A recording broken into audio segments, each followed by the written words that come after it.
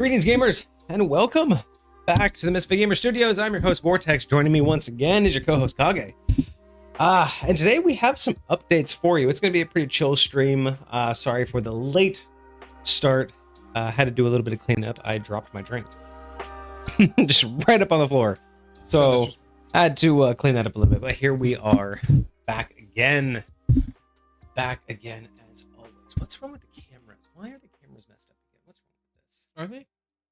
Yours, I don't know. I thought I fixed this. Yours just seems very close compared to mine, and I thought I fixed that last time. Oh, I see what you're saying. You know what I mean? Like, you just seem very close compared to mine.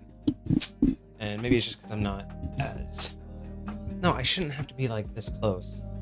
You know what I mean? Like, I feel like maybe my camera's too high? Oh, you know what? That's what it is. I'm not supposed to have, like...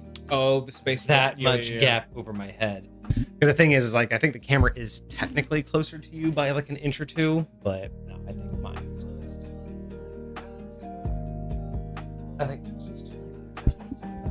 Oh, yeah, there we go. That's a little bit better proportion. Wild. Okay. Yours is also just closer to your knees, so it looks like you're a lot closer to it. Yes. Proportion-wise, your knees are like, you know, it's almost like giant proportions, kind of like in Lord of the Rings, how they did the Force perspective. Yes. Wild. Absolutely wild. You might have some ideas, Soul, from what? You have 4 mysterious cuts on your hand. Oh, you have some issues yourself because you have 4 mysterious cuts. You know, at least when I was working like manual labor and outdoor jobs and all of that, cuts made sense. Still didn't know where they came from, but they made sense. Sure. You know, depending on what I was doing, especially when I was in HVAC, you know, cuts, bruises, all of that was just normal. But nowadays, while it still happens, definitely not to the frequency it used to, it's still just as odd. Like the other day, I had 2 different cuts on 2 different fingers. And while they were in the same direction, they were not aligned. Meaning they did not come from the same thing. You know what I mean? Like if you had a cut here, like across 2 fingers, sure. and it went like this, and you could trace it, you're like, oh, that must have just been a freak accident. Yeah. But no matter what position I put my fingers in, like no matter how I could arrange it, the line would never match up. So I'm like, these are 2 individually distinct cuts that did not also look very similar. Like normally, if you scratch yourself something, it looks pretty even. They were also 2 distinctively different cuts. They just happened to both go in the same direction on 2 adjacent fingers, but they were not the same cut. And I tried to figure that one out for like a week. And I'm like, what was I doing? Like, what could have possibly cut me so, like, I don't know. Strange. You know? Almost said an adult joke there, but I forgot this is a family-friendly channel. Wild. Forgot this is a Christian Minecraft server, so we have to be very careful with what we say. Your grandma's Minecraft. I mean, I was, you know. No, we're not going to go there because we don't have the adult filters on yet. If we're doing, we got to remember that we can actually do, you know, adult-only content, and we can put that on. We can say whatever we want. Like that's what we probably should do for things like community streams and whatnot. You know? Fair enough. But whatever. Oh, speaking of which, community streams. That's what I was supposed to do today. Community streams are back up and running. Oh, that's right. Let me get that started so Soul can put all of their money towards it. Today's the first. Wild. Today's the first. It's our first year on TikTok, and we made 1,000 followers, by the way. Crazy. Posted that in Discord. Super happy about that. Now the next goal is 10,000. That's where you get into the creator program. Big money, no. And that's when you actually make money just for posting. Right now, the only way I can make money is either I can now finally open up a shop, or I can do other stuff, but I can't make money just by posting yet. We have to have 10,000 followers for that. So I'm going to start doing more posts about it, but that's going to be the goal. We're going to do a 10x goal this year. So we went to 1,000 followers this year in the first year. Now just the ultimate goal is a 10x. I'm just going to constantly push out that I'm trying to 10x this in 1 year. So we'll see if we can get to we have 10,000, we have 1,000 followers and like 36,000 likes. So basically the goal is going to be 10k followers and 50,000 or 500,000 likes. Okay. By August of next year. So I'm just, you know, it's going to be on me to post every single day, multiple times a day, but it's just going to, you know, it's going to be It's going to be effort. But that also doesn't mean that we can't start to expand. If you want to join in on this, like, granted, whenever we're doing this, like before stream or after stream, we can always like come up with ideas and do like a small recording that I can, save. Sure.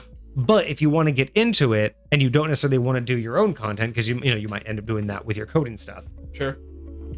If you want to get into doing your own videos, kind of like what you see me do, you can always record yourself and just send me the video.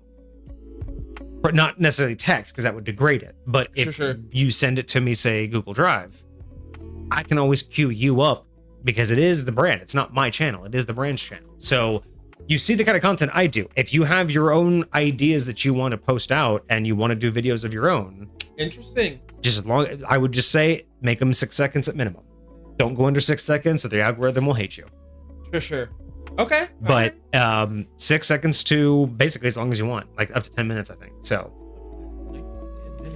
most of those don't get pushed out. That's where you want the creator program. But yeah, sure. I would say 6 seconds to 60 seconds is the sweet spot. But if you're interested, just we can start expanding that if you haven't thought about it yet. Because I every now and again I'll think about that, but it just never comes up in conversation. Sure. Because it's something that I do in the moment and then I don't think about until I'm ready to go post again. But if you're interested in putting out content on the brand, or if you're interested in how I do it and you want to get into it and figure it out. I have not thought about that before. Because you are on there. I mean, there's plenty of yours that have gone off. I'm totally down for that. But now that we've switched from the podcast content, which is what we started out with, right? Sure. Like, ironically, still that's 2 of our best videos are from this. But the main focus now has been direct content, right? Because while it was nice to have, our most viral video came from a short from our stream. Sure. Yeah. So while that was nice, it's that in my mind, when I think of like a channel that does that just kind of posts clips, to me that's it's one of two things. It's either just marketing, just to kind of get your attention and say this is what you can expect over here, or it's like an after the fact where they got famous somewhere and so now they're just posting their highlights. You know what I mean? Sure. Like if you go to like Critical Role's TikTok and see some old Critical Role features, that feels more like they're just highlighting the things that their fans already know. Sure. But then for us, it's like I'm not really trying to promote the Twitch stream on TikTok as much as I'm trying to make it its own thing now. Like originally, we talked about this. Originally, it was initially supposed to just be an outlet to raise awareness. It was just supposed to be a potential feed for people to find us on TikTok and come to the Twitch stream. Sure. But that ended months ago. You know what I mean? When I started doing based on nothing else. Sure. That's kind of when it died. Like the idea that it was just supposed to raise awareness for our stream. That's kind of when it died and just became its own outlet of the brand. And I started treating it as its thing. That is the Misfit Gamer Studios TikTok, not the, come watch the Twitch stream TikTok anymore. And it's kind of funny. I didn't really like make that conscious decision, but like just looking back on it, that's about the time that it died, is when I started officially doing based on nothing else almost every single day. I kind of got off of that mainly because it didn't go anywhere. Like it just wasn't the vibe I think people were going with. I have other types of posts that do better. Sure. But yeah, I think when I started deciding that that's what I was going to do every day is come up with like a unique idea to post about and get engagement, is kind of when I stopped worrying about trying to create the shorts because it was too time consuming. Sure. And the shorts were only for TikTok and YouTube. And now YouTube basically gets the TikTok treatment where I just post the shorts that I post on TikTok now. Do you think that, like, say if down the line that we get somebody that we like as an editor and they have the time and opportunity to go through a lot of our old stuff, if that would be something that you would even want? That is the goal. That is the 100% the goal. The only reason why I'm not doing it is because it's too much time consuming now. The moment we get an editor, or at least a group of them, like the ultimate goal would be to have a long form editor, which can go through basically all of the live streams, either in a certain hierarchy, like, category wise, like, hey, always prioritize like subletting subclass episodes, pop culture build, all of the ones that we actually do the visuals for.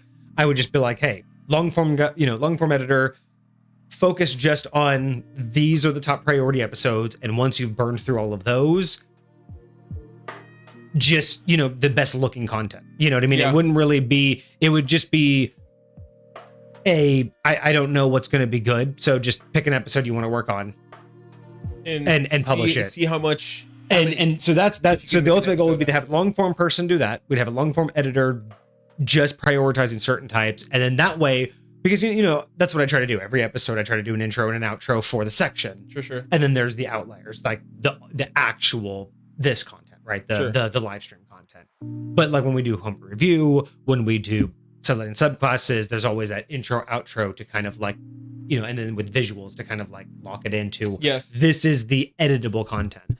So the ultimate goal would be to have an editor that goes through all of that, and then have a short form editor who basically that's essentially their job, is to figure out what's good. I don't know. The problem with that is it's a lot of work to have someone watching it, 3 hours just to maybe find something. Yeah. And while there are people who can do that and have different ways, usually the best way to do that, I would assume, is to have usually a community-based editor for that. Like, you get big enough to where people in chat are there all the time, like someone like Soul or Hecate, who's interested in editing, who's basically always there anyway, and kind of knows the vibe and knows what the highs and lows are. Those are typically the types of editors that you would find over time that they can just idly go through it. And so the idea would be probably finding a long form editor first, because the long form editor generates better potential content for money. For sure. And once you have the availability to pay editors, then that's when you can hire someone who is dedicated to doing shorts and dedicated to the brand. Because again, it's hard to get someone who doesn't know the brand to watch an entire episode and find shorts for it. Sure. But if someone knows us, they also know TTRPGs, they know D&D, they know the games, they know the brand. Yes. They know everything. So at that point, it's more of you give them the a partial cut. It's like there's a flat fee for every video plus like a pay cut or something for whatever it generates, right? Yeah, exactly. For like that month, like it's a percentage based thing, and then you let them run off of that, because at that point it's not only volunteer pay, but however much they produce and the quality they produce it at directly affects how much they can make. So yeah, for those that want to edit, it's a good incentive. For those that don't want to, at that point, you would turn away slot, because you're just like, stop it, just stop trying, right? Like, you're not trying to do this, you're just trying to like, because there will be people who just want to do it just to be part of the brand, dedicated fans who would just be like, I want to do something. But there'll be people who are like, hey, I am working on editing, or I do my own channels, I would be down for that. That's when you make like the share agreements where it's like, work on your own time, there are no due dates, but you get to a point to where you have a couple of those, sure, and then you're posting daily. So it's like, that's the long-term goal. The short-term goal is get a long-form person that can get in there. We can probably pay, a set amount for a video, get to a point to where then we can do revenue share. And then once we can do revenue share, getting multiple editors to go back and then just flood all of our old content. Because I would love that. I would love for the option for people to go through our, because, they'll be at some point, again, pipe dream, they'll be at some point hiring someone to go through and fix all of it. Go into YouTube, fix all of the titles, fix all of the descriptions. And that's just at the VOD channel, but go through and then be able to take those and dissect them and be like, hey, this is what needs to be taken out of here. This is what needs to be taken out of here. And then we can actually have a roadmap of what actually needs to be turned into better content. Yeah, no, I think that makes a lot of sense. So that's kind of with a lot of the other YouTubers and streamers that I follow that I would say I admire and typically build my brand off of. That's kind of the idea. If we're going to go the YouTube route, is I'm not going to be able to do it by myself. So for sure. Between now and then, things like the live stream and the merch shop, the Dice channel, these are going to be things that I rely on to kickstart YouTube instead of the other way around. Most people things that would be able to fund being able to pay people to do those types of things. Yeah, because if I, for sure, because OSR is really the, I look at OSR as one of our big chances to become a major player on Twitch. I think in the next 10 years, obviously, you know, if you're around 10 years, you're as long as you're trying, I can't imagine you won't grow over 10 years, you know, streaming. Most of the people that I think have been there long enough that are quite literally doing the exact same thing they were doing day one and have never changed. Those are the people I can understand. If it's not working for you, it's never going to work. Sure. You know, if we were still here on the shitty microphones, balancing the fucking webcam, you know, separate cameras, you know, with a random ass background, like I'm sure if we were doing nothing different, we wouldn't have grown this much. Sure. So sure, if we're around long enough, I'm sure we'll have something steady. But you know, I look at some of the major players out there, and there's like only a handful of things that I've learned that set them apart. Because yes, of course, there's a myriad of, you know, things you can never plan for. You know, it's always time and place, right?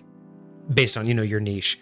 But a lot of the more famous streamers out there, I find that they fall into a certain set of categories in terms of what allows them to stay there, right? Because we all know that it's top heavy. Sure. It's, you know, it's always the top 1% are always going to take the most. But there's reasons for that. Some of them are genuinely good at what they do and work the system to the best way possible. So you take like a Mr. Beast. Sure. Works the system, knows exactly what everybody wants, delivers on that, but also knows how to take it to the next level, just also learned how to expedite that process. But then you have people who are right place, right time. The part, you know, the first people on YouTube, the first people on Twitch who did something that was catchy at the right time, and they were the only ones available to follow and do that. Why do I remember watching a video very recently talking about a streamer and like that's what got him big, is just because he just happened to be playing, I think, what was it, Fortnite at the time when Fortnite was getting big, and he got big on it, and like he just happened to just ride that wave. Because once the audience was ready, if there's only one person doing it, the audience is going to flock to that person. And and then once you're on top, again, the system is weighted for you, right? Sure. I mean, you basically, like, you take like what you explained with Fortnite, you take like XQC is a good example of that. You know, started early, got a fan base that was interested in kind of a niche topic that they were doing, but then once they were, you know, solidified, they don't have to try anymore. Doesn't matter what they do, because it doesn't matter. It's literally, they'll always be in front of millions because, you know, they're always have been. And that's kind of it, is you look around and it's like some people are famous because what they were doing was just perfect time and place. You know, they happened to stumble across the dumb niche that the audience was ready for and no one else was delivering on. There are some people who are really talented, and once they got the following, they knew how to grow it. They knew how to grow it. And there are others that know how to, you know, play the seedling game, or the shotgun approach, where they can do little things, but a lot of it.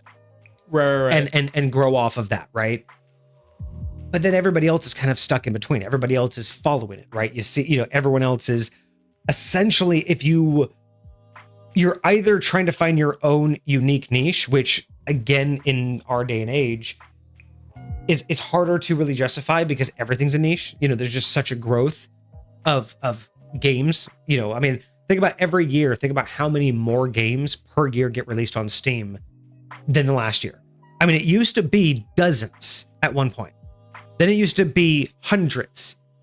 It is now thousands. It's like at this point, picking a niche is literally just throwing a drop in the bucket and hoping that drop is the one that, you know, that dyes that dyes the bucket a different color. It's like, you know, it's the one penny in the giant well, hoping that your wish is the one that comes true.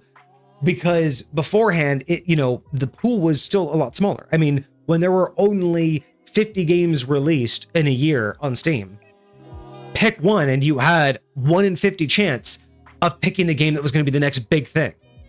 Now it's 1 in 50,000. Sure. And on top of that, back then, if you picked 1 in 50, it was you and like maybe a dozen other people that picked that 1 out of 50 game. Nowadays, your 1 out of 50,000 was picked by 100,000 other wannabe streamers. Sure. Congratulations.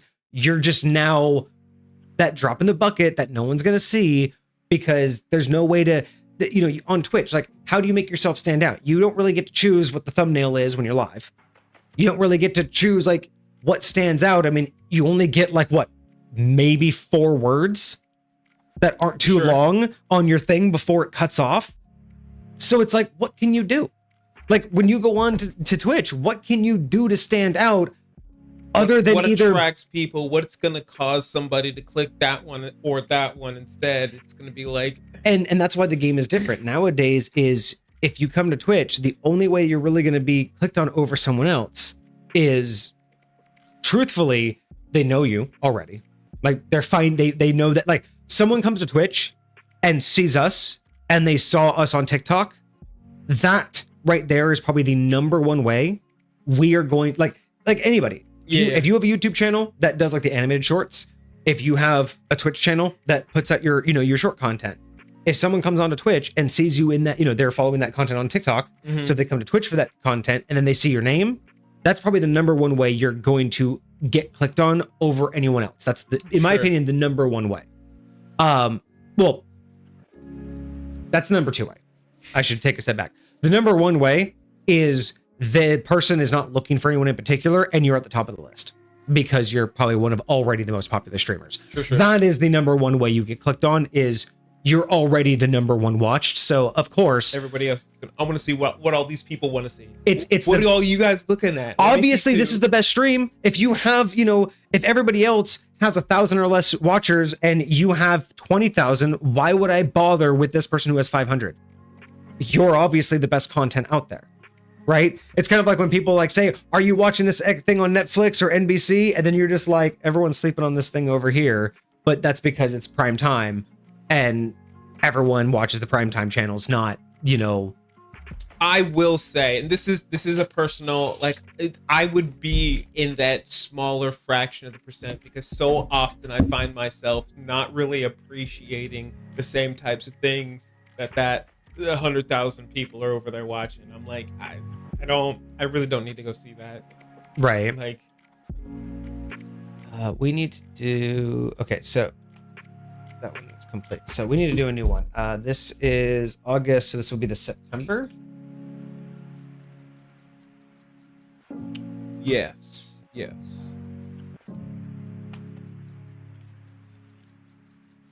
Maps.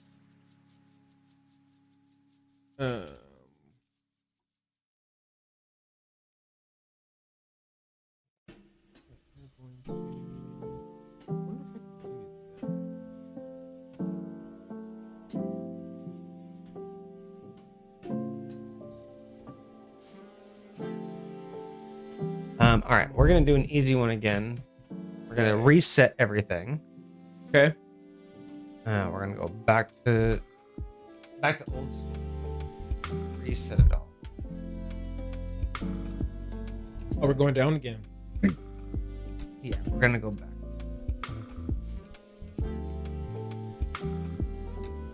Yeah, the only thing is I can't set the min and max. It's the only downside. There's just one static min and max. Yeah. Or is it relative to how big the goal is? It doesn't seem like it's relative, at least as far as I can tell. So.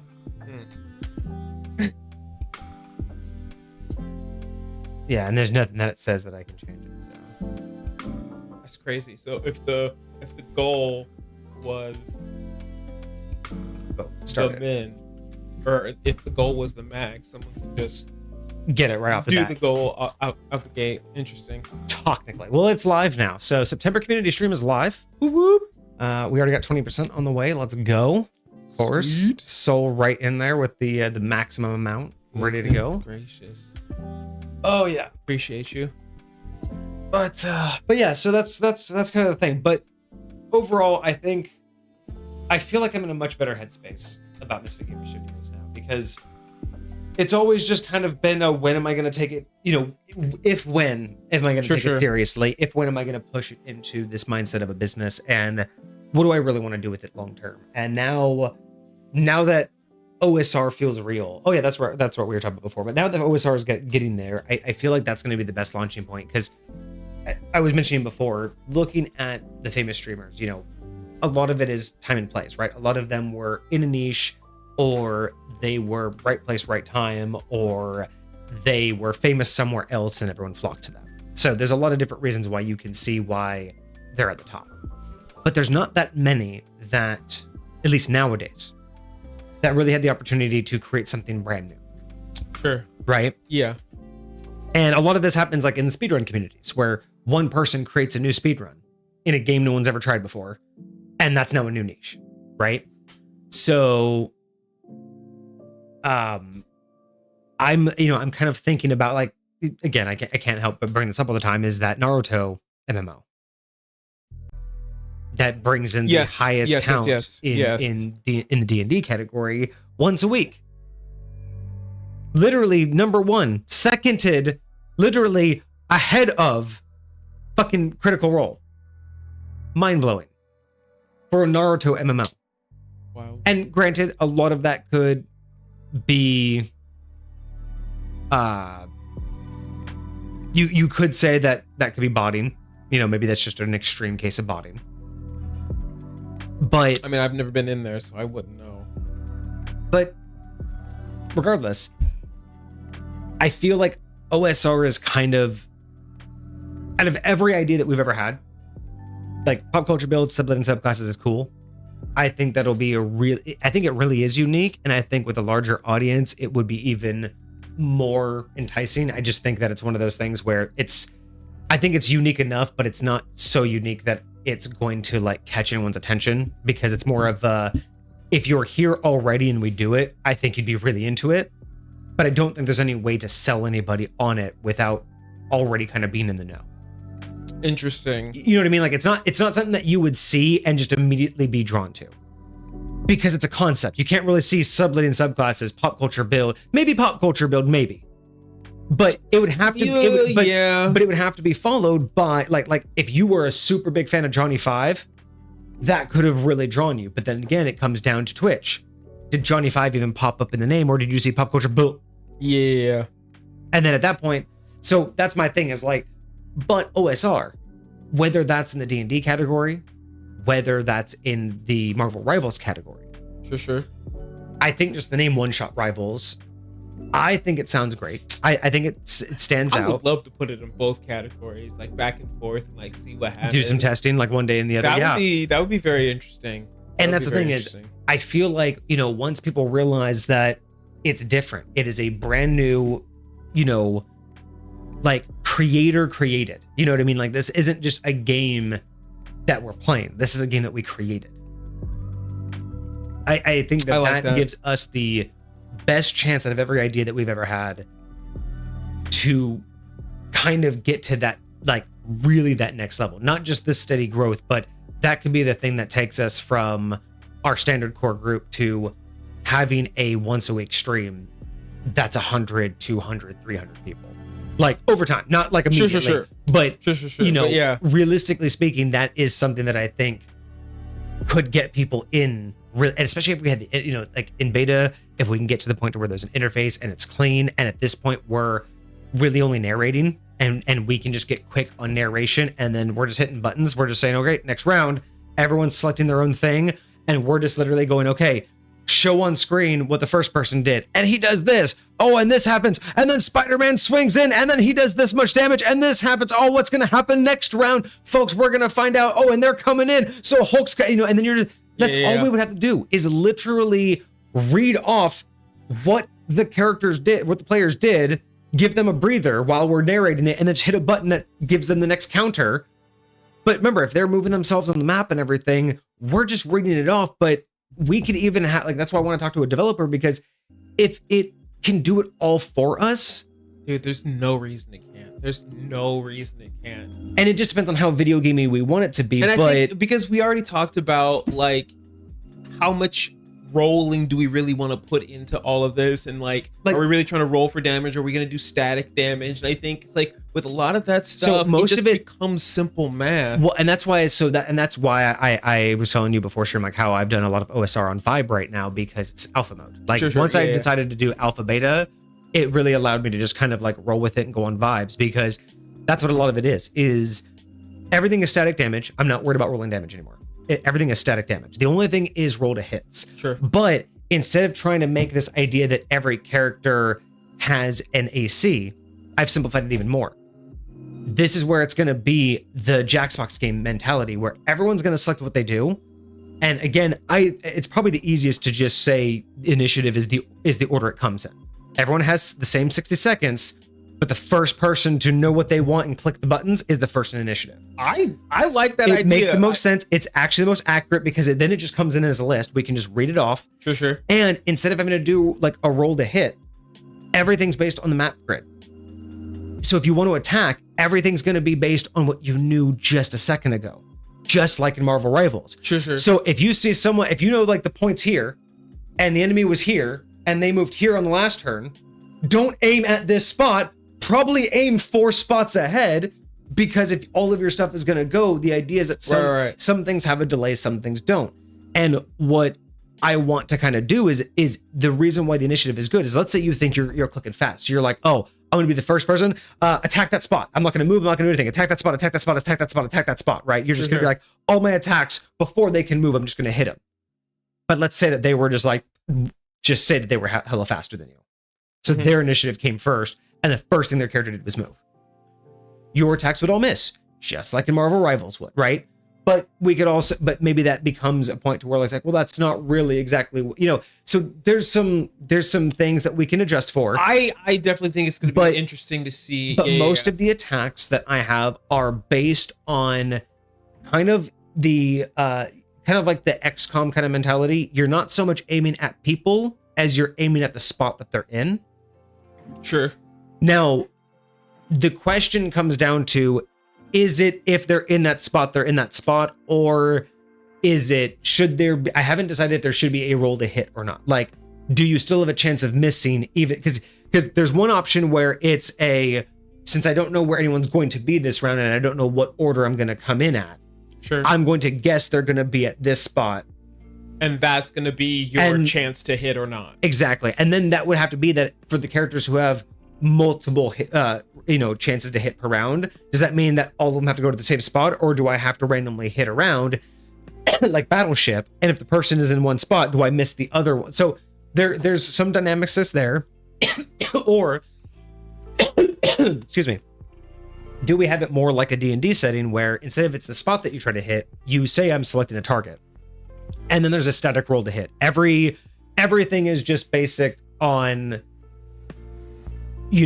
a static, like you just have to roll above a certain number in order to say you hit them.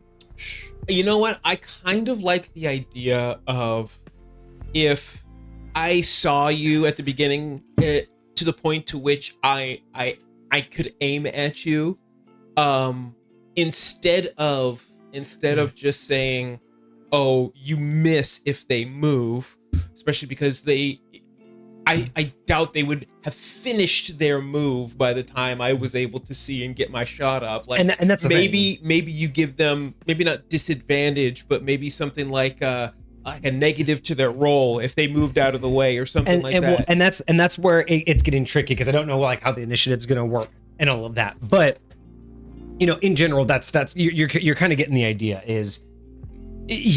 So. Sure. The thing that I haven't figured out yet is, I guess we can switch over now. I guess we're just talking about this now. Not doing. We're just talking about this. I mean, we're just talking about this. Yes, we're in it.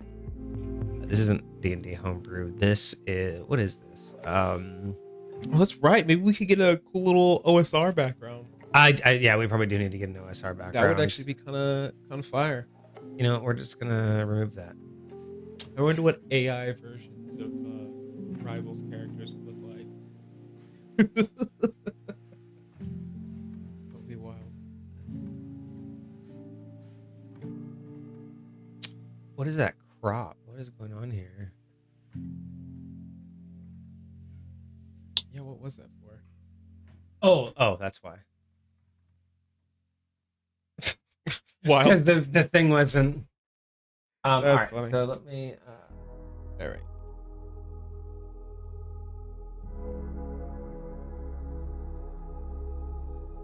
So yeah. So the one thing that I haven't really figured out just yet is identifying. Is it doing that for you guys too? Where every time I click, it's flashing. I thought that was when you were scrolling, but yeah, actually it does do it when you click on the I don't know why it's doing that. super weird. All right. Well, I will try. Wait, hold on. Hold up. Wait a minute. I don't like.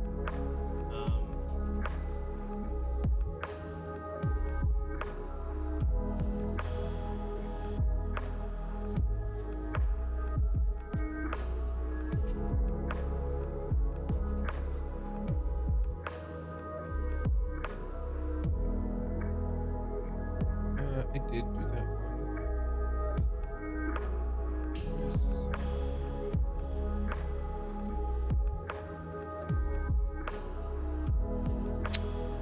Okay, that's a little better. Okay, so the one of the things that I haven't really figured out just yet is the actual action economy. I haven't really figured out because still going through all of the characters. So once I know without the characters, it'll be a lot easier to figure out exactly how I want to do action economy. But we're basically going to look at primary actions, secondary or bonus actions, the concept of bonus actions, and then potentially a tertiary type of action, like free actions. I'm thinking for characters like Cloak and Dagger that can switch between them. There's gotta be like you can only do it once per turn, but it's gotta be a non-action. Sure. Right? It's essentially a free action or something. But there's gonna be things like your primary attack as it works. Because the one thing that I struggled with is like some people are gonna have like primary attack and they're gonna have, like 3 per round, like 3 shots per round. I didn't want to get too into the weeds of, well, if I only want to use 2 of those shots and then I want to do 1 of my 3 melee attacks and then this and then it's like, it's not D&D, right? Yeah.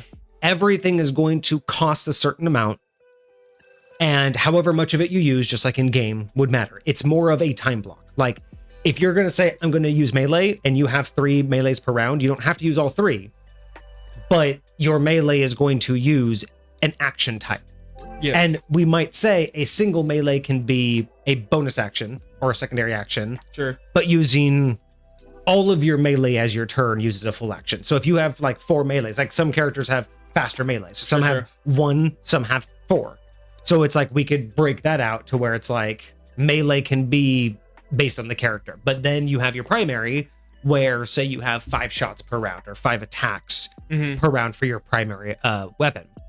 That's all great. But you can't, like, if you're going to use your primary weapon, you're basically going to use that segment because that doesn't necessarily equate to the ammo the character would have, right? Right. And that's why I wanted to like break certain things out. Like we're not worried about things like reloading. That's taken into account with how many attacks per round you get. Sure. Because rounds are kind of just based off of a chunk of time that's happening as you move and as you go. And we'll see that here as we look at some of the characters and how they develop. So again, I'm looking at things as action economy needs to be, I'm using this particular ability, and if it says I get 5 attacks per round, that means if I use that ability, I'm going to roll to attack that many times. Sure. And this is where it seems more likely that it's going to be a roll to attack with some like flat ideas, because AC doesn't make much sense because all the characters basically have the same speed. And kind of like it's more of a rivals, it's really based on your accuracy, like your personal accuracy. So it's really hard to like make AC based on the character.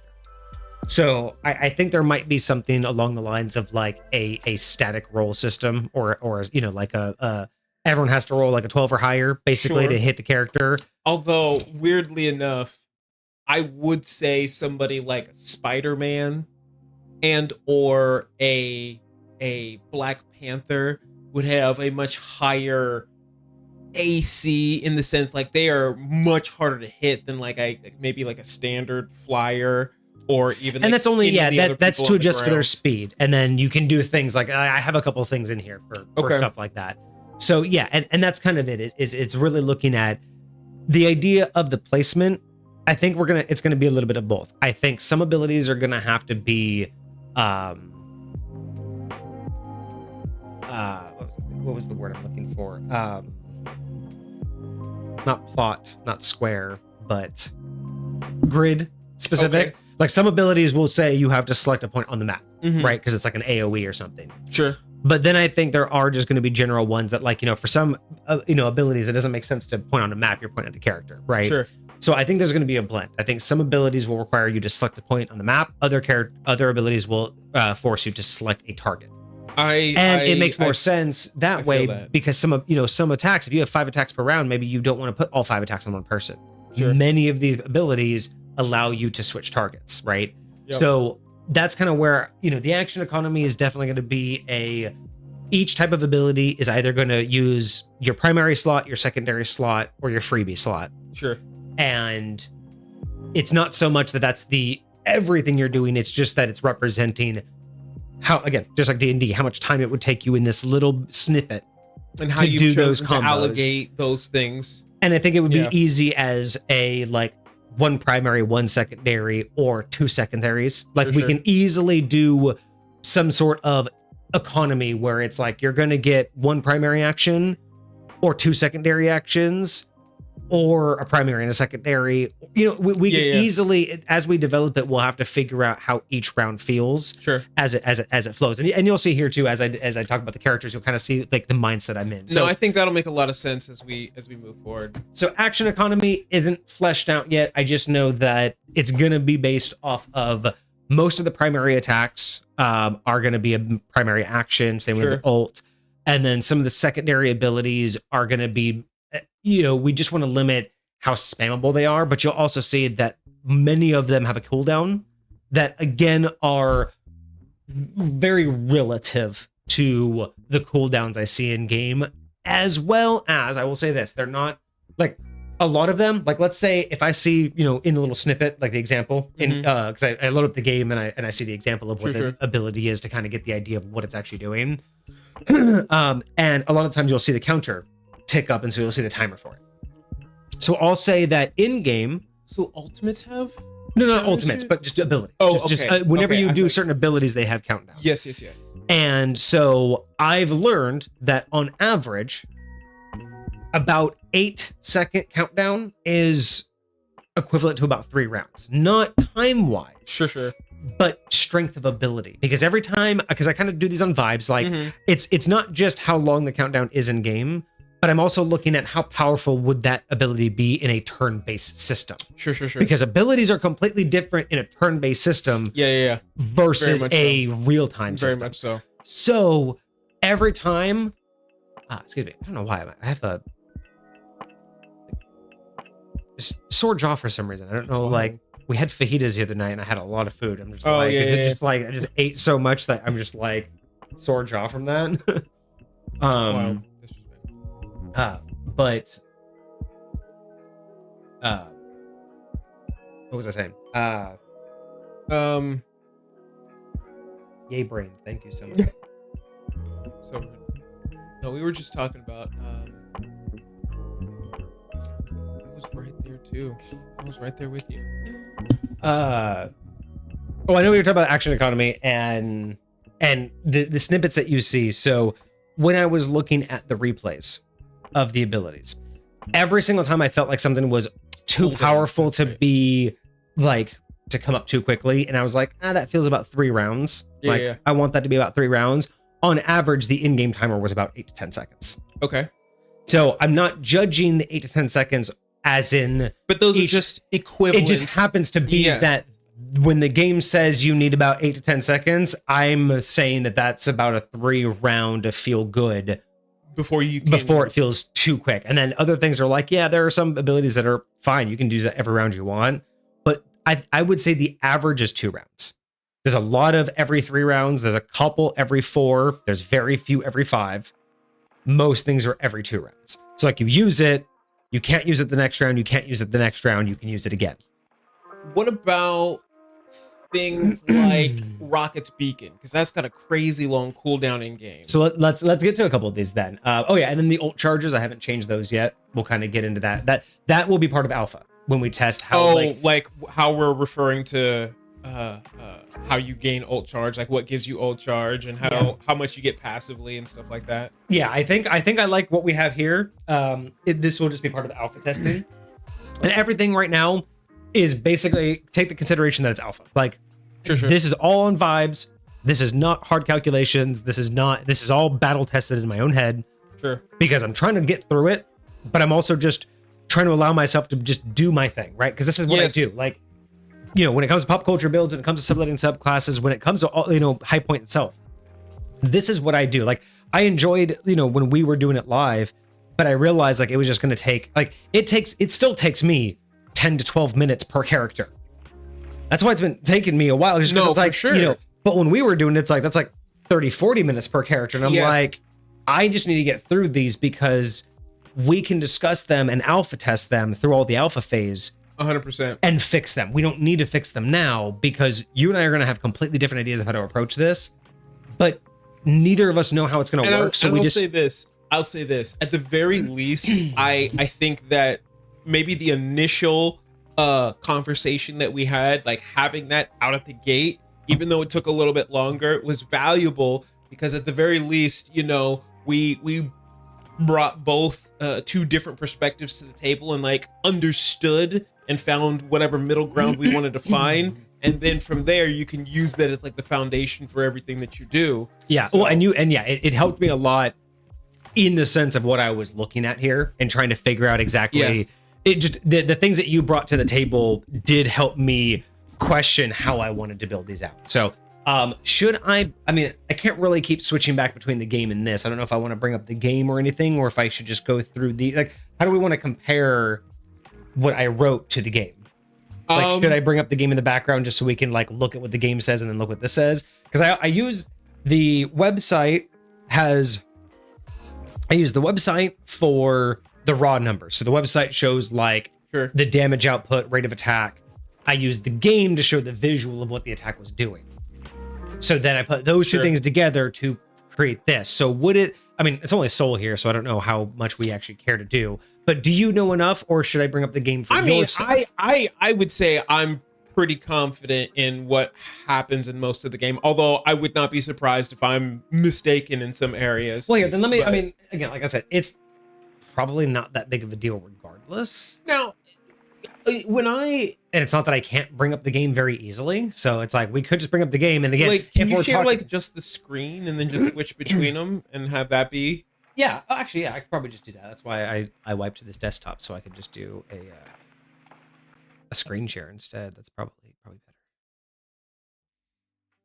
Because then we can look at both. Because I feel like that could be valuable. Oh my gosh. Did we talk about the skins yet? The skins? The skins. They went full gooner. Both male and female. It's the first game that I've seen that's like, oh no, we want the ladies to know we love you too. Like, yay. God bless America. I'm sure it's nice.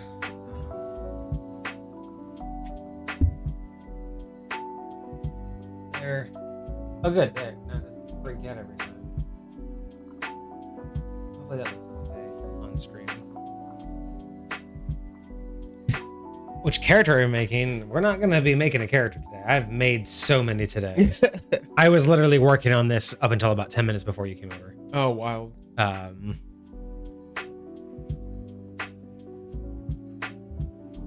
I am so excited for TikTok. It's so awesome to have made that goal. Hell yeah. Oh, now I just got to keep posting, damn it. Although, so we were joking about Chit right before stream. Oh yeah. So fucking love Chit. I did kind of an Easter egg TikTok right before you came over. Oh yeah. So yeah, there's not the most recent one, but the second to last one that I just posted on TikTok is kind of an Easter egg. So, I mean, yeah, it doesn't matter if no one's here to do it. So I posted this one, and it is basically. Oh wait, hold on. We're covered up. I just realized that. Oh yeah, this is full screen. Full screen. There we go. Yeah, we'll go back here for a second. Oh. So yeah, I did this TikTok, and it's not only I usually redo the mirror because I know it's backwards, so I usually like flip it, but I didn't on this one because I found a feature on TikTok where you can actually reverse your whole video. Oh yeah. So that's what I did. I did this entire video, and it's. Oh, wild. So yeah, you're actually.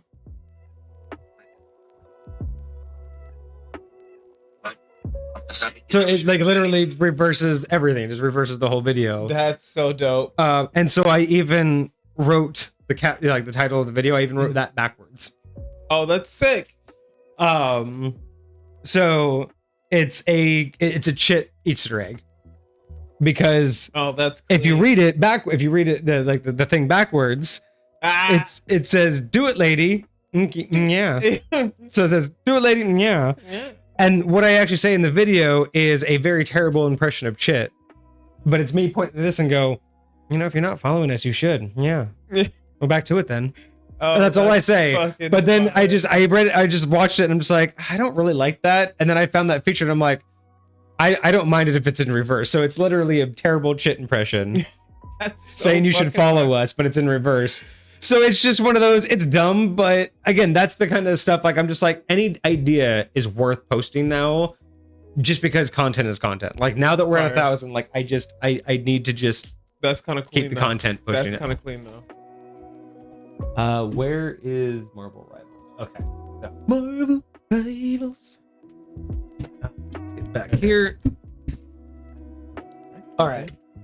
So I will show y'all what we've worked on, or what I've worked on so far, pretty much all week. So essentially what I worked on here, or at least what I used this for, and then I also had...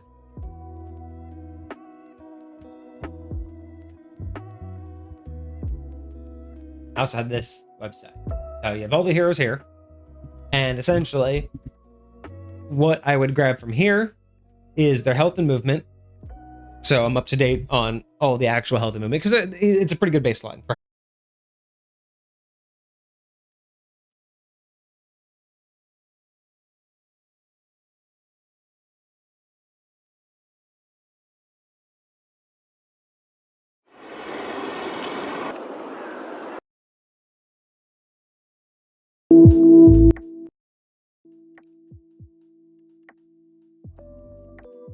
Okay. Should be back up.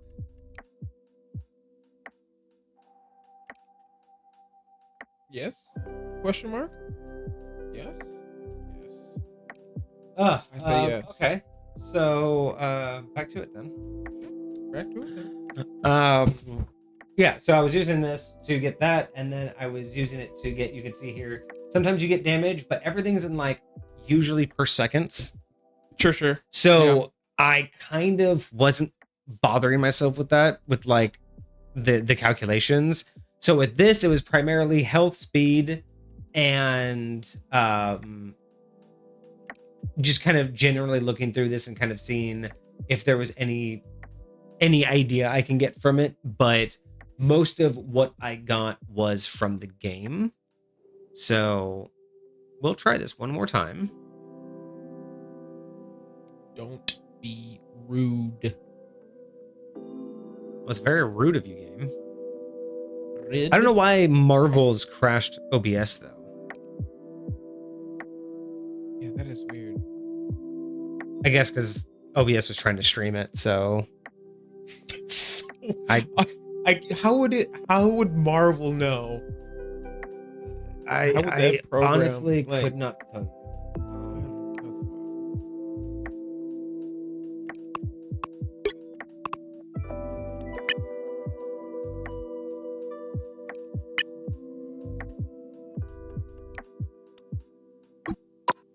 Let's try this again.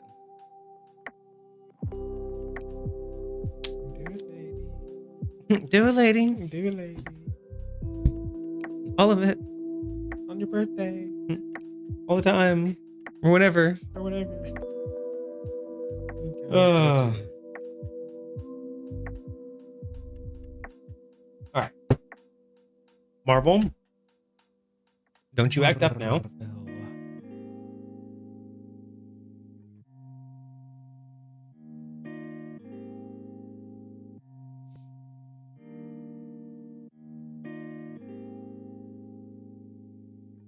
So yeah, so the website was primarily used for health and speed. And I used this primarily to get an idea of the vibe, right? Like, so this clip specifically right here is, let me get us back. So like these clips right here were the primary source for my damage output and number of attacks per round, was these snippets right here. Every snippet that I looked at was essentially my vibe check for a round, or at least how much I felt on top of any other action you did in movement, how much felt like encompassing it around, kind of like in D&D. Sure. So when you see this, like when you see Adam here, right, you see that he has 15 ammo. Sure. But we're not worried about, reloading. So looking at, he has 15 ammo, but in this scene, he uses 3 shots. And you can see that he kills Punisher. Now, Punisher has 275. Sure. Now, a little bit above average. I adjusted that to about 250 for a turn-based game. Sure. So 250 is my base vibe average. Sure. My vibe average. Okay. It's still based on what I'm looking at. But what I imagine is when I'm looking at this distribution, I'm imagining 3 hits taking to about 250. The 25 is also, I'm justifying because I'm also doing the rolls to hits. So you're not guaranteed to hit him 3 times. So that 25 is kind of adjusted for the slight inaccuracy. And some weapons, I'm not adjusting for the damage drop off. So it kind of is a global drop off. Are you taking? Does for you? Does it matter whether they are headshots or not? We have crit shots, so we do. That's why I do want to do rolls to hit, because crit would indicate a headshot. But for these images and for these shots here, like, is the vibe that you're getting like that is average for body hits, or that's average? It depends on the crits? character, because some characters show off crit, headshotting versus body shots. Sure. This one it's kind of showing off headshots, but I'm also judging that Adam Warlock is also kind of meant to be a little bit of a stronger character. So like I said, if you can make those shots, they're nasty. So like I said, vibe checks only. Yeah. So what I see is what I'm taking. Sure. Is that a headshot? Probably. And he probably doesn't do that much damage. But that's what it's showing me. Specifically because, kind of like in D&D, other videos, like other snippets, will show you doing body shots and then a headshot. That's very true. And he's not. That's very true. Does that mean it's more accurate? No, I'm just going off of vibes right now because it's alpha. We're just trying to pump these out. Exactly. But I'm just going to show off. This is what I mean by like, this is vibe check, right? And then I'm also looking at, I have no order. When I said, when you see my blocks and you see primary, secondary, alt ability, mm-hmm. There's primary ability and alt ability mm-hmm. are the only consistencies. It is their primary attack and their ultimate. The secondary and alternate abilities that I have listed are, I haven't designed a perfect system because some of these don't really fit, but for sure. I tried to keep to a system of secondary abilities are damaging. Okay. Alternate abilities are self-altering or environmental. Okay. So like changing your form for some of the characters would be an alternate ability. Whereas throwing a grenade on the ground would be a secondary ability. Okay. So it's not perfect right now.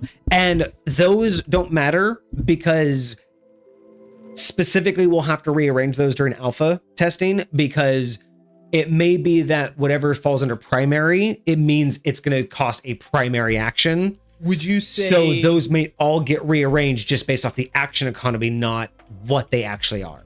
Would you say that doing something like healing would fall under secondary or into the other one? It depends on how the character's build is. So we'll get into that. As I said, there's no rhyme or reason. It's just as I read these, but like more often than not, I tried to make, if there was a right click, that just automatically fell under secondary. Okay. Some more often than not. But that's also because it usually does damage some major ability. But if there was like something that didn't really do anything, but it was kind of like just an environmental thing, that was an alternative. You know what I mean? And then there are some things that do fall under special, like if someone can fly, glide, feather fall, climb, that goes under the special category. So there is another category for those. But I'm just saying that when we get into these, just if you see secondary and alternate, those don't really have a rhyme or reason outside of feel, because those are going to be rearranged based on action economy, because some of these that I labeled alternate abilities, yes, some alternate abilities should be a free action, like shifting forms for Cloak and Dagger. Sure. But I may have also put something that's an alternate ability that actually should have action economy. Right. So we may have to shuffle that. So don't get caught up on those parts. I'm just no, definitely. I very much expect that. So but yeah, so we can start here, and I guess we'll just start. Yeah. So we have that. So this is the layout. So you're gonna have, kind of just the layout of what we are. We've talked about a couple of these. So we've done Moon Knight before. Sure. Yep. I don't think we need to go through. I didn't really change anything. So based off of what we did here, again, you can see we have type, we have health, speed, melee damage if they have it, how many attacks per round, the primary, secondary, alternate, ultimate, and special abilities, ranges if they have them. And I try to keep a consistency where if there's a number in the range, that means that the activation point is at that range. If it does not have a range, that means it activates on self. So we can change the verbiage on the cards later, but for us and for this purpose, if there's a range, that means that that's either how far how far it can be effective. Got you. But if it doesn't have one, that means it's effective on self, and then otherwise it should say radius, meaning based off of self with a radius. Got you. And again, I didn't do that. We'll fix a lot of those. I was kind of going fast. But yeah, so we've done Moon Knight, we've done Groot, we did Hulk, we did Jeff, Rockets. Oh yeah, and Rocket. So those are the ones that you've all seen. Sure. I think those are the last ones that I did. I think we talked about Human Torch, didn't we? Iron Man, Hawkeye. Did we do Human Torch? I don't know why. I feel like he was a part, because we talked about a flyer. Oh, there he is. No, no. I was scrolling too fast. It was Moon Knight, Torch. Okay. Groot, Hulk, Jeff, and Rocket. Yeah, that's where we left off. Cool. So that was what, 1, 2, 3, 4, 5, 6. So that was what, 2 duelists, 2 vanguards, and 2 strategists is where we left off. Out of 40 characters, I only have 12 left. Wild. So I've done all of these. I've done 9 of each. 9's duelists, 9 strategists, and 10 vanguards, because for some reason, somehow, I didn't have Venom on here. And he wasn't even the newest. I don't know how, but out of all of the data pulling I did, somehow Venom didn't get on my list. That's super weird. I had to add him today. Out of all the vanguards, it would have been Emma Frost, because she was the newest. I don't know why, but yeah, he just wasn't on there. So yeah, so that's how much I've done. I have done 28 builds so far. And I will say I did at least 14 of them today. Today? Fire. Okay, so let's look at the newest ones I've done. So we did Iron Man.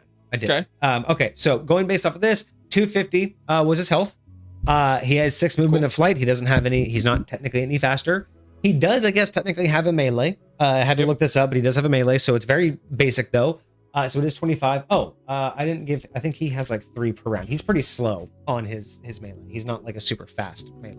Sure. So on average, I give people 2 to 4 based on how fast their character is. Sure. So he's just going to do basically that. And And again, melee is more of not, it's not going to cost like a full action unless you have a combo. So it's going to be one of those things where it's like a single melee punch will basically be like if you don't have anything else. And if you have like maybe 2 punches, it could still be that. Yeah, we're going to have to work on melee and how that works, because some characters melees matter, but others don't. But everyone's melee helps. I have noticed though, like somebody like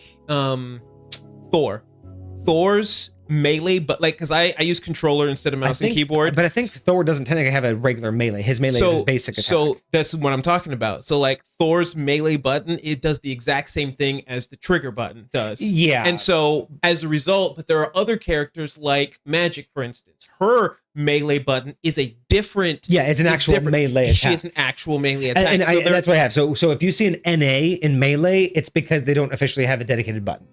I tried to research and verify if they have a dedicated melee button that does different damage than their primary. Yes. Again, that's going to be something that we'll have to fix in alpha if I get it wrong. That was exactly what I was curious about. So Iron Man's dedicated melee button does basic damage. Sure. So again, instead of worrying about what the game damage is, I'm basing everything off of the 250 as the base. So every damage output that we do is going to be increments that will be easy to calculate and easy to, instead of this bullshit of like, oh, it's going to take you 9 hits to hit him. No, it's like, you know your damage output, you know exactly how many hits it should take to kill any creature. Like the idea is that you do 25 damage for that, and that has 250. You know how many hits it's going to take him out. Period. End of story. There's no partial damage. There's no half points. There's no 15, 16. No, that's the damage you do if you hit them. I feel like that's good because if you look at the game, damage goes in chunks.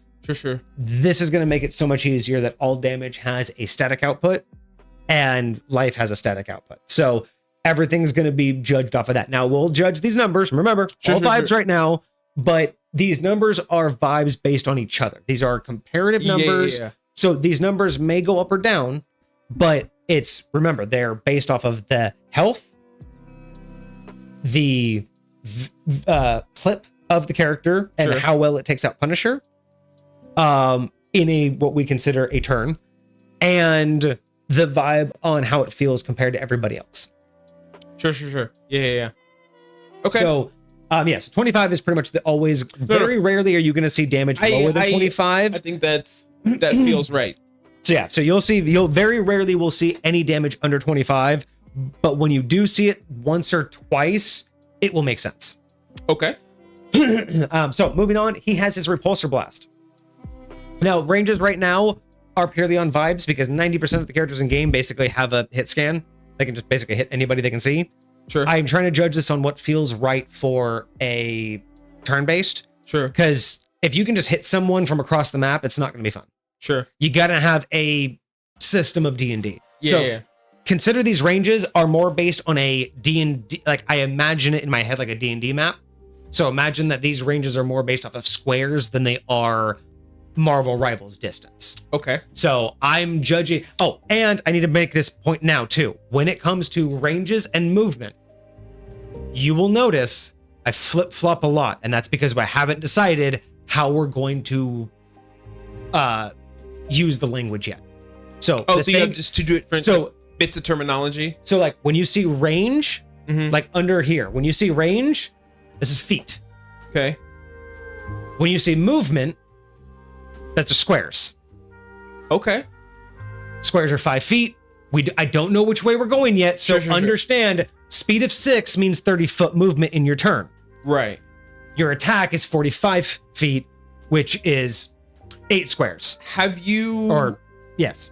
What do you think about for some of the characters that feel like they can snipe you from across the map type deal? Yes. We'll get into that. I've already done Hawkeye, so we'll talk about that when we get to Hawkeye.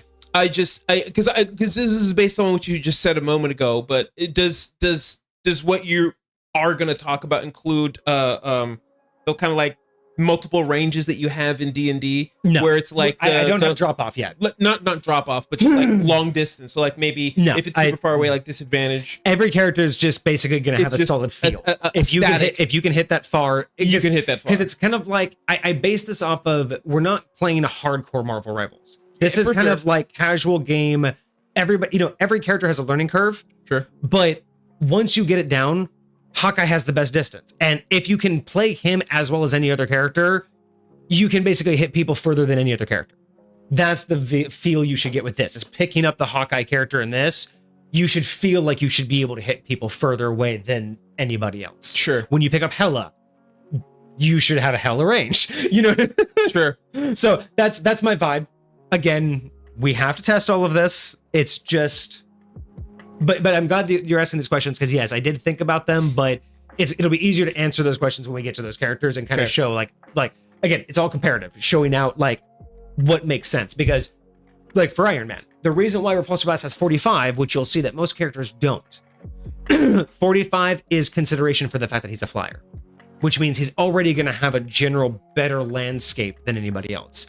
Most distances are based off of ground-based characters who have line of sight issues. Sure. So just trying to preface you guys, when you see that most of the characters will not have distances this far. Someone like Hawkeye has 90. That's to represent the fact that he can just see you. 90 feet, especially in a turn-based grid system, is fucking far. Sure. It's not, he's not going to snipe you from spawn to spawn, but he doesn't have to leave his spawn to hit you on the point. You know what I'm saying? Sure. He should be able to knock someone down from spawn and then get to point versus getting to point and then knocking someone down. You know what I mean? Sure. But that's why, like, for Iron Man, I'm using, he gets more, because if he's able to fly and he's 30 feet off the ground, what's a 20-foot range for him?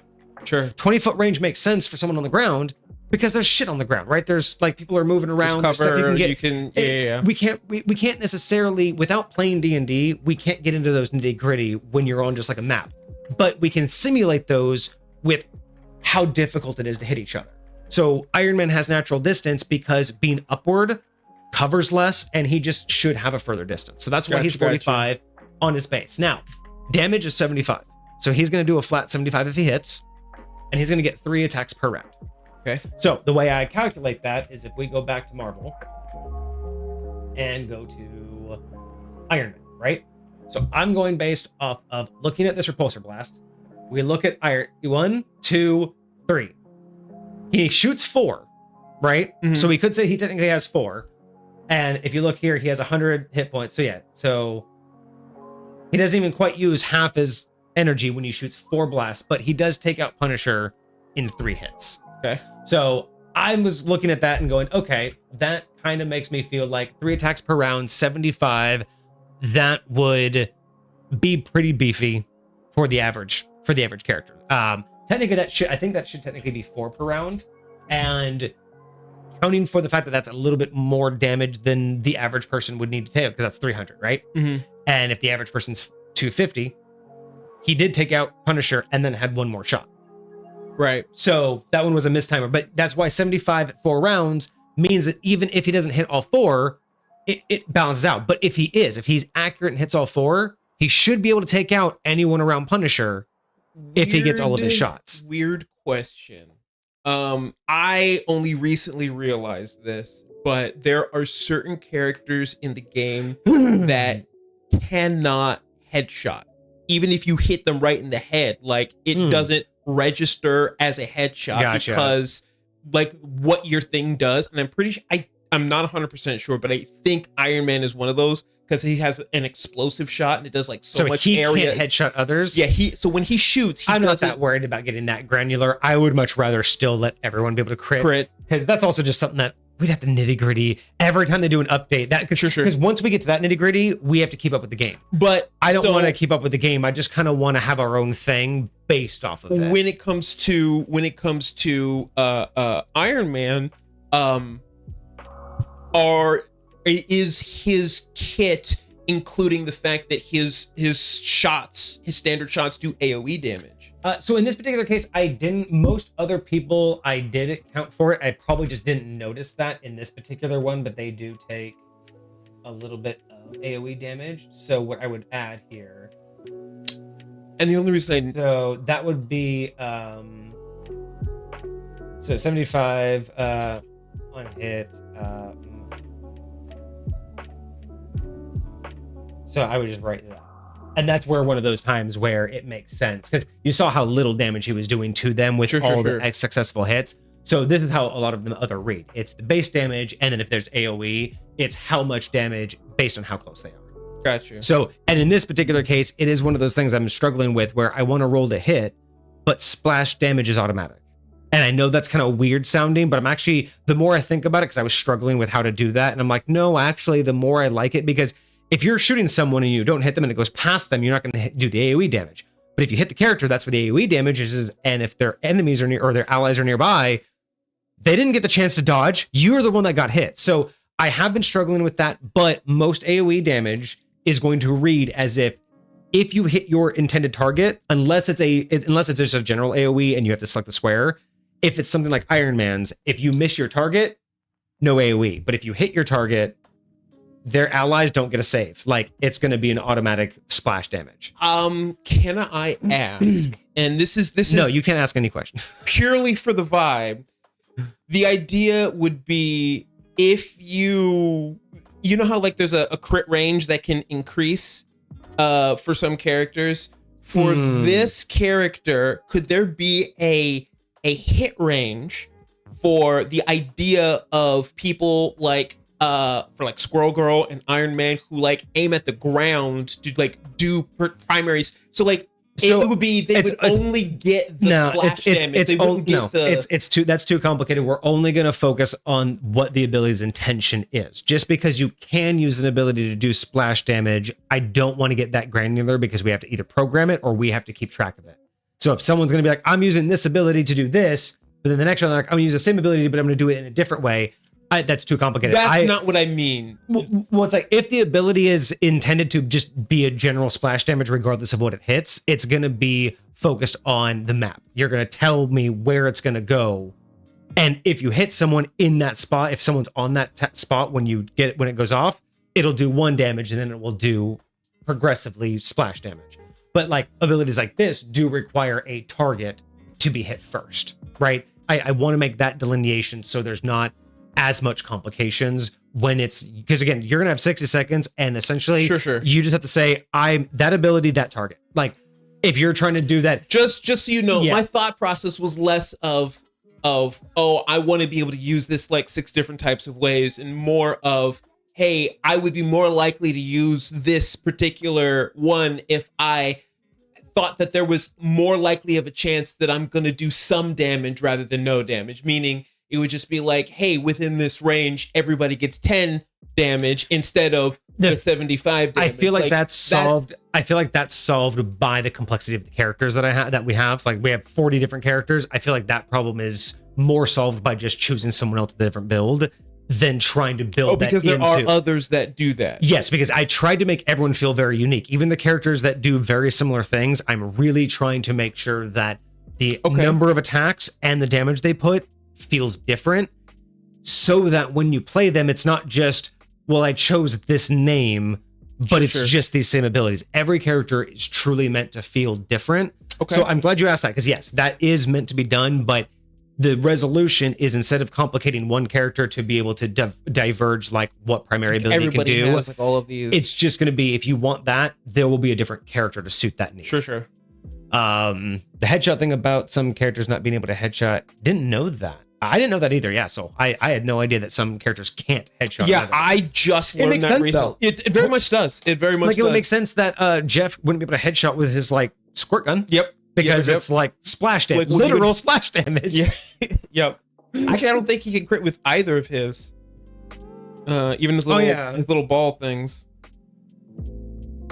So yeah. So again, these are just what I've been thinking of. I'm fully open to all changes during alpha. I just know that instead, like, I'm glad that we're debating. I don't want you to stop, but I'm just less worried about trying to figure out what it should be.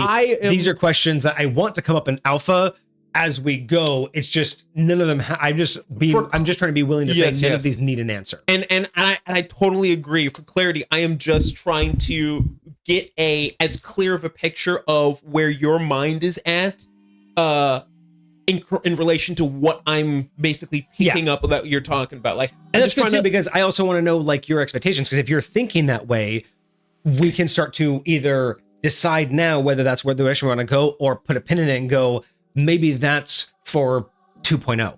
Sure. If this kicks off, maybe we do need to get to the point to where we can allow people to start using AoE abilities more freely. So I love these ideas. I want them to keep coming.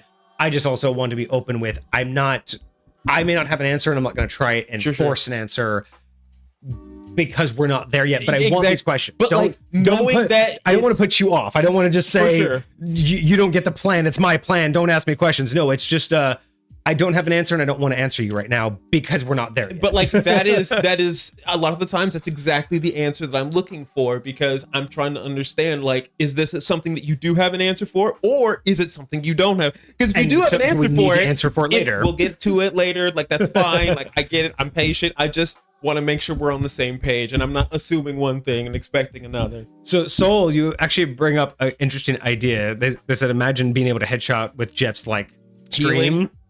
Like the stream thing, his little squirt gun.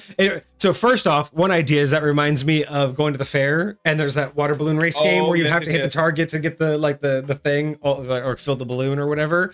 So it's kind of like that. But then the secondary idea of that is, I don't think the game allows this, but for the healers that can shoot their own people to heal, should you be able to headshot them and heal them better?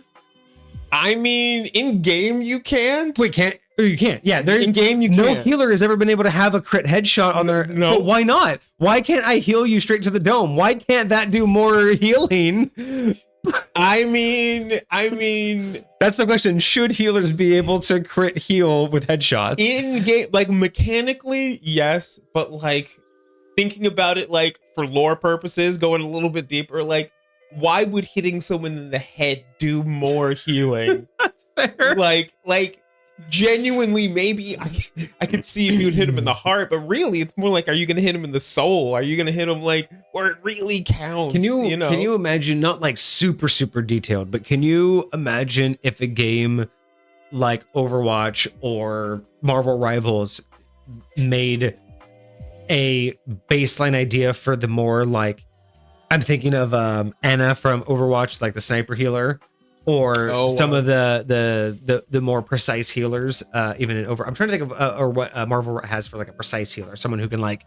I would say Luna Snow. Okay, yeah, perfect. So I was just wondering, what if they started to make it to where there was a slight alteration to kind of like that idea, where, like, let's say if you hit them like in the lower back, like basically if you hit them in the ass, it would be healing over time. Like, you'll do the same amount of healing, but it would take a second. Kind of like getting a shot in the ass. Okay. It has to spread through the muscle and it has to slowly disperse. But like if you hit him directly in the chest, like near the heart, it heals like instantaneous. And then like, or in the head would be instantaneous. In the chest would be normal. And then like in like the legs or lower would take a little bit more time. Wild. Because that, like you could actually make an argument for like, headshots would be instantaneous because it's straight to like, vitals, like the vitals. And then in the chest would be like the regular healing, but then the legs would take the longest because they have to like get into your system. So about that would be fascinating, because then they could add some tacticalness to it. You shoot people in the legs unless they're really low on health, and then you have to go for the, the more enticing headshot. That's wild. That's so wild. Anyway, moving on. So his secondary ability, the Unibeam. So obviously does not have as much distance, but still feels like it has some good distance. And again, vibes, I go based off of kind of looking at how far they are away in here. There's a lot of different variations, so I try to justify how far that feels. So I'm looking at how far he can go. He doesn't quite kill him with the full beam, but it lasts a few seconds. So he's going to have the Unibeam. He's also going to get 4 attacks per round, because technically this can also be swiped and someone can move. So again, it's because it's hard to represent everything like Marvel in a round-based game.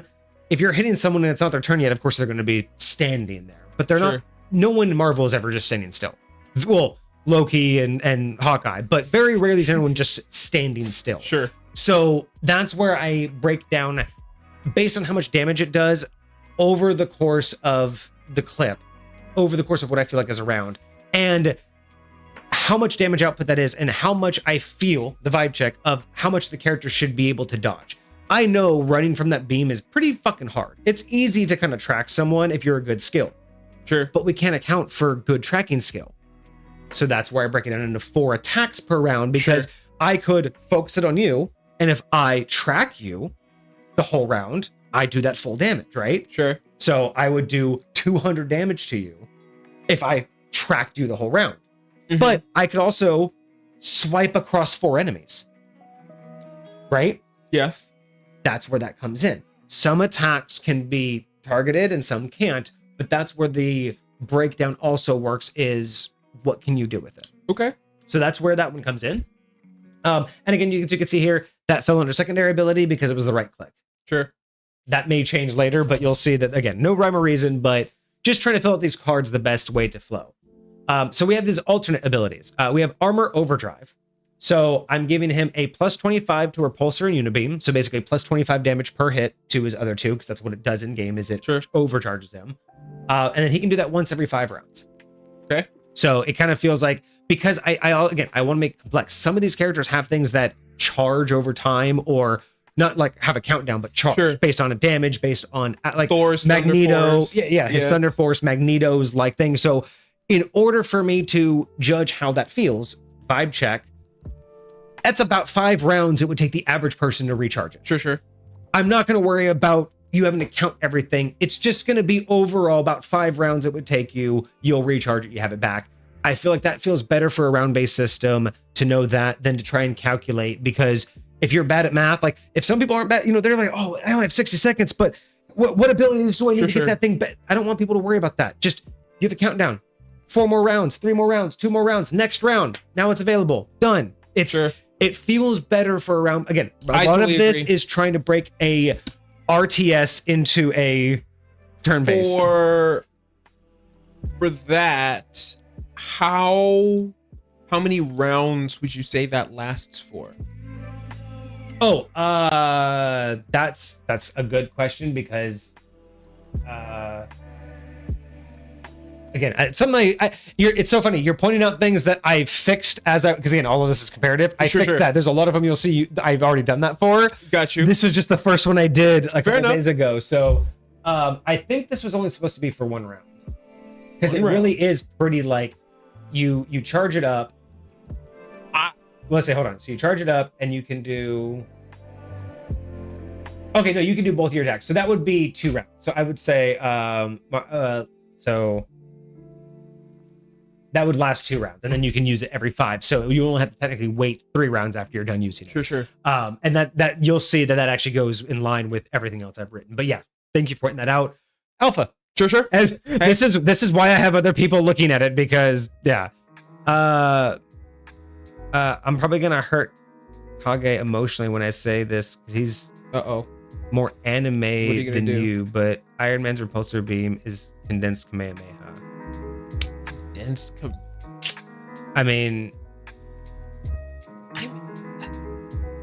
No.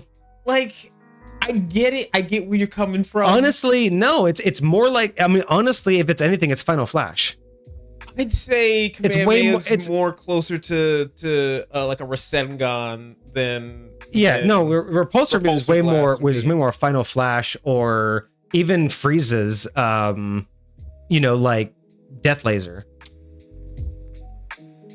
Yeah, like repulsors? No, just his regular ability. Yeah, he says his repulsor beam, but I think he meant his Unibeam. Oh, the Unibeam. I don't think Unibeam is not Kamehameha. Unibeam is more like Final Flash or Gallic Gun. I meant Gallic Gun. Oh, okay. That's more Gallic Gun than Kamehameha. I can see that. You know what I mean? Like, it's just that's not a condensed Kamehameha. That's a condensed Kamehameha in, like, I don't think anybody has anything close to that in this. I mean, not in this, but like maybe in like the Avengers, Thor shoots some freaking lightning. That would probably be closer to like a condensed one, yeah. Just Iron Man in general. His Unibeam is Kamehameha. Like, I feel like Kamehameha could do so much. Like Yeah, here's the deal. Iron Man's not taking out a mountain with his unibeam. Iron Man's not taking out a planet. Iron Man's not shooting his unibeam across fucking space and time. You know, out the fucking solar system. I'm just saying, like, Kamehameha's wild. Now he could be gentle and do one on the planet, but yeah, I'm just saying. Yeah, I don't know. Gallic gun feels a little bit better, or even the fucking impronounceable special beam cannon doesn't look as wild. Doesn't look as fancy. God bless. All right, so armor overdrive lasts for 2 rounds and just basically upgrades the damage output for repulsor and unibeam for those 2 rounds, which would make sense because then you would get to use both of them, kind of like what we saw in the clip. Right. And then you have your missile barrage. This has a range of 30, so it kind of goes out and you kind of have a decent range with it. It will do 100 on hit, so that's a direct hit. So again, this is one of those ones we have to decide whether you select a spot and anyone in that direct spot, or do you select the target first. But this one's probably more of a spot because it is kind of just a generalized yeah, I would say even in game, like, you could so hard to impossible to aim this. Yeah, so again, this is where we're gonna have to decide when you say I'm doing that, there has to be a dictation between select the spot on map versus select the target, right? But I would say that this one, I would say would qualify to like select like an area. But so that's what I mean is like some abilities when you're on, when you're in the interface, it'll say when you're like, I want to do barrage. Some abilities will pop up with the secondary one says select place on map versus select target. Yeah. Because selecting target will make you do the roll. What's going on? Thank you for the lurk. Welcome. But you know what I mean? I was like, that's what it would be. It would be one is the person would have to select the point on the map and hope that based on their initiative, people would move into it, or there'll be one where it says, I'm attacking that character as long as I can see them. Sure. And then that point, there would be like that static roll to hit. So this one does 100 on hit, meaning 100 direct, 75 at 5 feet, so splash damage, and 50 at 10 feet. Okay. So has that kind of a splash damage. But this needs, and I don't know how we'll put this, but prerequisite to this is you need to have activated armor overdrive or hyperspeed before you can activate this, because in game, yes, you have to have one of those active. Yes. So it would say basically prerequisite, you'd have to activate this in tandem with hyper or overdrive. And that's how the action economy would work for this. Okay. Because with overdrive, it lasts for 2 rounds, and with hyperspeed, it's basically a special. And you can see down here, hyperspeed, when activated, you get ×2 flight, and you can use it once every 2 rounds. I don't know if it's come up yet. I know you talked a little bit at the very beginning about action economy, action bonus, action free action. Are you considering reactions yet? Yes, I have thought about that because there are a couple that I have already built in here. Okay. Okay. So I haven't decided how they work just yet, but they're going to essentially be things that you pre-decide that you can, like certain shields will basically be like, because again, no one knows what everyone else is doing. So you would like activate a shield, and the shield says it's going to prevent this much damage. Sure. So anyone that would target you or the direction of that shield is going to hit the shield first. Sure. So there are things like that, and there are characters that can do deflections. I just haven't decided if they can do it after they, is it going to be in the way of a reaction, or do you want to burn like one of your bonus actions to say, if someone attacks me this round, I'm going to use this deflect option. And I think that's interesting. You'll see how I wrote that in, but I don't know how, but that's where the testing will be, because I don't know how complicated we can get to be reactive. Like, how are you going to tell people they can be reactive in like a game, in an interface where you're narrating? How do they interrupt you? So, but good point is, how do you do reactions? Right now, they're actions that basically have triggers. Sure. That's how I've written them so far. Okay. And then his pulse cannon, so 90, so he can target it up to 90 away, because basically it's just, you can lob it across the map. True. And again, this is going to be probably an on-map kind of a selection. It's got to be, yeah. 500 on hit. Basically, unless you're one of the biggest tanks, you're not tanking this. Sure. So 500 on hit. Sure. And again, this is based directly off of looking at how this looks right here. He has three of these guys. He hits the one in the middle. He has 3 Punishers, and I'm pretty sure they're all dead. Oh yeah, easy. But you can also see he died, but their life was still decreasing. So he took instantaneous death. Sure. They took enough to be calculated. So that's how I got the idea that it's 5 on hit, 450 at 5 feet, 1000 at 10 feet. And then I gave it a 250, a huge drop off at 15 feet. Okay. Because it feels like this, out of most of the ults, this one should have one of the biggest impact areas for an explosion. Yeah. But that drop off, because I feel like if you're within that 10 feet, most people should die. Because we saw within 5 feet, everyone died. Yeah. But that 15 foot should be pretty spicy to almost anyone. I would say I like the 250 because it could still instantly take out a full health somebody without a shield, with like an Iron Man. If an Iron Man was at the fifth, any duelist at the edge. So this basically can one shot almost anyone without a shield. Sure. And most tanks. But that's what ults do. So this may be, I like that. And I will tell you this is probably one of the most powerful ults, so it may come down. It's one of the only one, like even in game, it's one of the only things that can kill through Luna's ult. Yeah. So because I think Scarlet Witch might be the only other one that basically is, if you're caught in it, you're insta dead. Yeah. Like that's basically gonna be just bye. Yeah, you're insta dead.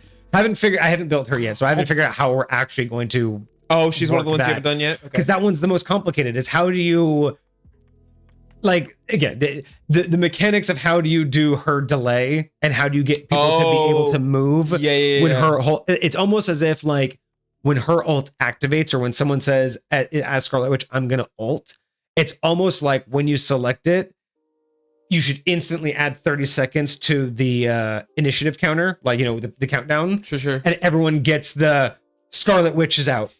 Or Scarlet Witch is ulting. Oh, Scarlet Witch reaction. And you only get an extra 30 seconds just in case you need to, like, if you've been like, okay, I'm going to move here, I'm going to attack him. Scarlet Witch is ulting. Fuck it, I'm moving here. I'm not attacking him. I'm not attacking. Like, because it could be that. Sometimes when you hear that, pure, you're just like, fuck, move. But you don't know where it's coming from.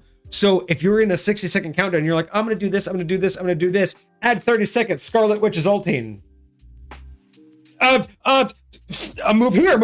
You know what I mean? Like, I feel like, because there are going to be some people where that could be kind of fun, where it just flashes a warning of this person's ulting, but that's all the knowledge you have, because all you get is that warning of it's going to happen. Oh, so you're talking about like when they're in the stage that there's like a timer going down. Yeah, so when it's the next round and everybody's sitting there going, I'm going to move here, I'm going to attack this person. The person that is Scarlet Witch, if they say, I'm ulting this round, and it'll be like you select it, and then it'll have like an extra, like, are you sure? And you say yes, it immediately adds 30 seconds to the countdown, and it warns every player Scarlet Witch is ulting. Got you. And that's it. All it says is Scarlet Witch is ulting, and that's it. And then it just adds 30 seconds, just giving everyone that moment of, do you change what you just said you're going to do? Because in game, you could be like, oh, I'm about to, oh, fuck, move. Right? You can have that moment if you're going to set up for a shot. I like that. And some characters do. Some characters are, because like Jeff. Anybody that would announce it before you can see them, I think deserves a small counter just to give players do I really want to do what I just said I'm going to do? I'm so curious if you're going to let them use the Strange Portal cheese. And that's basically I have Strange Portals on here. We'll talk about, because Strange is done. Because you know how if you Scarlet Witch ult on one side of the Strange Portal, nobody can hear you when you go through it. Because you're too far away? Yeah, because you're technically on the other side of the map. And so because they're I think for us, it's just going to be, I don't know if we'll allow that cheese, because it may just be hard programmed that no matter where you are on map, everyone's going to get the notice, just to make it fair. Sure. But we might be able to program that in. Maybe we can program a distance to where if you're within a certain distance of the character, it pops up on your screen, but no one else's. And if we can do that, then yes, we can allow cheese. Wild. And maybe that's in 2.0. Maybe we get to that point to where we have to start allowing cheese. Okay. So I like this. Keep that in mind. Write a note if you have to, but we'll definitely work on that. So that's all his does is that. And we talked about the hyperspeed. You can activate it once every other round, and you basically double your flight speed. So you basically can just double how far you can. Okay. And you can, of course, activate the missile. So did Hawkeye next. 275, speed of 6, melee damage 25. And because his melee damage actually, whenever I see an ability that says that you can knock a character up, because there's a lot of abilities that knock a character off the ground. Hawkeye does that? Hawkeye's melee ability does technically knock a character, or no, it just slows them somehow. No, it does. It knocks their character. I believe I saw that somewhere where his melee actually like knocks him up. I totally thought the only person that did that was what's his name? Bucky. When he does his little pull in and he does that uppercut thing. A lot of characters actually do that. I know he's got like a weird jump thing. Yeah. And his little sword. Oh, is that the sword thing? Yeah, the sword slash. It's a sword slash, which is a little melee thing because it's like it's a secondary, or not. It's not even one of its abilities. It's a dedicated button just to do it, which is his melee button. It's usually the V key on keyboard. I thought. See, I never play Hawkeye, so I'm not sure. Because that's one of the things I don't like about this, the actual game and the website. I have to Google their melees. No, their website and the game do not list who actually has a dedicated melee. You have to Google it. When you say dedicated melee, so unlike the keyboard, V is the dedicated default melee button. Kind of like dedicated, just like anybody who doesn't have normal punch and can punch. Dedicated melee button. Some characters, it does nothing. Other characters, like Hulk, it does the same as their primary button. Yeah. Some characters have a dedicated, just off the shelf, very low key melee attack. But neither the website nor the game tell. Like, watch, if I go to Hawkeye, where's Hawkeye, right? You go to his abilities. Piercing arrow, all of his abilities. There's the Ronin slash. See, 4. He's one of the few that tell you there's a melee button because it's on my 4 key. My melee is my 4 key. But most of the characters who have a melee do not have it shown here. Very rarely do they actually have it shown. that is true. That is true. So all the other ones that you've shown so far, I had to Google. They weren't on here like this. Yeah. That's why I think that. He's one of the few ones that. That's why I thought his regular. But see, his Ronin. No, we're not talking about his Ronin slash. No, this is his deflecting ability. That's not his damage one. So this is different. Ronin slash is his deflect, which I also. Okay, good because I did think this was something else. Yeah, so that's but you. What about that one that's the X? X is his crescent slash. Oh yeah, so there it is. Yeah. So that's is that the one you're talking about? Yes. So that's the one that we did his melee on. But again, most other characters have still a dedicated different melee than him. He's one of the weird ones. So he doesn't have just like a punch, but that's what we called his melee. I've got to look him up. I totally thought he did have one. And maybe he does. And again, it's because it doesn't. But that's the problem. Neither the website nor the game mention it. So I have to go with. I have to judge based off what Google tells me and then what I see.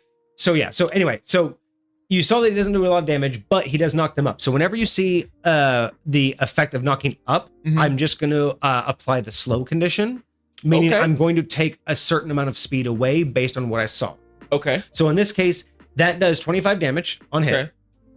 Slows the enemy by 2, or takes basically 10 feet. Or again, you're going to see me switch. It'll say 10 feet sometimes. It'll say 2 sometimes. Sure. Because I don't know what language we're using yet, so I'm totally practicing. But it removes it by 2, and then target up to 3 adjacent enemies, kind of like what we saw. So if you have an enemy, if you have 3 side by side, you can target all 3. Interesting. So up to 3 adjacent enemies, as long as they are side by side, and you can attack them. So now we have to work on verbiage, but essentially that's because like what you saw, he can basically cleave attack. So a lot of the verbiage I use is adjacent enemies, meaning sometimes it says within 5 feet, meaning any direction. Sure. Adjacent meaning side by side, and you see them horizontally. Yeah. So that's just kind of what our glossary of terms is. I had it. And he only gets one of those per round because how powerful it is. The question I had is there technically a cooldown for that ability in the game? Yes, I think technically it's like a few. You'll see here. Oh no, this slash is 15 seconds. Oh no. So so we're gonna bump that to 50 damage, and so the problem is instead. So what we're gonna have to do here. So I'm gonna do this.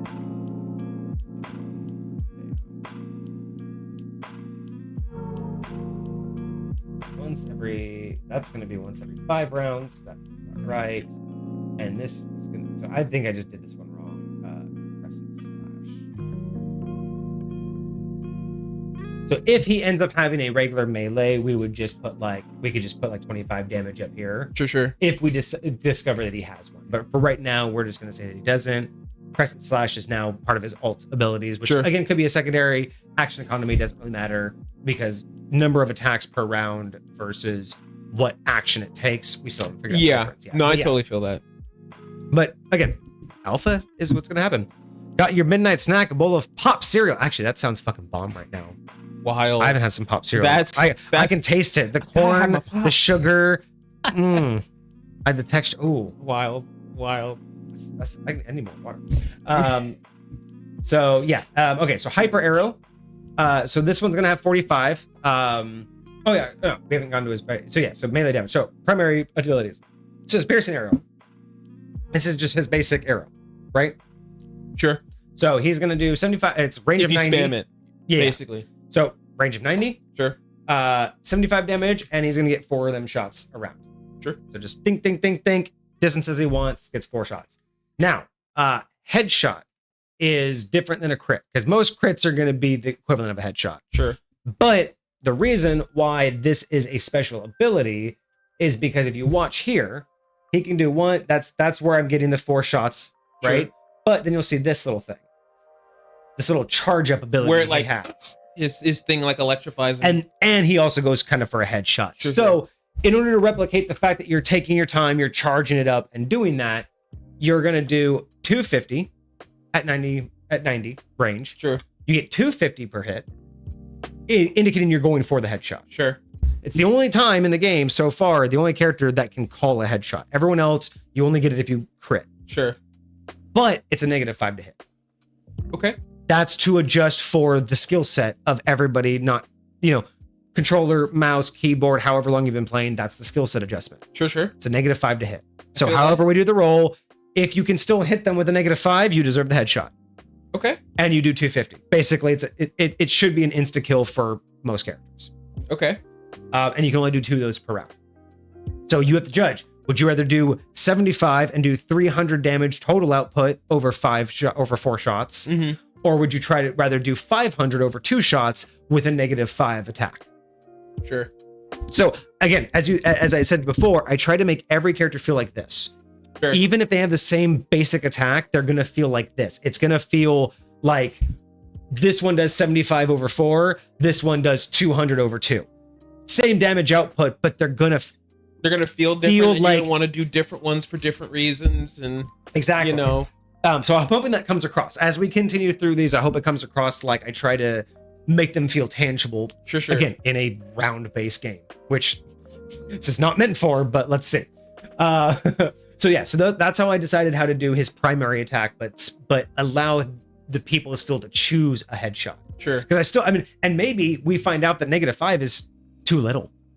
Maybe it needs to be a -8 because a headshot deserves more score. It might be. So that might be the skill curve we talk about, sure. right? Where you have to just eventually. I was even thinking like I like where you're going with it, and I really want to see it the way it is. But I was even thinking maybe only once a round, because depending on how long you have to hold that, you have to pull back, So.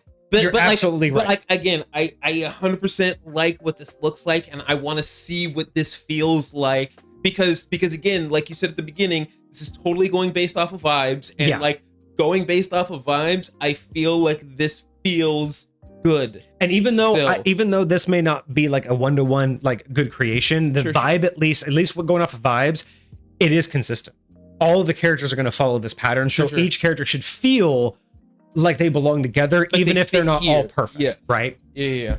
All right, so his next abilities, we have Hyper Arrow and Blast Arrow. So to kind of give you an idea, the Hypersonic Arrow, again, I changed some of the names because they're just, I just didn't want to write them. So Hypersonic doesn't require you to attack any particular person. And then you had... Wait, what does that one do? So you hit like near people and it kind of does a mild AoE and it knocks flyers to the ground. Interesting. Okay. And then I did the Blast Arrow, which is you don't have to hit anybody, you just hit the ground and then do some amount of damage. Right. So in that particular case, the Hyper Arrow can only go 45 because it does kind of hit nothingness. It doesn't really hit a person. That was what I was curious about. So I'm gonna that's where I'm judging the distance. Is it gonna be only 45? Cool. 75 on hit. If you hit someone, like basically it's going to be targeting a square. Okay. 75 on hit. 75 at 5 feet. So basically, if you get near the person, they're getting, you know, whether you hit on the square that they're in or next to the square, same amount of damage. Okay. But that's how I'm writing it. So every time it looks like that, it's on hit and then at 5 feet or any splash. But if it's the same, I'm writing it the same way like this. Sure. So whether you are on the square, I hit, because again, I'm not targeting a person, I'm targeting a square, or you're right next to it, you're taking the same damage. Okay. And then slow enemy by 2.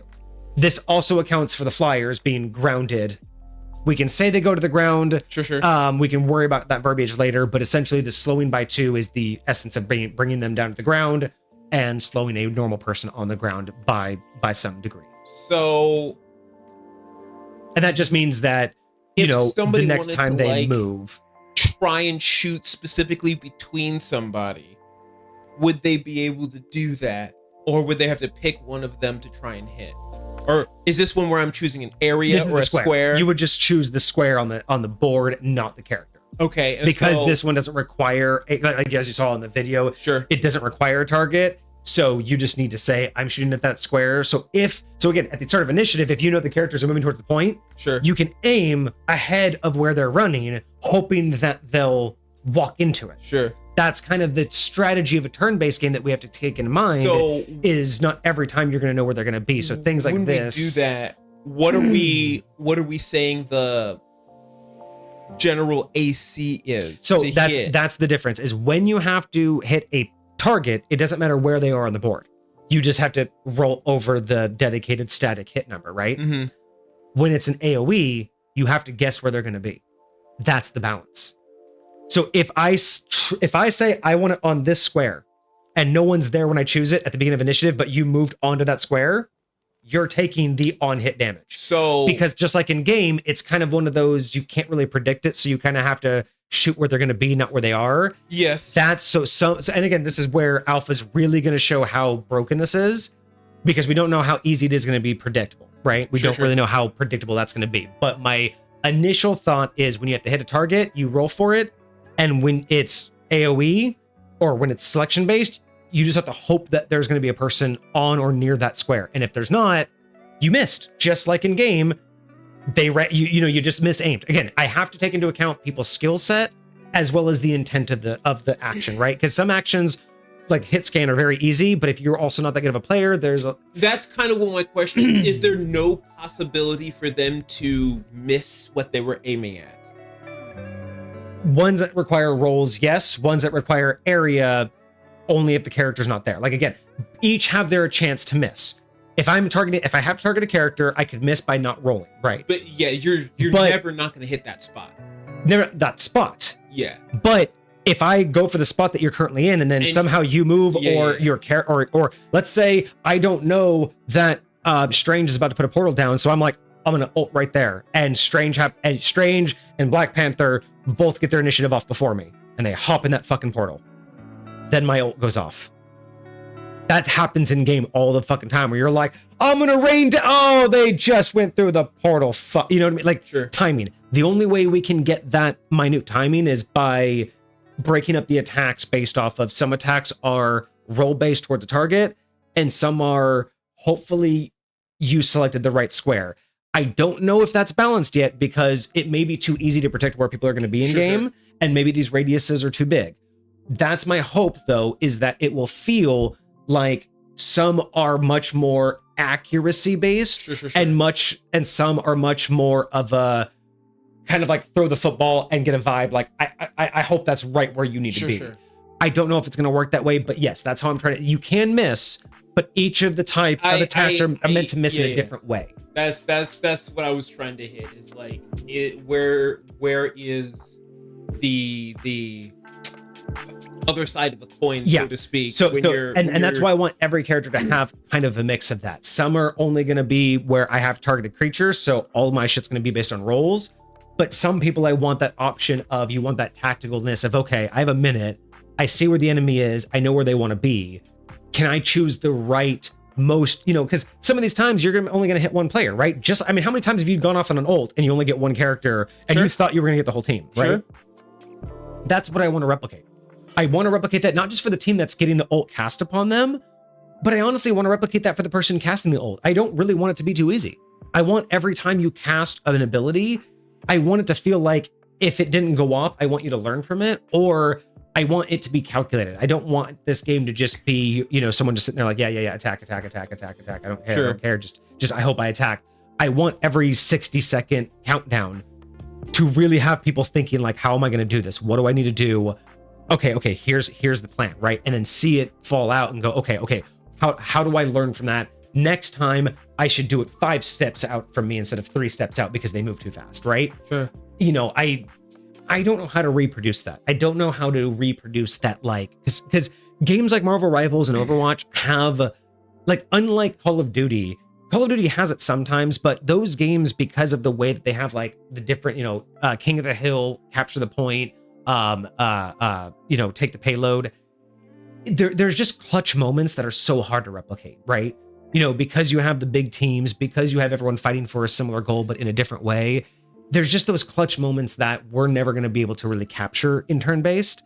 So I want to recreate those as best I can. And choosing the difference between I want to go after a known target and I hope the rolls are in my favor versus I'm tactically going to select a spot because I think people are going to be there. Sure. I feel like that's the way I feel people will be able to, again, based on the character they choose, will be able to get those senses of the game without playing the actual game, right? Sure. I don't know if that's making sense at all. No. I 100% get what you're saying, and I agree that is something that we want to make a part of this, and I definitely believe that we're headed in that direction. Everything that we're seeing right now, I feel like is pointing us to making that a reality. I think that we're gonna get even closer to it when we start alpha testing, once we actually do things and take actions with them, and like we understand what like because a lot of all this is coming down to like, what's the likelihood I'm going to be able to be successful with any one of these things that I'm doing? Exactly. Right? And how good is it going to be to not only pull it off,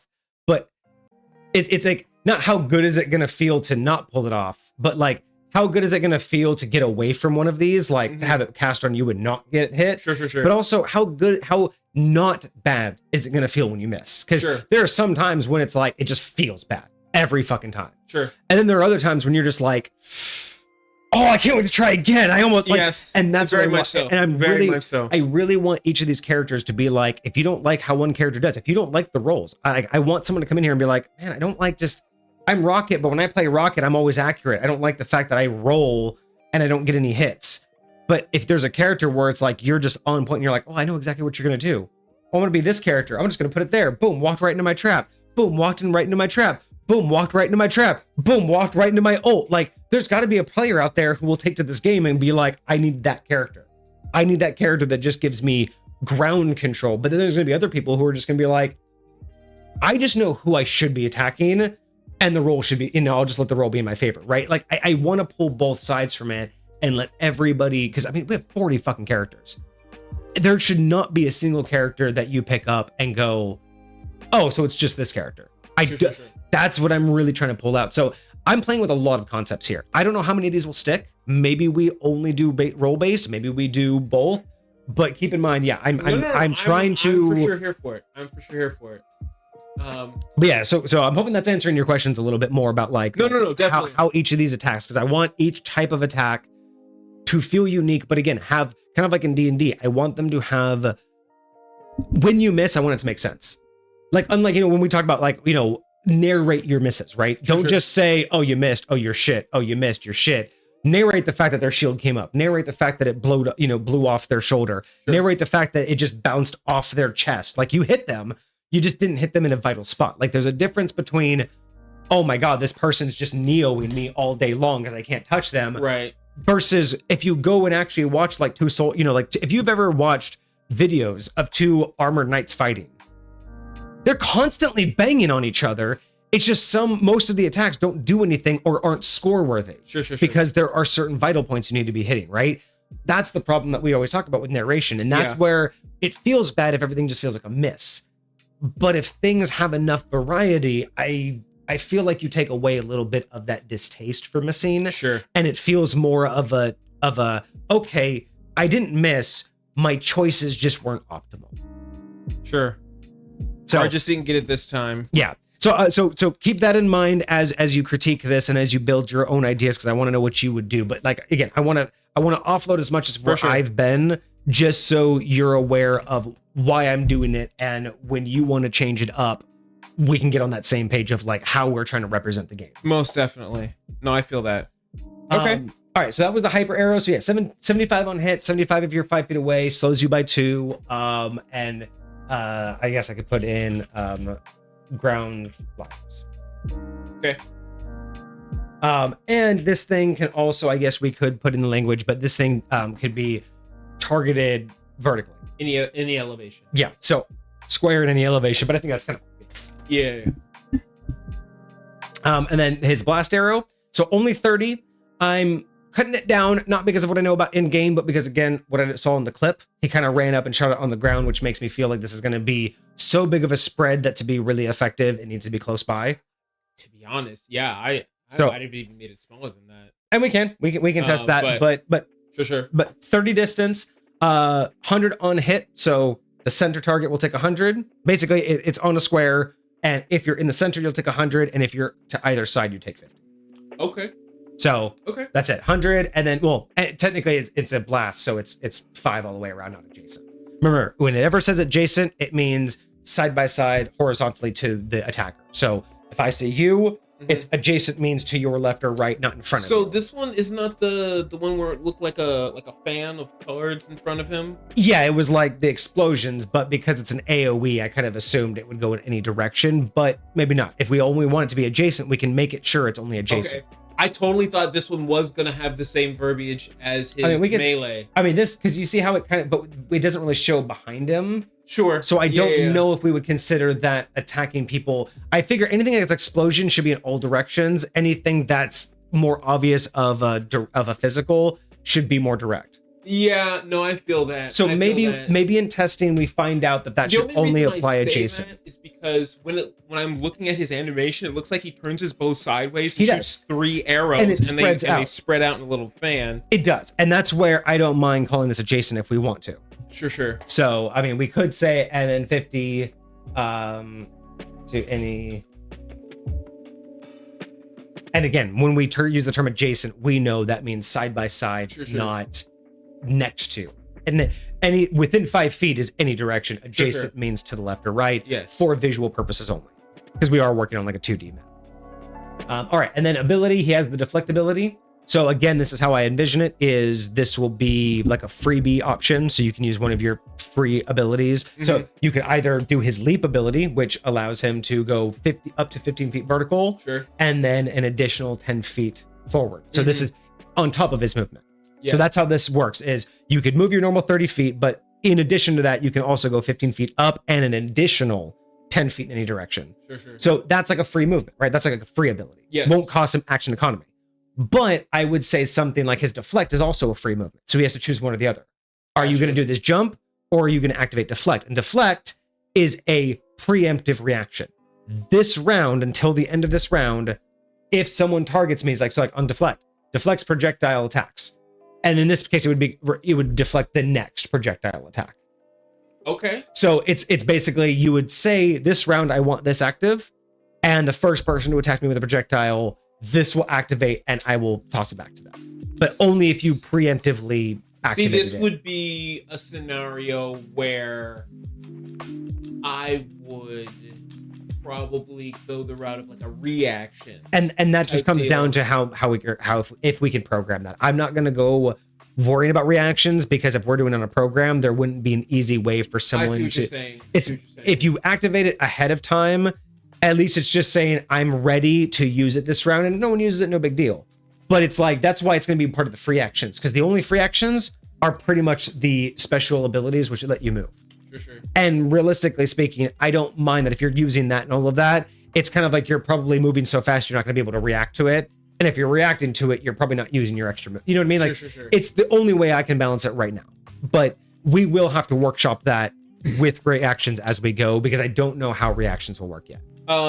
I do have an idea, just to get it on record, so that because it was something that I think about with Squirrel Girl a lot. Squirrel Girl is one of my favorite characters to play, and her tail bounce feels a lot like this guy's leap, and I use that tail bounce very reactively. Like if somebody starts diving me, if somebody starts coming my way, or whatever the case may be, my instinct, depending on where I'm at, is to get to a place where I can tail bounce and at the very least cut corners, move line of sight, whatever.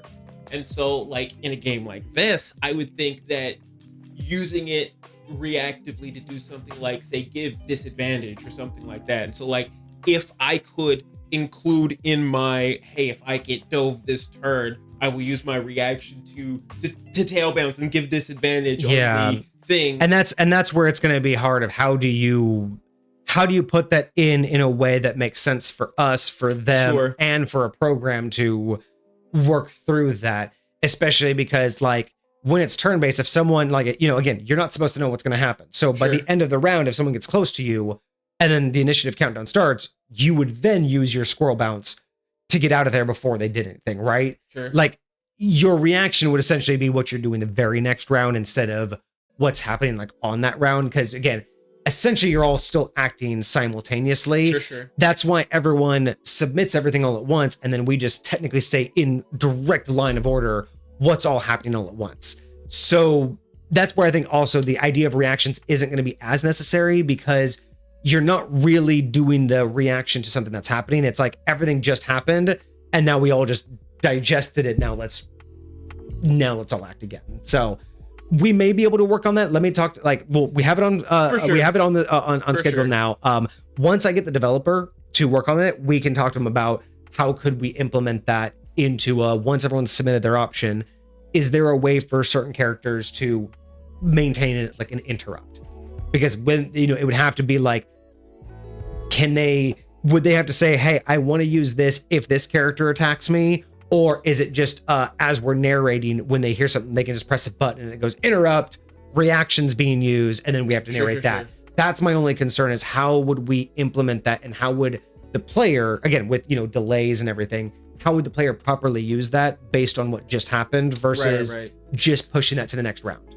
You know, another thought that just came to my mind, and again, just to get a feel on where you sit on this front, is hiding. Because in this game, I know a lot of like Magic players, a lot of Black Panther players, they love to be these sneaky little like dudes just like hiding out, waiting for Spider-Man's too. So a lot of that's going to be, I think, based on two specific, very specific factors. One, map design. It's really going to come down to how we deal with the map design, because a lot of the a lot of the abilities are basically essentially line of sight. So, you know, the idea of hiding, like not knowing where they are, that's very difficult unless we do like a map that has like a fog of war system. But even then, you would just watch stream and you'd see everybody. So we have to kind of not really account for that. But I think the second factor is also the party size. If we're considering doing only a max of 3v3, the concept of hiding is not nearly as valuable as a 5v5 or a 6v6, right? You know what I mean? Like when you have 4v5 and you have that one person sneaking around, it's not as noticeable and it's not as impactful as a 2v3. Because the moment someone goes down, it's a 3v1, right? 4v5, I feel like it's just a little bit easier to have one person off to the side. If we're doing 2v2, 1 or 3v3, it might be a little bit harder to justify having someone not actively doing something. So those are my thoughts, because I have thought about how to adjust for hiding. It's really going to come down, I think, primarily to map size or to map design. But it's also going to come down to party composition. Even there are some players who do that. I don't know if hiding will, in the sense of hiding in Marvel Rivals, will translate to OSR. Now, there might be a meta for, you know, especially because maybe I'm also wrong here, because I'm also thinking that the very first and really the only game mode through alpha and beta will be payload. So even less of a reason to hide. Like the whole point is both teams want control, right? One team needs to just push it back to the center or stop it. the other team needs to push it all the way through. Once we get to the stage where there's different types of game modes, yes, maybe we'll need to do like a fog of war system or some way that, even if it's not fog of war, maybe we just, when there's no line of sight, tokens don't appear on the board for anyone, even the audience. So it's only us and the players who know where each other's tokens are, and only like the main tokens like on the point can be seen. I don't know how fun that would be, but you know what I'm saying? Like there would be. I think that could be very interesting, and I feel like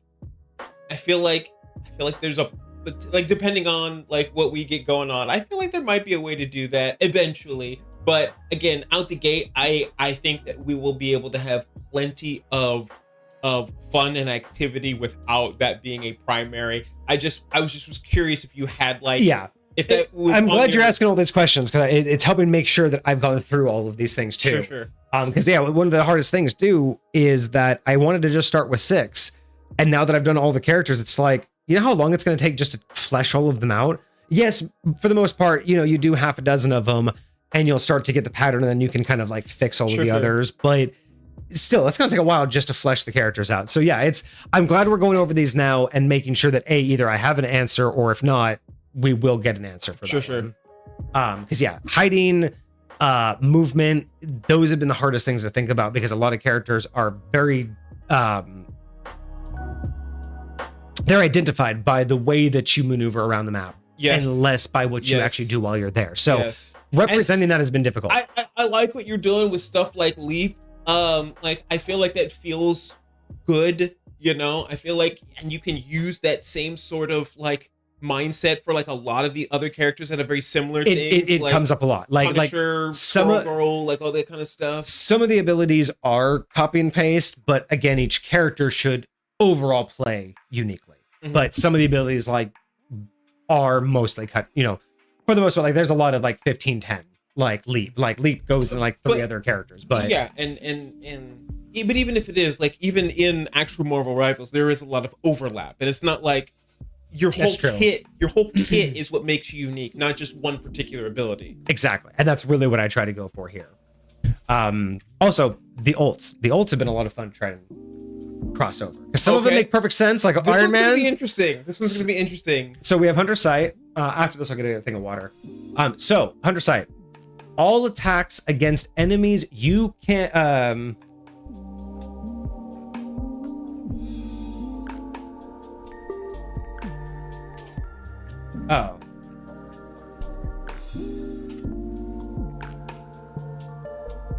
wait, what? I typed this all bad.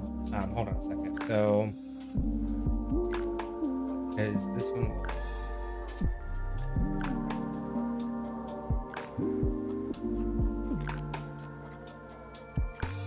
Yeah, right. Okay, so all attacks against enemies you can see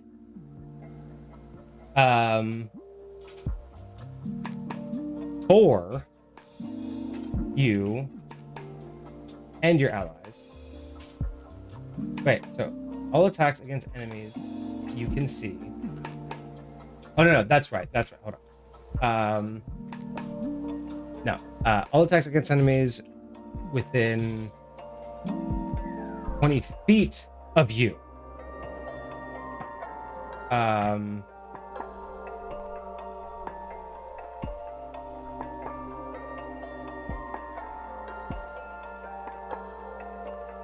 All attacks against enemies within 20 feet of you, or you and allies, have advantage last 2 rounds. That's what it was meant to say.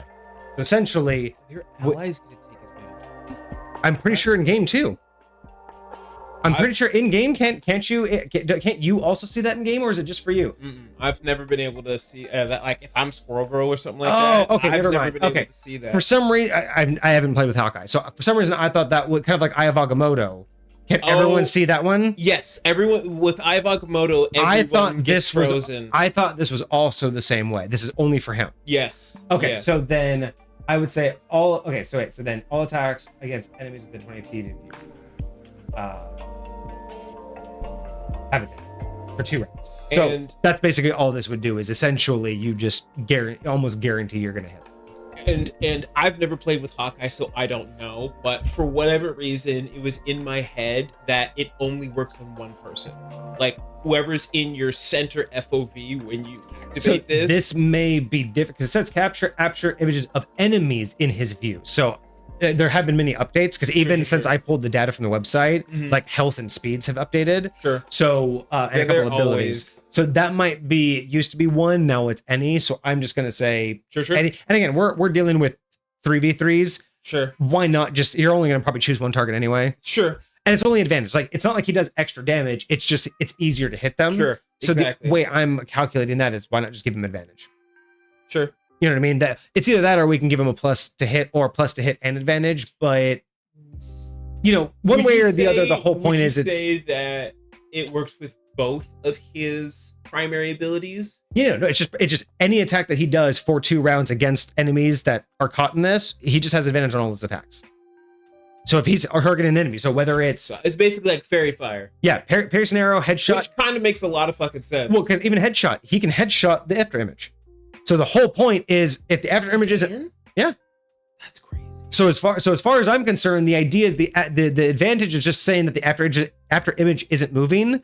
So you basically are just guaranteed to hit, like you're almost guaranteed to hit, but you could still miss. Sure. Again, you have to account for it. Not everyone's perfect. But I would say that advantage lightweight counteracts a -5 to hit on your headshot, which is exactly what you want to do 90% of the time. So I feel like that's balanced. And it's only for 2 rounds, so you're only going to get 2 of those or 1 of those off. 4. Well, yeah. But no, 100%. And again, how cool would that be? I mean, most ults should be able to wipe a team in most cases. So if you get 2 shots and there's 2 enemies up and you ult and you get both headshots at advantage and you take them both out, you can technically do that in a game. You can ult and kill half the team. So I'm trying to also, again, in a bigger picture of comparing, I'm also really trying to balance it all out. I like the way this feels. All right, so that was Hawkeye. So I'm going to go grab some water and then I will be back for Psylocke. Yeah. Oh, Psylocke? Ooh, okay. Okay. Actually interested for Psylocke. I'm interested for Psylocke's ult.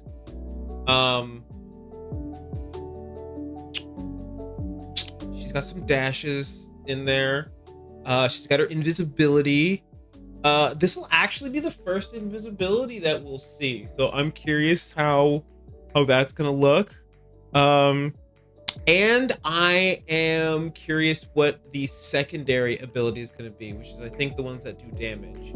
Because that's even though I enjoy Psylocke and I actually play a little bit of Psylocke, I don't 100% know what that secondary ability is, where you like shoot out like a shuriken and then it like comes back through the person, like, but you can only have it come back after like 3 seconds and then it'll automatically, I don't freaking know. I don't know. But I'm very curious what that's gonna look like for Psylocke. But I'm very much liking this so far. I'm very much liking this. It's got very good vibes. It makes a lot of sense. And again, like Vortex said from the beginning, like we're going off of vibes here, and I think the vibes of what we're looking at and like how it's gonna feel in like a tabletop setting versus a console setting, I think make a lot of sense. So I'm definitely glad we're going this direction.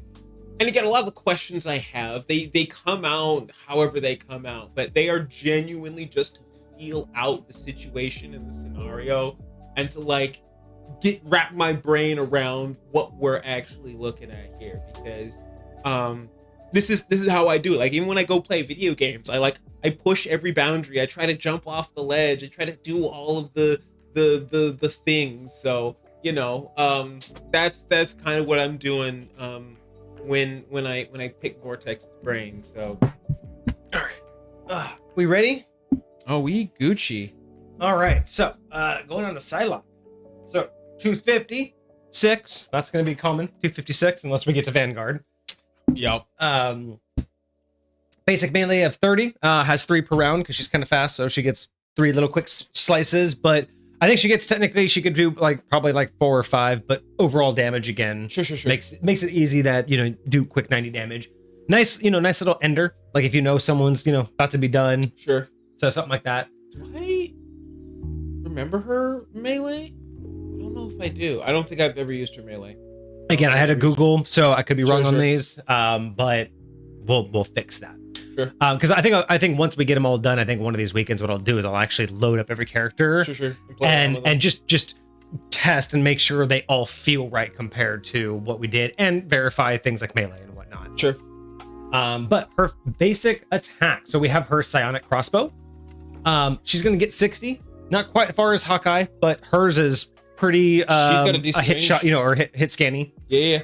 And that's the other thing too. The more hit scan, the more range they get, because the idea is that there's not going to be the drop off. There's not going to be as less accuracy at certain ranges. Yeah. So hers is pretty hit scanny. I mean, it goes so fast, it's going to basically hit target. 75 damage, and she's going to get about 3 of those around. Can't quite fully take someone out, but she does a hefty amount of damage if she gets all of her shots off. Sure.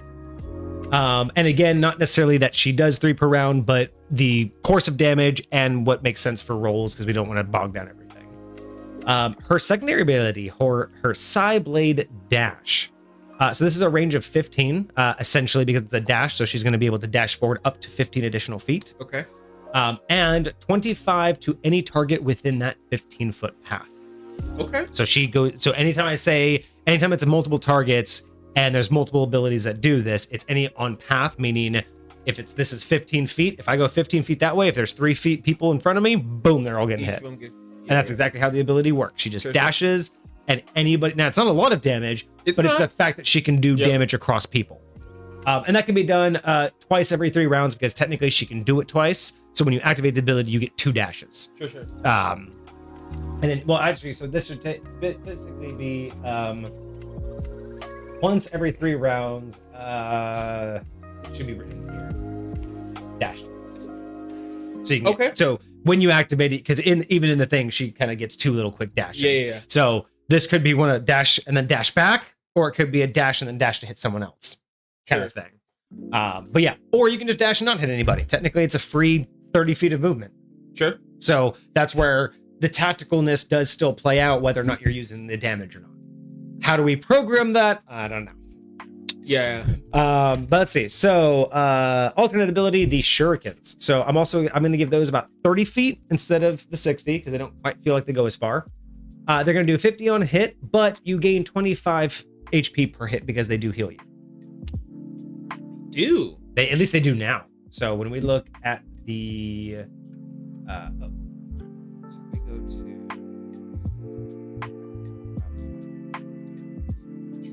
and we go to her winged shuriken.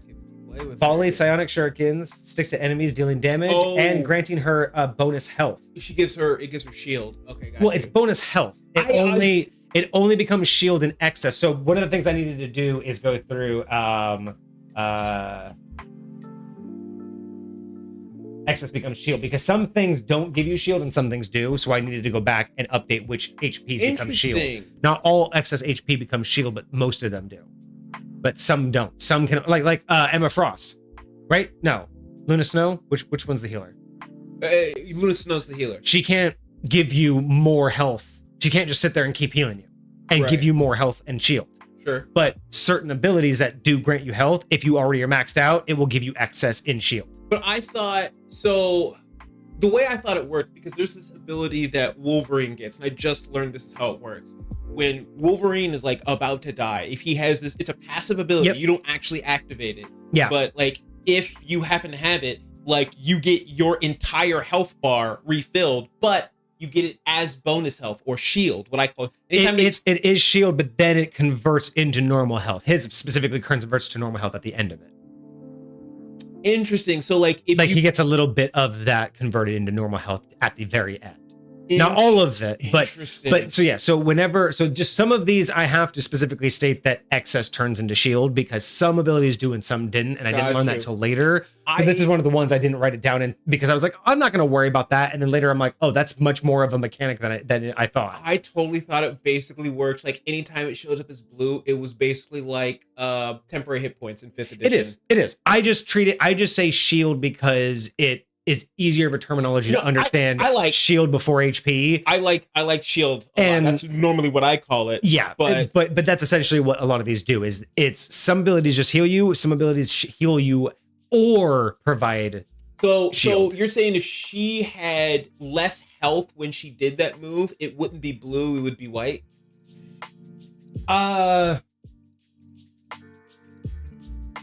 Technically, I think in the game it's considered blue because bonus health. Okay. I think that's how the game works it. I'm just trying to make it easy. So all healing is healing.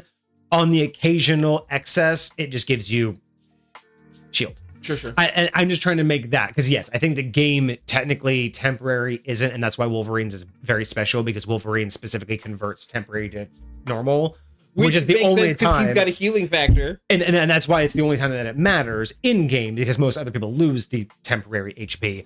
I'm just trying to make it easier that healing is just healing and shield is shield, and these little crossovers are the exceptions. So this one's considered shield, not healing. No, this one's I consider this one healing. Excess becomes shield.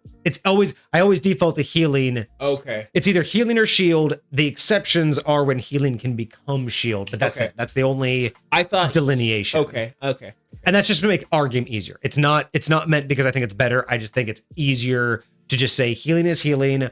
On the rare occasion, if you're at full, it will go above. But that's it. Like no other complications there, right? It's just healing's healing, or it can go max or above max, and then there's just shield. Like I felt just for at least alpha testing, I didn't want to try to get too crazy because even Wolverine was like, how do I do passive healing and all of that stuff? So I did dilute those a lot. So sure. When you understanding, I diluted a lot of those like extra abilities a lot. And then her ultimate ability, so Dance of the Butterfly. So it's a 15-foot radius. This one could be extended, but for right now, like 15-foot radius. Real quick before we get too far, for the Shuriken's ability, does she get 2 hits with that? Because I know you have the in game you the way it kind of works is you shoot it out and then there's a little timer that comes up and then you can pull it back through the same target. But if they move or whatever, like I think it like moves with them or something like that. Oh yeah, because technically it sticks to them. I didn't really bother with that, but technically you're supposed to have 2. So yeah, this was Shuriken's 50 on hit, excess shield.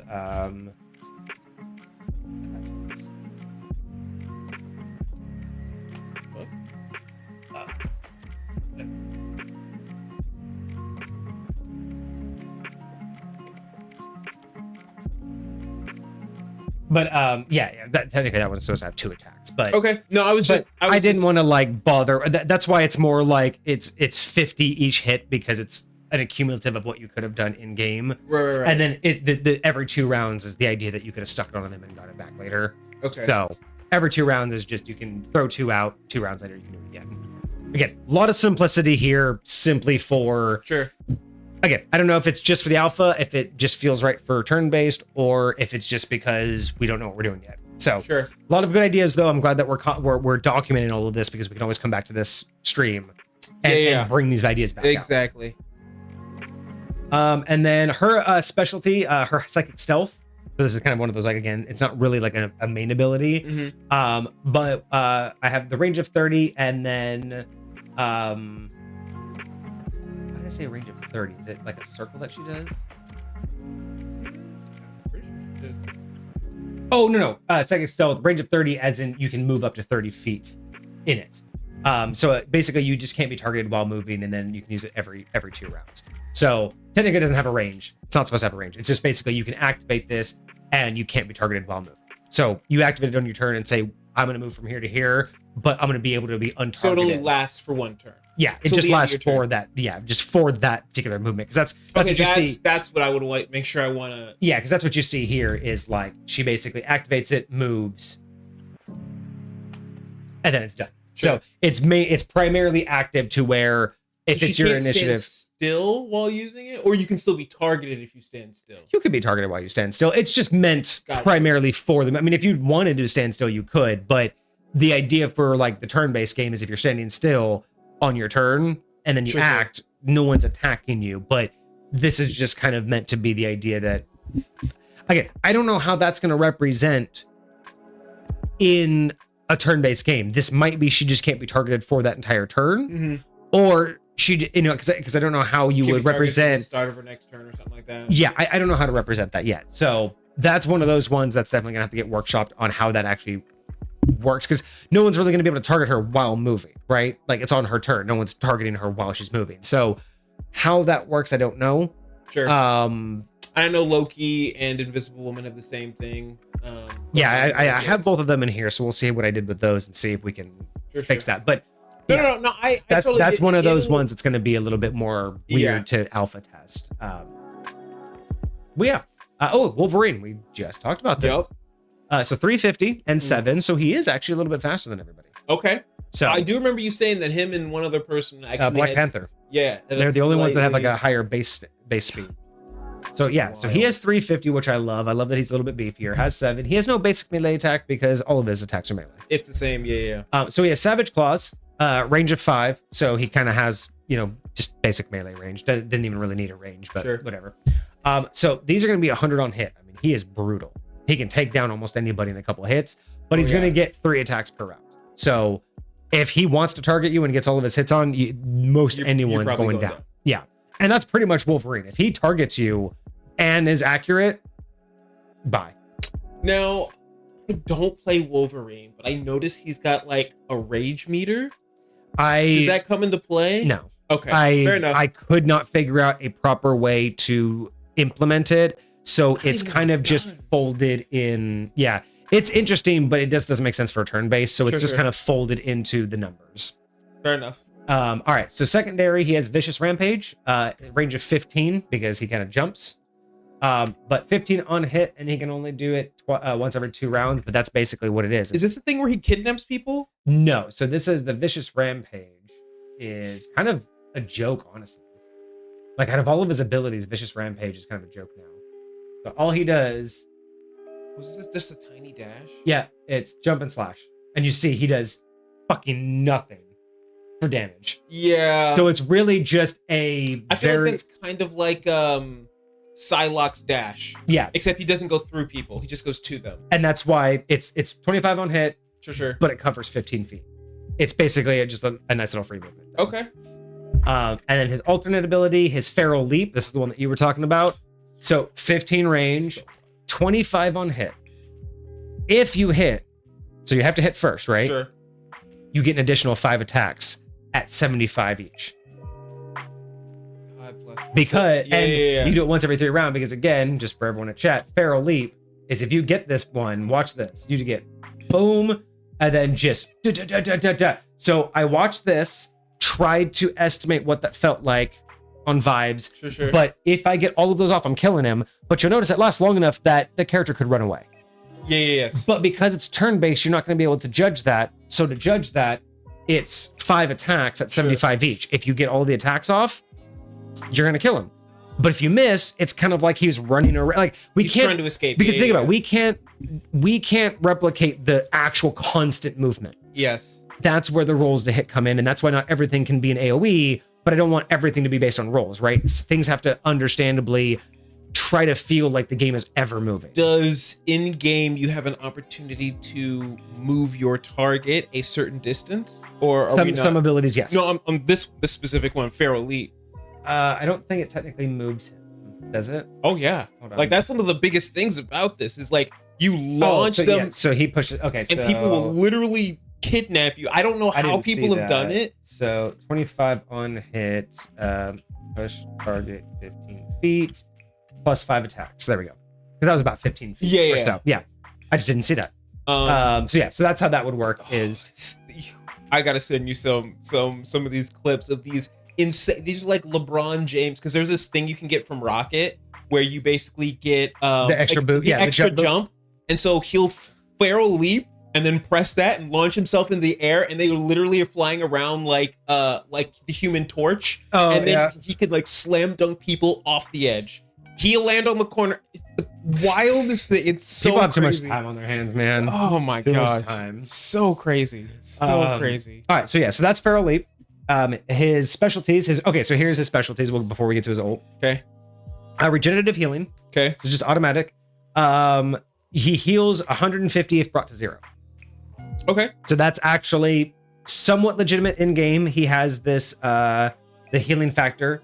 So he basically gets that bonus healing, shaking off debuffs. After a brief moment, any remaining healing becomes a one-off heal. He's the only one that takes bonus healing in a reel. Yes. So instead of worrying about bonus healing, blah, blah, he just gets a flat 150. So if you bring him to 0, he goes back to 150. I will say, on there, it actually brings him back to full health. With it. But you're doing it this way on purpose. Yes, because it brings him back to full health because he's supposed to continue to be able to get damaged. And if there's anything left, that goes into real health. Instead of that's the whole point, right? Brings him to full, but it's temporary. He's supposed to keep getting attacked. Then once he's done being attacked, that will remain as his real health. So it's kind of like you can kill him quickly. If you can kill him again, he'll stay dead. So would that not work in this scenario? So like say if like some of these people will have 5 attacks. So say if somebody who has 5 attacks is attacking Wolverine and their first 2 hits take him to 0 health, would it not automatically go up and they're able to like continue? That's what I'm trying to replicate. Okay. Instead of just giving him double his health, it's to replicate again when it happens, he's probably still getting shot and it's going to convert to real health.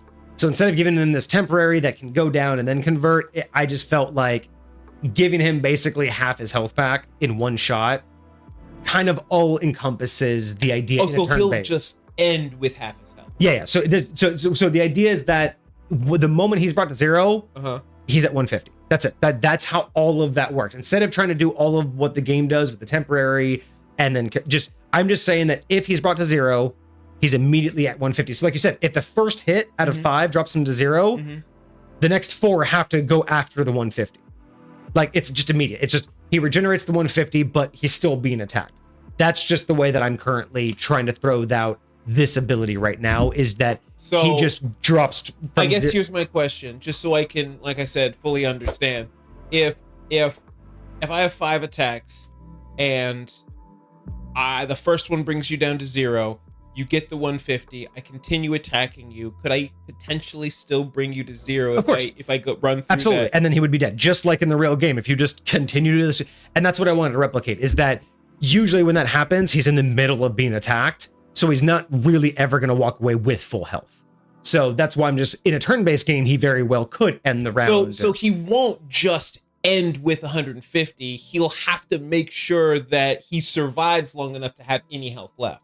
Yeah. So again, if he gets brought down to 0, even mid-combat, he will get brought back up. But then if you take that 50 away from him, he's dead. Like, he's just getting this one-time 150 boost. I'm just curious, I guess, why not give him the full 350 instead of just 150? Because I don't want to hit. I just don't want to double his health and make him a tank. I just don't think that feels good for his build for a turn-based system. Okay. And it doesn't represent the ability properly in my mind. Because again, more often than not, this ability isn't happening and he happily runs off.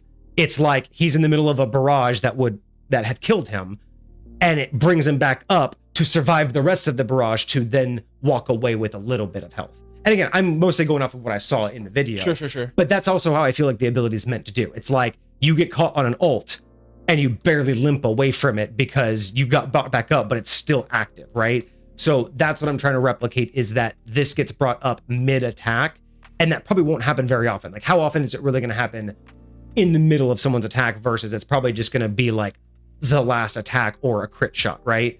So I just feel that with the amount of health that he has and without having to worry about temporary health, I felt like a one-time just 150 boost, especially with the way that damage output happens in the game with rolls. Sure. It feels like, because if he went straight to full health, like he's basically a tank at that point. He has 700 health at that point. And most people, even with 5 hits, you have to roll to hit all of those, right? That would just basically make him a second tank with this much damage output. Whereas if he only gets 150 back, it's easier to take him out. I feel like that helps me a lot. The idea of rolling to hit is what mitigates for the additional healing. Yes. That overall was the answer. Because we have to look at that balance of accuracy. I totally feel that. I'm not saying, okay, remember, I'm not saying I'm right. I'm just trying to tell you where my mind was when I made the decision. That's exactly what I was getting at, because I was like, I feel like there's got to be something I'm missing, because it feels like, I mean, that very thing could happen in the real world, but I will say it may need to go up. We may need to just give him a full health. It's like it would, the fact that he does so much damage, even in game, I just feel like giving him another full health regen sure just really makes this like too much of it, at least for our version. And maybe that's it. Maybe we play it and we find out that 150 isn't enough. Maybe we give him 200. Maybe we give him 3. Maybe we give him his full 350. Or maybe we find out that this isn't good. Like maybe it's more of he should only just walk away with like not dying, right? Like, you know, I don't know how we're gonna end kind of like up they with do the half orc, so you just come back up with 1 hit point or something like that. Exactly. And also consider I'm also giving him the opportunity to do this once every 5 rounds, because it does kind of need, because that's where I think his berserker mode comes in. It does have like a 20-second cooldown, so in game once every 5 rounds. It's and again, because we're not dealing with 6 characters, he doesn't really need a full health rebuff, because he's, you know, I also think in game when you're 5v5, he's meant to be in the thick of it, right? So 300 damage from 5 attackers isn't going to be much to go against him, right? Sure. Which makes sense why he would regenerate. But 2v2, 3v3, doing 300 damage output when you're not all targeting the same character, could make that character. I mean, again, especially with 100 damage per hit, he could devastate a team, you know, if not properly taken care of. So I don't know. 100% can. And that's true. So again, I'm glad that God bless America. I'm glad that you're not just being like, oh, all of this is great. You know what I mean? I'm glad that you have your reservations and you have your, hey, I have ideas, because once we start getting to testing, at least I'll have something to balance it against. Sure. Because if I tell you to test this and it doesn't work, but I don't have the other side of the coin, where do I go with it? Sure. At least now it's like if we test this and someone's just like, Wolverine just doesn't feel right. Well, let's do what you said. Let's bump him up to 300. Oh my God, Wolverine feels perfect. Like, at least we have a direction if you have reservations and questions. So we'll keep on that. And then he has Undying Animal, which I thought was a very interesting one. I couldn't really figure out again, because this was kind of like part of that like rage. I'm curious what that actually is in his kit. So Undying Animal, unleash a fierce howl and briefly reduce incoming damage. It's just kind of like a little. Oh. So I just said once every 3 rounds, he can reduce damage by half this round. So you activate it at the beginning and just say, hey, for this round, damage against me is half. Turn. Sure. Yeah. Okay. That's easy enough. Yeah. Because it has nothing to do with hitting him. It's not like it gives him disadvantage. He just doesn't take as much damage. Yeah. Fair enough. And since most damage is static, I didn't want to like do I didn't want to do any crazy math. So, you know, it's just, I mean, I could have said, we might even say instead of by half, because of the way the numbers work, because we don't want to do weird numbers, we could even say damage is reduced by 25 per hit. So it's kind of a global, but depending on who hits you, it's not as much. So if a weak person hits you, you basically absorb all of it. But if a strong person hits you, it's, you know, so I don't know where we want to go with that. So I don't know if half or by a certain set amount, we'll kind of. I like half for now. I feel like that feels right. And depending on how things go, like in how we see it actually affecting in game, especially if he's got that up when the regenerative healing goes on. Oh yeah, even down. better. Like that's a great combo to have. Have that perk or have that proc, and then have basically be able to tank double damage. I mean, that basically those two right there give you your full health back. Yeah, essentially, because you'd be able to take double the damage. Yes. And then going to his ult, we have Last Stand. So this is the range is 5 plus 20. So we'll get into what that exactly means here, because 70. We'll look at it real quick, because Last Stand. So wild. The thing is, you see that he launches an enemy up, and then he goes somewhere. Yes. With it. So that's where the 5 plus 20 is he has an initial hit, whether he hits that person or not. Then he has an additional 20 leap. Yes. So there's the 175 on hit, and the 175 at 5 feet. Okay. So the damage we're talking about right now is the second damage first. Okay. So the leap into the group is 75 on hit. So if you when he leaps the second part, is it 175 or just 70? 175 on hit. Okay. 175 at 5 feet and 175 at 10. So this one is basically anybody in his zone is going to get hit with the same, because that's about anybody what it in like a 10-foot radius. Yeah. Okay.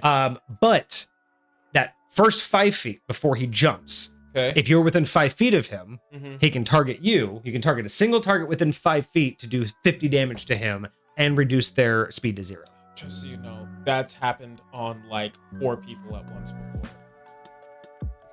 But I totally get the limitation to one. I don't know. I did not know that he could target multiple, so we could change that later. But for right now, I just felt like because I was saying reduce it 0 to 1 because you hit him up in the air.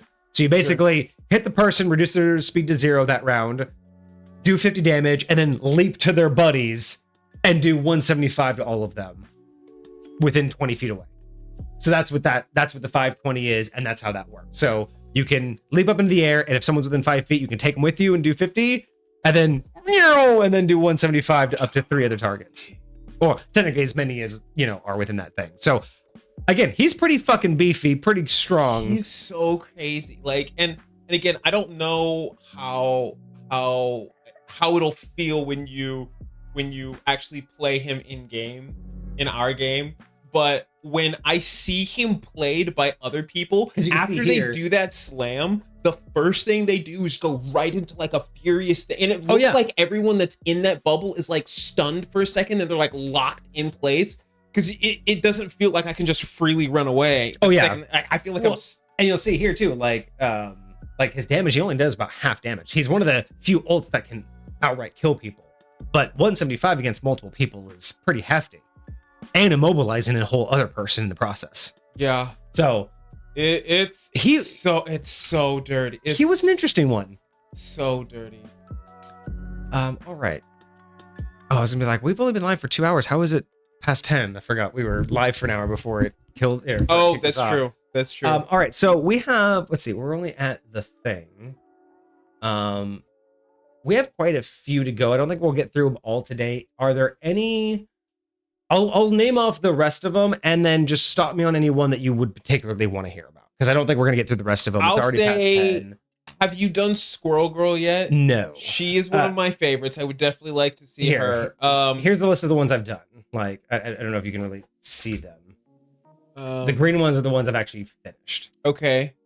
I swear I saw Cloak and Dagger on there. Cloak and Dagger was done today. I'd like to see Cloak and Dagger. All right, let's do Cloak and Dagger real quick. Okay, because we just did Wolverine.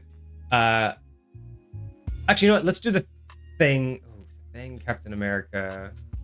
These are all the Vanguards. I just did. These were kind of fun. Thor, Magneto, whatever. Thor's another one that I play a lot, so I'm always curious about those ones. All right, well, we'll just go. Let's go to. But. Cloak and Dagger, because this is one I did today, so This one's fresh. Okay, so 256, kind of always. No melee, no specific melee attack, no dedicated melee attack as far as I can tell.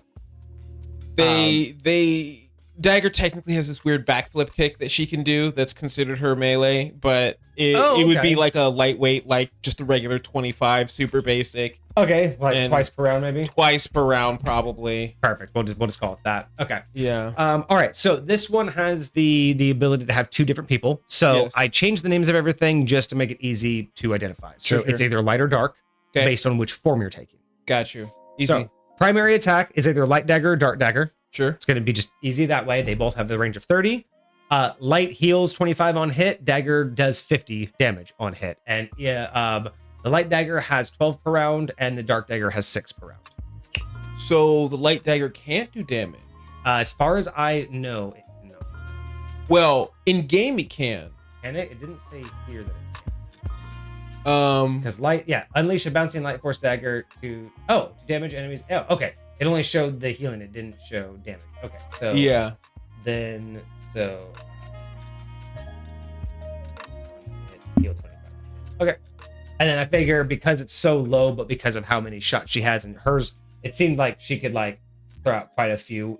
Like she went through those in very quick succession. Yeah. So I don't know if I want to double that and cut that in half, but that's again, it's playing around with what feels great. Sure. Are these rolls going to be automated? Are they going to have to, I don't know how we're going to have to do that, but for right now, we can either do 25 and 12 or 50 and 6. And then this one would be 50 and 6 or 103. But sure. Again, that's the damage output about there. So it's just more of, I'm also trying to look at like how fast they shoot. Also should dictate how inaccurate they can be. Because if someone's running and you're shooting slower, I feel like you're more likely to miss than if you're tracking them with much more rapid fire. Sure. That's my ideology of trying to represent accuracy. So have you done Scarlet Witch yet? No. Okay. No, we haven't done Scarlet Witch yet. Because that's a very similar mindset that I would also, have for Scarlet Witch. Because of the way that Dark Dagger works, because Dark Dagger's like, you lock onto them. That's also why it's 6 and not 12, because the 6 is to represent like how long you can basically trace and lock onto them, because it's that beam. It's not like a thrown thing. You just sure. Yeah, it's just straight beam. Yeah, so that's why this 50 and 6 is watching how the beam works. It's like you could switch targets, but if you held it onto somebody, it is a little bit difficult to hold on to it, which is why it's 6 rounds. But if you hold it onto the whole time, you basically kill your accuracy is just how well you're tracking them, basically. Exactly. So that's where that one came in, whereas hers 12 is actually 1 at a time. Sure. But she can seem to do it. And weirdly enough, when you play her, you can bounce them off of walls, and they have somewhat of a homing capability. So like I've actually seen them like swirl around a target before they hit them. Gotcha. If you get close enough. So that one can be, maybe that's just too many attacks per round. We can definitely play with that, but I still think that's about the right ratio. I think it'll work out. I think they both kind of equal out to roughly the same amount of damage around regardless. Light Dagger does a little, I feel like she definitely does less than the dark side. Very much in game, yes. Okay. In game, yes. But like according to what you have written, like if you hit all of those on both, you would theoretically do the same amount of damage, right? Actually, yeah, that's true. So this can actually be 75 on hit. Okay. And then that way you'll max out with more damage. Perfect. Good catch. All right. So secondary abilities, we have Light Wave and Dark Wave, because they kind of work the same way. They both have 25 feet.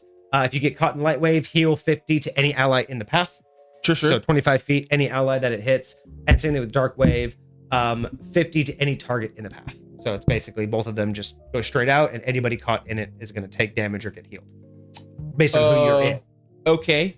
Because that's this one. So like you have shadows, so light explosion. Mm-hmm. You basically just kind of like shoot this thing, and anybody caught in it will get the health. Sure. And then same thing with daggers. Anybody caught in it will take the damage. So it's just basically I shoot it down this line.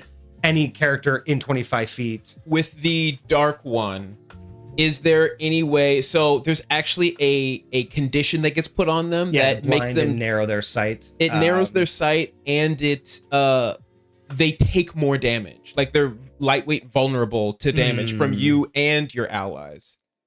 So we'd have to say something like, okay. So 50 path, target takes additional 25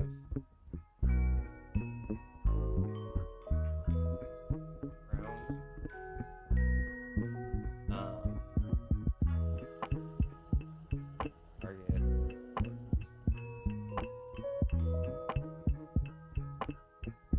So for 1 round, they take an additional 25 damage, and they would have disadvantage on their next attack, maybe. What do you think about you can't target a creature outside of 20 feet until the start of their next turn? Because that feels closer to what happens in the But game. we won't be able to justify that if it's in this, again, if everyone just activated their thing. Sure. And they're going to target someone and then this happens to them, you can't negate what they already said they were going to do. Because again, everything's going to be put in at the start of initiative, so you have to. Sure. So in this particular case, if you just apply, so if I get hit with the blanket and I theoretically targeted somebody outside of that range already, you instead of saying you can't, just apply disadvantage to that attack, because at least the disadvantage is you. Yeah. That's my, again, we don't know how it's going to test out, but I do get that. How we're going to implement, kind of like the reaction thing. How do we implement the ability to say, if you've already said, I'm going to attack this person, then this happened, how do we retroactively take away your ability to target? So I feel like imposing disadvantage would be easier to implement than that. But again, we'll have to put it on the testing board. Okay. To see which one actually feels better and also which one can be implemented better. Okay. I do see where you're coming with that. I would say the closest thing that I would have to a solution to that is if it comes down to it and we figure out a different way to target a person than an area. If I say but at the start of the turn, I target you as the person, but I get hit with this blanket. The system automatically changes my target from the person to the square that person used to be in. Does that make sense? And if that's too complicated, then yeah, I think that would require a whole different rule set for every ability, because any ability that could target a person with a role would then also have to have a backup mechanic for targeting a square. And what that means, because any character could get caught by this, so every ability they have, we'd have to make sure works with that new mechanic. I think that would be a little bit harder. I mean, I don't mind taking away where they can aim. It just depends on how we implement that for. Like, how do we retroactively do that if we take? I feel like action in the beginning? any attack that requires an attack roll should be able to target an empty space as well as a target. But then you wouldn't attack roll, because if it's empty, what are you rolling for? Like, if the space is empty, your attack is wasted. But at that point, you would just say that you just waste your attack. I mean, theoretically, yes, because like Hella can just aim at the ground, you know, if she wants. But that's what I mean, is like when you blind someone, like throwing disadvantage is basically the concept of they're trying to hit a target they can no longer see. Whereas saying, hey, you're just going to attack the space that they were in, like, why would I even roll at that point? Because they're not there. Like, so you're basically saying I'm just going to attack the ground. But they could still be there. Right? But what do you mean? Like, because that's the thing, is like, so if the initiative is you, me, and then the next person, right? And you are going to blind me with this ability. Mm-hmm. I am going to attack this next person who's 40 feet away. Sure. And then we've all submitted that. So I'm planning on already attacking him. I've already set it in motion that 40 feet I'm going to attack him, but then you hit me on first initiative with this blinding mechanic. Mm-hmm. How do we retroactively say that that I can't hit him? Is because if I'm going to hit that, because it's my initiative, if we switch to you're just going to aim at the square, of course he's still there. It's not his initiative. He hasn't had any chance to move. So I don't change my outcome. But if I gain disadvantage, then it represents it, because if he's not going to move, it doesn't matter whether I target him or the square. He hasn't had a chance in initiative to move. So we can't retroactively change my target. I see what you're saying. So the only way is if I knew I was going to hit him, but then I got blinded, the only way to give me that instant dynamicness is to say that attack is now a disadvantage. Where my mind went specifically when I was bringing this up was when I'm doing this, it's a lot less of the way it would work is when I go to attack this person. If I want to attack you, so say it's your turn first, or when you're going about doing this, it's like I want to make sure that I can attack you, and if I get blinded before that occurs, then when I attack that space, if you're going after me and you decide to move, like you said, that would have already been something that would have been put through an initiative. But if I attacked that space instead of you, or just attacked, say if it was like C4 that you were standing in, like on a chessboard or whatever, and I like aim for that space, if you still happen to be standing there, like it would be the exact same as me attacking. But that's the thing, that doesn't ever change. If I'm on initiative 2 and the person I'm attacking is on initiative 3, or any initiative after me, sure, right? They have no chance to move, period, end of story, before I go. Correct. If I get blinded before my turn, whether I attack that person or that square is the same exact roll, because that person has no chance to not be there. That roll that I'm making that I decided that I'm going to attack that person, sure, cannot change. That roll will be the same roll if I attack the square or the person, because they have not had the chance to in initiative move. The only way to represent that I have a difficulty hitting them in a way that I didn't know about is to impose disadvantage, because in game it would like be dynamic to the roll or something like that. Because in game, like we talked about, we can't really replicate or simulate the constant ever movement. It's what you're talking about, right? When you get blinded, someone could immediately move. But when you're talking about an initiative-based system, I don't know if I'm going before you or not. So if I get blinded right before my turn and you go before me, then you were going to move, right? Sure. But that was the point, if my roll was going to be to attack you, it takes into account that you get to move, because I'm still going to roll to hit you. But if the roll is for the space, that's why if you move before it's my initiative, then that's where the potential miss happens, is you moved first because I didn't know when your initiative was. Sure. But if I'm going to have an effect on me before you get a chance to even have your initiative, whether you moved or not, that won't change the way I roll because you can't move anyway.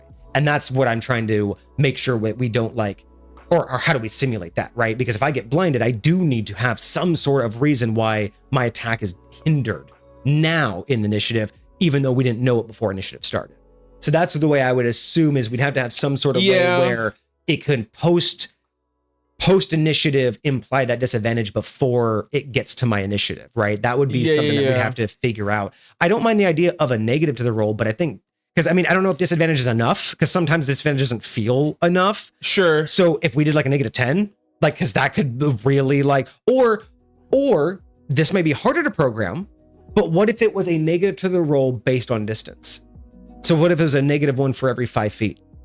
Like you said, at 20 feet, it should be really bad, right? So what if it was a -2 to your roll for every 5 feet away the character is if you get blinded? That way, someone 20 feet away, impossible to hit. It's a -40 to your roll. I like the negative because I would say that's a huge part of the blanket, is making that person not only easier to kill, but harder for them to do the type of damage that they want to do. Yeah, and disadvantage is nice, but it's almost more one-offy, whereas this feels like your perception, right? You're actually changing the skill set of the player. Sure. Some players are just methodical. They're just like, I know where the player goes. I don't need to see you. I know where you're going to be. Some players, that's going to throw off their whole game. So disadvantage doesn't really apply any of that. It doesn't simulate that chance, but a negative still simulates it because the dice roll being high can overcome an easy negative. Sure. So what do you think about a -2 for every 5 feet? For if that was that, because then it would be it would be a -20 at 10 feet. So, no, it would only be 4. So it would be a -8 at 20 feet. So then it would be a -10 beyond 20 feet, which would pretty much kill. Especially if we're doing like a static, you have to roll a 12. If we did a -2 for everything, anything after 20, you wouldn't be able to hit. It'd be really hard to.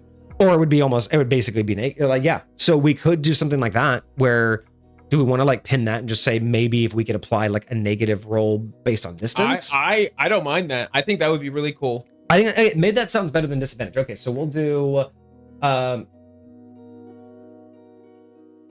has -2 on it,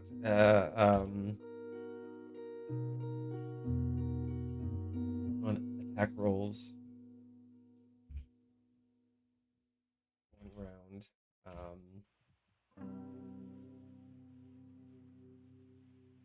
Two per.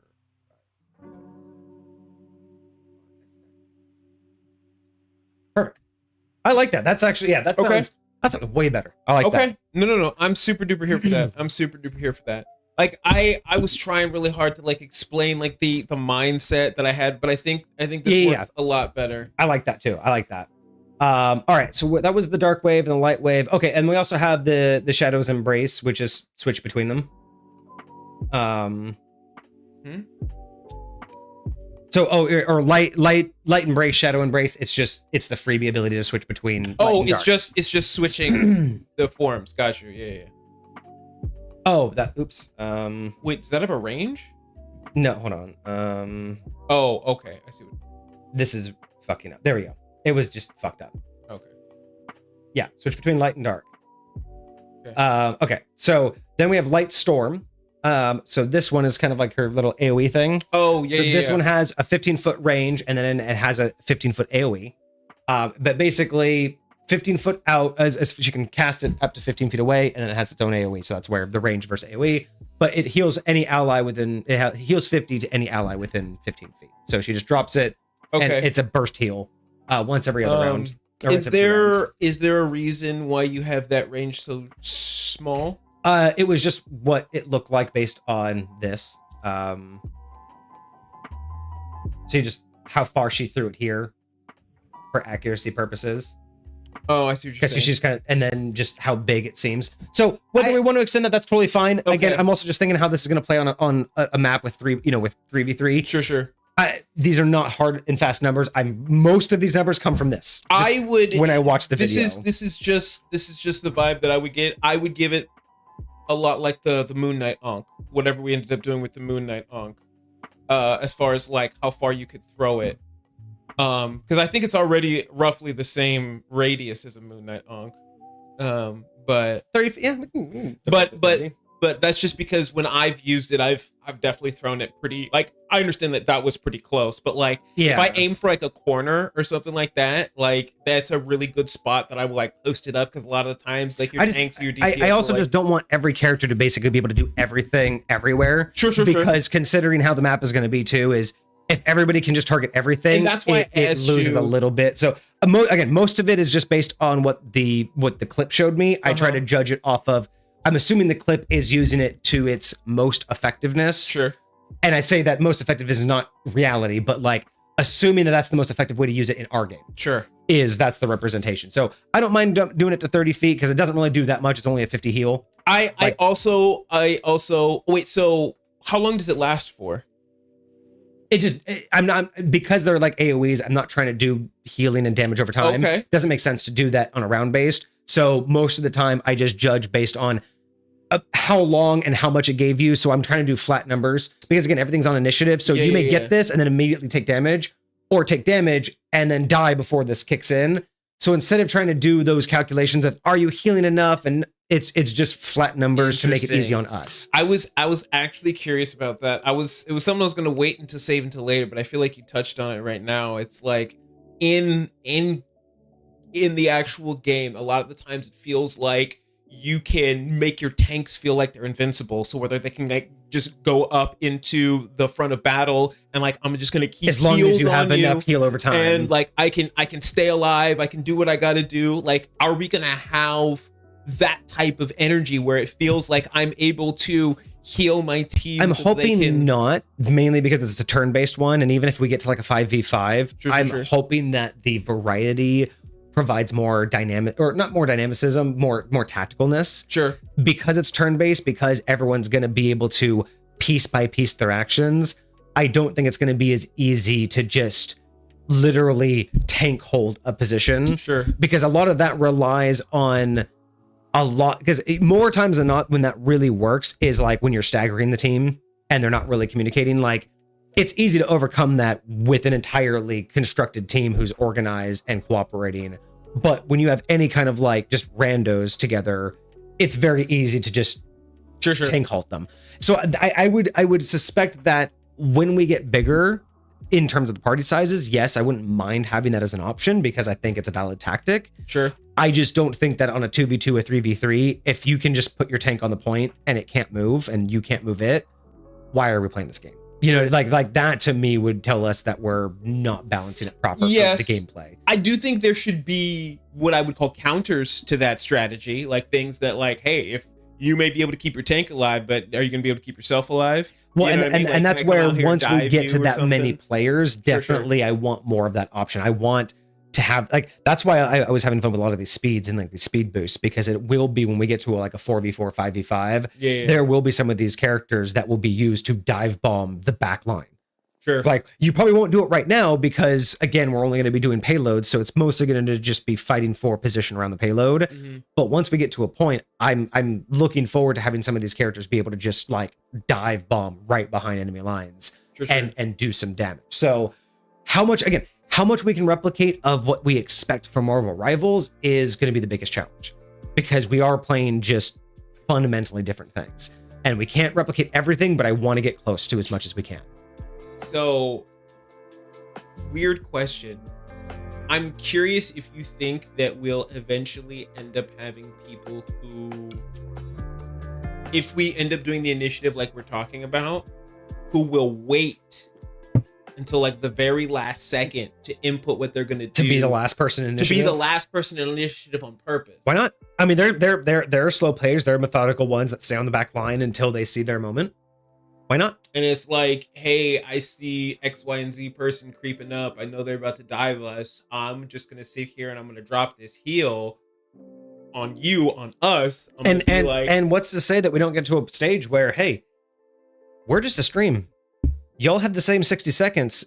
What's to say you 3 players aren't in Discord chatting with yourselves during that 60 seconds, just like you would be? Like, that's what I'm saying. If you are doing that in game, why can't you do that here? You all can jump in your own Discord, watch the stream together, and tactically talk to each other. Like you could do that like in actual, right? Even though nobody freaking does. But that's my point. Is like, so yes, you don't have to be the fastest. The whole point of the first done is the first in initiative makes it feel like, again, we're replicating those that are responding the quickest are acting the quickest. Sure. But you want to wait? Why not?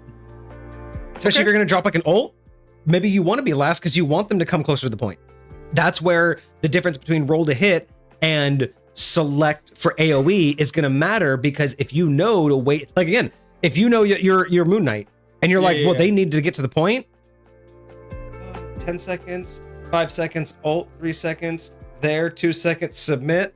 All right, I'm the last initiative. Oh, look, they're all on the point. Oh, it's my turn. The hand of control. You know what I mean? Or yeah, whatever. Just I just imagine that. Just you could just, because that's what you do in game. You're just like, I see him. Wait.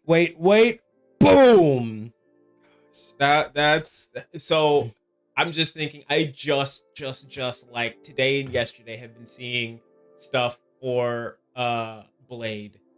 Like I like his ultimate looks wild. When is he gonna get added? He like in a week. Nice. A week from today, I think. Actually, I'll get these ones done so we can prep him. Dude, he's got his ultimate. He like rushes forward in a dash, and then behind him there's this like AoE, and it just like slashes people. It's so wild looking. Interesting. And he's got a mechanic that can like prevent people from healing as much, like reduced healing on people. It's so weird. So I'm curious. I'm probably gonna be terrible at him, but still. All right, so Cloak and Dagger, we also have the Dark Teleport. So this is the dark version of her shield. Okay, so she gets a range where she can heal. This one is centered on the character, so no distance, but allies within 20-foot radius cannot be targeted by the enemies, and speed is increased by 2 for 1 round. And typically 1 round would be like the end of your next round, because a lot of the times you can activate this and then still act. For sure, So it's usually going to be 1 round means the end of your next round, as in the end of when you activated it. So I totally feel that. But yeah, anybody within 20 feet of you, and since it moves around with you, basically just can't be targeted. Like, got you. That's kind of, because in this particular case, no one can target you. Invisible Girl, I did specifically say it can't be targeted if they're outside the radius. I mean, if they're inside the radius, they can target you all they want. Yeah. But you cannot be targeted if the enemy is outside the radius. So I did make sure to balance, or to at least take that into account. No special ability for them. They don't really have anything specifically special or additive, like for their movement or anything else like that. They don't do anything extra. But their ult is the Eternal Bond. So they dash 20 feet 4 times. So they can do that 4 times. 200 to all enemies in path, or heal 200 to any ally in the path. Okay. And that's kind of what it shows, is they can do 4 dashes, and it seems to be a pretty decent amount. So in this particular case, you're just dashing through enemies. So this is, again, an example of, this is not going to last for any period of time. This is just going to be a one-time. You just go do, and then anybody in those lines. And we would, in this particular one, I think we could even say, like, you can't double back on yourself. So it always has to be in a new direction. You can't go back. You can't just sit there on route and just go 1, 2, 3, 4, 5, 6, and then just kill them. You would have to like double. You can't just go straight back. You'd have to go like left and then back on them, and then left and back on them. Like, you can't just go backwards. But you can easily do a triangle on someone. You can like hit them, go this way, and then hit them again. But you can't go 1, 2, 3, 4. That's my only thing I'm trying to prevent is the cheese grater aspect. But you can hit someone twice. You just can't hit them all 4 times. If that makes sense. No, that makes sense. But it's a path thing. So again, you're not targeting anybody. You just say, I go these 4 squares, and any ally within those 4 squares, you heal them. You pass right through and you heal them. So it's all about direction, which I kind of like, though, because I do like that. It's more strategy than it is. Again, it has nothing to do with, again, at the beginning, you're like, okay, I'm doing my ult, and I'm going to move here, then here, then here, then here. If everyone moves before your ult is up, if you didn't do that fast enough, then tough shit titties, you didn't hit him. So again, you have to work with your team and the enemies to know when to do it, how to do it, because that accuracy matters in terms of you don't know where people are going to go. And again, if this is too complicated, if this doesn't work out, I think if to not make it like too much, because I know this all in game lasts however long, but if we were to just double its time that it lasts, like, and say you can get hit twice, like it's 100 one turn, 100 the other turn, you know what I mean? It would, because I know a lot of what people use this for is for like to kind of like a little bit of not crowd control, but like area control. Well, like the other problem too is that we can't, like, technically in game this has an after effect. It's not just you don't just do the damage at one time. You actually leave behind like an essence. Snail trail, yeah. And the problem is again, in game you would just walk away from that and you wouldn't get the full damage output. So you could theoretically take out a character if they didn't move away from that little trail, right? Because that's what does the damage, the ongoing. So in order to justify how much damage you could do with it all, but also assuming that they would move, that's where I came up with the 200 per crossover. Because normally you'd be in a constant state of movement, so you probably wouldn't take all of her damage unless she doubled back and got you again. So that's why I'm averaging it to 200 as when you get hit by it, because you would linger, but you wouldn't stay in the path. When are you deciding the directions that you get to go? Is it when you say I want to ult, or is it when it becomes your turn? Right now, what I'm assuming is everything happens during the initiative phase. So you'd be like, I'm ulting, and then kind of like a chess. You'd be like, I move from here to here, then here to here, then here to here, then here to here. So basically you would just say, and then that's the path that you would follow during your initiative. So again, if people spread out, and we could do a thing where maybe this is within 5 feet instead of anybody I directly come across, because maybe again, a turn-based system with squares, maybe too limiting. So maybe it has to be like 5 feet. I do kind of like the 5 feet idea. Just that way, if someone moves slightly out, you're not quite missing them, because you know people have a lot of movement. So we could definitely workshop that as we test it, because I'm trying to average out when something has a lingering effect. It's hard to replicate whether or not your character would actually stay there for the full breadth of the damage.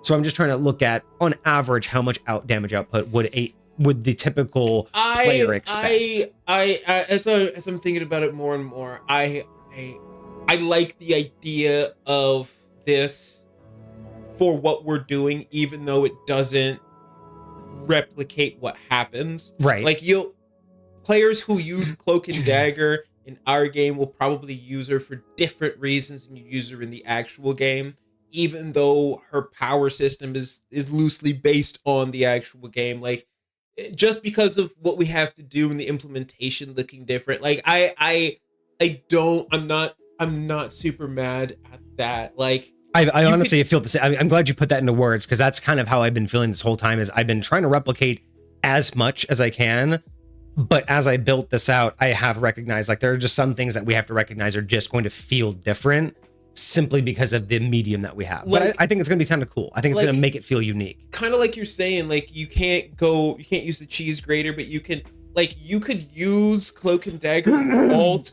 as a healing ult. Like, I don't care if I hurt anybody, I just want to get my team back up. Right. Or you could use it as an aggressive ult, and you could be like, hey, I don't care if I heal any of my allies, I just want to do some damage to their team, or I want to wall off a certain section. I mean, you're not gonna really wall it off, but I want to like do like damage in a certain area. And another thing to consider too is again, party dynamics, right? One thing that I was talking with a friend of ours, we were playing basketball yesterday, and one thing they were talking to me about is, I don't know if you're familiar with like pickup games versus, traditional games. Basketball is played, twos and threes, right? 2 points, 3 points. But pickup games are usually ones and twos. And I was actually kind of joking with him, because I'm like, what? That doesn't make any sense to me. I'm like, who decided that rule? Because for anybody who's playing pickup games, you like basketball. You watch basketball. It's not hard math for you. You could eat, like, I asked him, I'm like, is it just because people don't like high scoring games? It feels too bad when you're not that good. Like, is that just it? Is it easier math? And he kind of was like, yeah, that's kind of it. But he was also explaining that there's actually a tactical issue with it as well, like an actual like in-game tactical, right? And there's a reason why a lot of people, like, everyone kind of accepts ones and twos, I guess, for pickup games, but there's a lot of people that have a problem with it because the math. If you have two teams and you're playing a game and you're playing twos and threes, and you have one team that's really good at 3-pointers, right? Sure. You can easily cover that gap with two extra shots of your 2-pointers. You can close that gap because you're only getting 1 extra point per shot. So over the course of, 10 shots each, you're only 10 points ahead. But when you're playing ones and twos, every 2-pointer is double the score, not 50% more. So on a calculated basis, more twos get you ahead faster in a ones and twos game than threes do in a threes and twos, because you're not technically scoring as much in ratio. Interesting. Right? Because it's still theoretically only one more than its predecessor. But double. It is double. So if you and I shot 1 for 1 and played a twos and threes, if I shot 10 times, I'd have 30 points. If you shot 10 times, you'd have 20 points. We'd be 10 points apart. But in a twos and threes, you'd have 10 points and I'd have 20 points. I'd still be 10, but instead of 20 and 30 as 10 apart, I'd be double your score. Do that again, and we'd be 20 and 40. So not 30, 50. So our gap. With that first example, when it's 20 and 30 versus 10 and 20, they're still only 10 apart. The lower of the two needs to make 5 shots to catch up, but on the other side, the lower of the two needs to make 10 shots to catch up to the same 10 points. That is where the math breaks down to me, because it's like I have to make double as much to catch up, even though I'm just as far behind. And that continues, right? Is being at 20 and 30 versus at 10 and 20, double that. Well, now you're at 20, 40 versus 40, 60. So you see, like, even though you're doubling, you're still right behind them. Whereas if you're always here, you're always halfway. So the bigger their number, the bigger your gap. Yeah. So that's where I never thought about that. I've always heard about ones and twos. Sure. Just never thought about that. So considering that in this game as well, we do have to consider how we balance out, like what you were just saying, right? Is what do I actually want to do with this game? Where do I want to put my points at? Because we are only with, 2 or 3, teams, right? Like 2 or 3 player teams. On a team that's 5 players, you might want more healing output, being more like what Cloak and Dagger would do in game, right? Different dichotomy. But if we're only going to do a 2v2 or a 3v3, that's a hell of a lot of healing when you can do 4 passes. You could basically bring up your entire team with that much, right? So there's also that kind of like same thing with like 2s and 3s versus 1s and 2s. The number ratio matters based on how many teammates there are too. We're also half the team sizes. So far, could you tell me off the top of your head which character has the most health? It's either technically it would be baseline. I think it's Groot. And second to Groot is Hulk in his massive form. And Groot, how much health does he have? So I think Groot is 700. Let me double check. So let's go. Groot is 700. Okay. Hulk is 650, but can go to 1,000. Sure. Wolverine is 700. Magneto is 650. Wait, Wolverine is 700? That wasn't. No, the Thing. The Thing is 700. Captain America is 575. Magneto is 650. Thor is 600. Who's 575? Captain America. So just because I'm trying to think, who could you, like, as Cloak and Dagger, could you fully heal a tank if you crisscrossed over them? And so far, the answer is no. Not even Captain America. Captain America. You'd give him 400. You'd give him 400. 400 is a lot. Not from 0, but I mean, if they had a general amount of hit points, you'd knock most of them up. Yeah. And more often than not, you shouldn't be able to up a tank from 0 in a round or in one heal cycle. It should take you at least 2, if not more. So that's the other thing too, is 1 round is only, remember, it's just a series of, if you were to unleash, a combo of your best moves, that's a round. Is how long would it take you to maximize your best moves? It's not a dedicated amount of time. Again, that's where action economy is going to be decided. But if you were to be able to basically use all your abilities in tandem, that would essentially be the time frame of a round. So I don't think, doing 400 in one instance doesn't sound that bad when, if you think about how in game, that would actually be a lot of health to instantly do. So I'm having to, again, I'm not doing a great job, but I had to take into account I healing and damage over time is very difficult to I think this is fantastic. I'm glad you think so, because I know that there are so many holes in this. It's just, again, I'm trying to, I've never adapted a game like this. I ask all the questions, and a lot of the times when I ask all the questions, it feels disapproving, but it's really not. It is genuinely just, like, I know this sounds like a stupid analogy. It's like when a blind person's trying to feel your face to see what you look like. That's what my questions are. I'm just feeling your face so I can see what. No, I got you. I'm not being defensive. It's just, I also know where. For sure. I also know that, again, this is alpha. I treated it like alpha because I knew that it would be better to test it than to try and worry that, well, how is this going to feel? Like, it doesn't matter how it feels. It will get better. Sure. But we got to start somewhere. So yeah, I'm not thinking that you're just sitting here being like, no, this doesn't work. I'm also just making sure that I've actually thought through all of this and I have an answer for you. And if I don't, we got to know where the answer is going to come from, not what the answer is. But yeah, so that's Cloak and Dagger. Who else did you want to look at? Thor, I think you said. I was curious how you did the Thor force when it comes to Thor, and like how, like, his action economy and how he uses his abilities. I have a feeling you're gonna do it differently. Yeah, so the Thor force, anything that was like chargeable just didn't make sense on how to use. So I basically I was trying to look at the average of how it calculates how many attacks that, basically, in what order and operation do you usually use Thor at? In how many of these abilities you use before you wait to charge up one? And essentially that's where I broke it down into how many times you can do this per however many rounds. Sure. So for Thor, Mjolnir,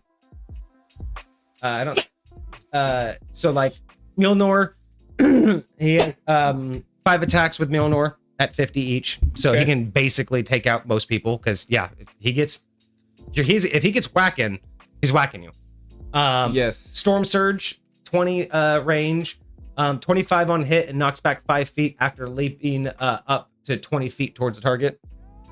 So he gets 20-foot leap. Is that the swing? Storm Surge. I don't remember.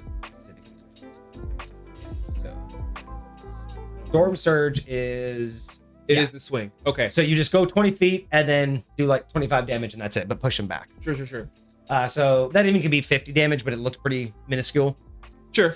But pushing back 5 feet, which can also be good if there's a ledge. We can even increase that to 10 if we thought that was too small. But yeah, 20 feet. So if you, like, the way I would look at this is you get this extra movement, this extra 25 foot of movement, and the distance between you and the target determines how far you move them back. Meaning you move 25 feet regardless, you just take them with you. So if I'm 10 feet away from them, then I move them 15 feet. Because that's the rest of the you wanted to like drag them. You don't just want you don't think that you hit them and then push them. You don't stop when you hit them. No. So like, if depending on how far it is, I'll only move them a little bit, or I'll move them really far. Like, because I've used it to like push people off the point before, and I've had to push them pretty deep out. So 25. It would be interesting to word that.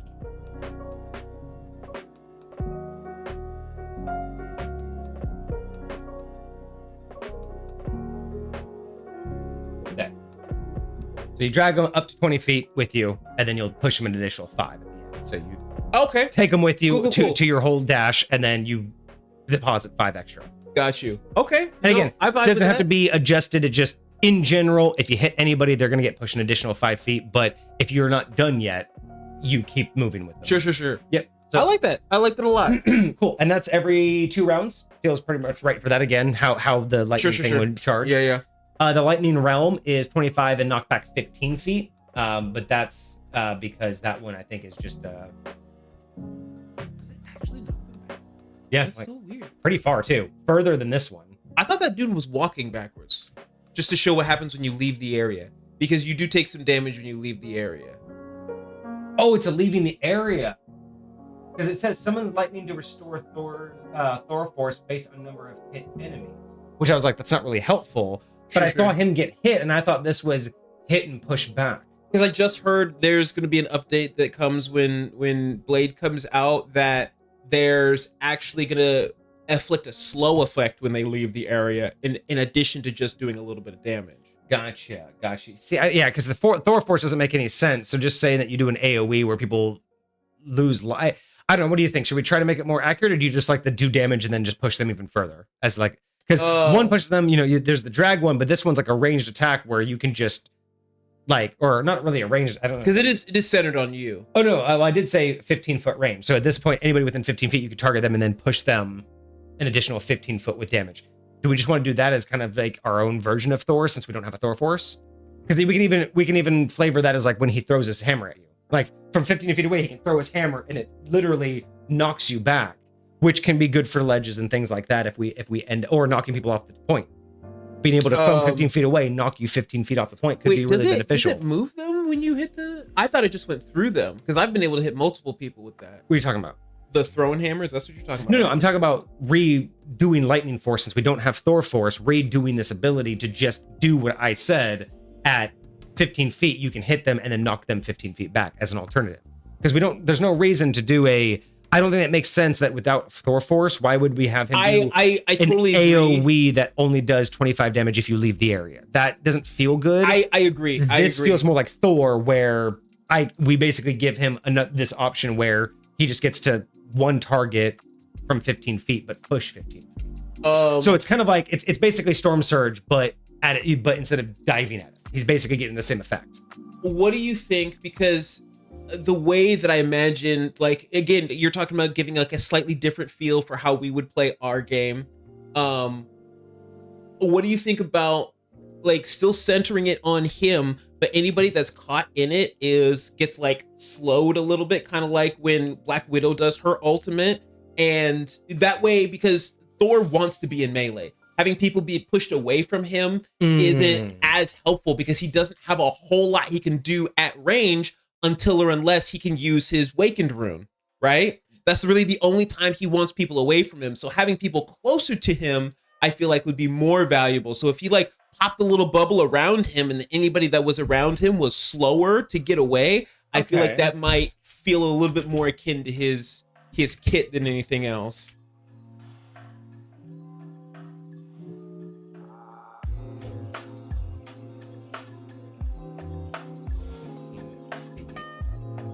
And it can do damage too.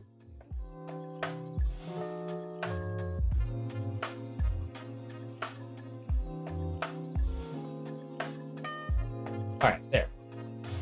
So it will reduce the enemy's movement by 4. So they can only move up to 2 spaces away. Sure. So that means that if this is a 15-foot radius, they won't leave it.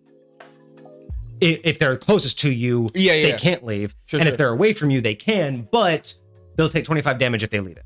And it will last for 2 rounds. Okay. So they can decide to stay, or they can decide to bounce if you're getting frisky. Sure. That sounds good. Okay. That does what it does in game, but just adds the slow instead of the Thor If it's charge. gonna last for 2 rounds, do you want to extend its cooldown? So, because right now the way this works, it would light be back on when it's done. It should be once every 3 rounds at least. There should be at least a round break in between. Right. But I don't think it does enough to justify it that being called spam. Sure. Especially with action economy, because it's not just that's how often you can do it, but you also need to judge it based on what else you won't be able to do if you do it. Yeah. Because it's not like remember, not all of these can be done all at once. That's true. So and we haven't necessarily defined action economy for any of these yet. Exactly. But just because you can do it once every 3 rounds doesn't mean you'll do it every 3 rounds, because you might do something else. Exactly. So that's the other balance that I do appreciate about this, is just because it says you get this many per round or every so many rounds it comes back up. Just like in game, you can't just spam all of them all at once. Okay, but I like that. I think that does it's more close to what the game was, and I completely misunderstood that dude was backing out. Sure. It looked like he was just like, zap. And I'm just like, 15-foot push? That's kind of cool. So wild. All right. And then ult ability, this is the Awakening rune. So 20-foot range, 50 on hit, he gets 8 attacks, and then he gets that every 5 rounds. Because that's basically kind of what it looks like, is he can kill someone in about 4 or 5 attacks, but he can also split it between targets. So that's where 8 at 50 feels like if you want to focus someone, at that point, that's 400. You can almost take out a tank with that. And that's not even his big attack. That's just his like side attack.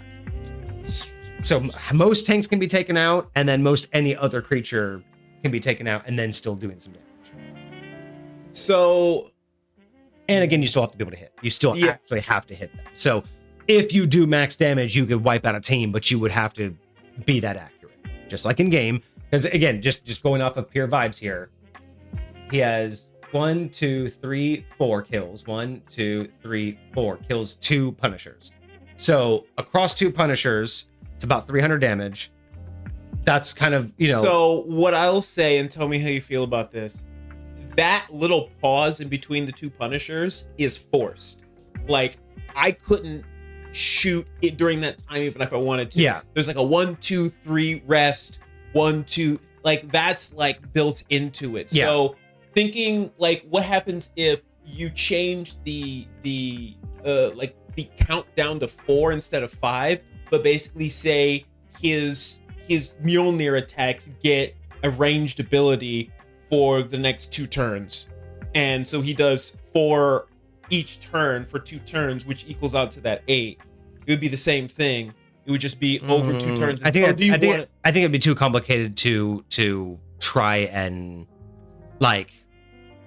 I think that would be too complicated to try and like represent in like a card or anything. Sure. Like I think this just because this is kind of what it is. It's more of just like, now granted, it probably should have a different damage output than his primary, because they both have, this has 8 attacks, that has 5 attacks. So that is a much higher damage output, because you get to do so it is much over time. more. Yeah, and so that's, I guess, my own balancing. That's kind of the point. Yeah.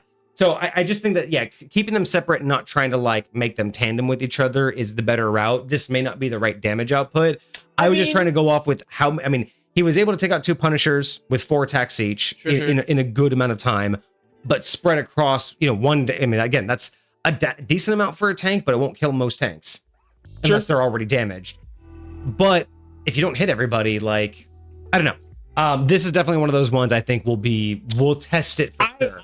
I kind of like it. I do kind of like, especially now seeing how much more than your normal attacks it does. It's like, it doesn't quite double what you can do, but almost.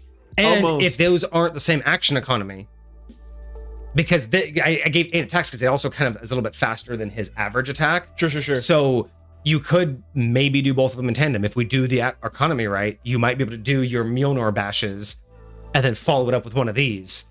And then you could take out a fucking tank in 1 round. Maybe. I will say, I watched this video because I'm trying to get better at using Thor and stuff like that. I haven't played Marvel Rivals in so long. I've been working on this for so much I haven't even played. Fair. But there's some crazy animation cancel stuff that these people can do where they go, like, even when I watch Magic players, like, I wanted to get good at Magic, but then I see what it takes, and I'm like, y'all doing some crazy, like, DBZ level combo. I can't. I play casual, okay? I'm a filthy casual. That's all I'm going to say. Fucking same. Whatever, it's fine.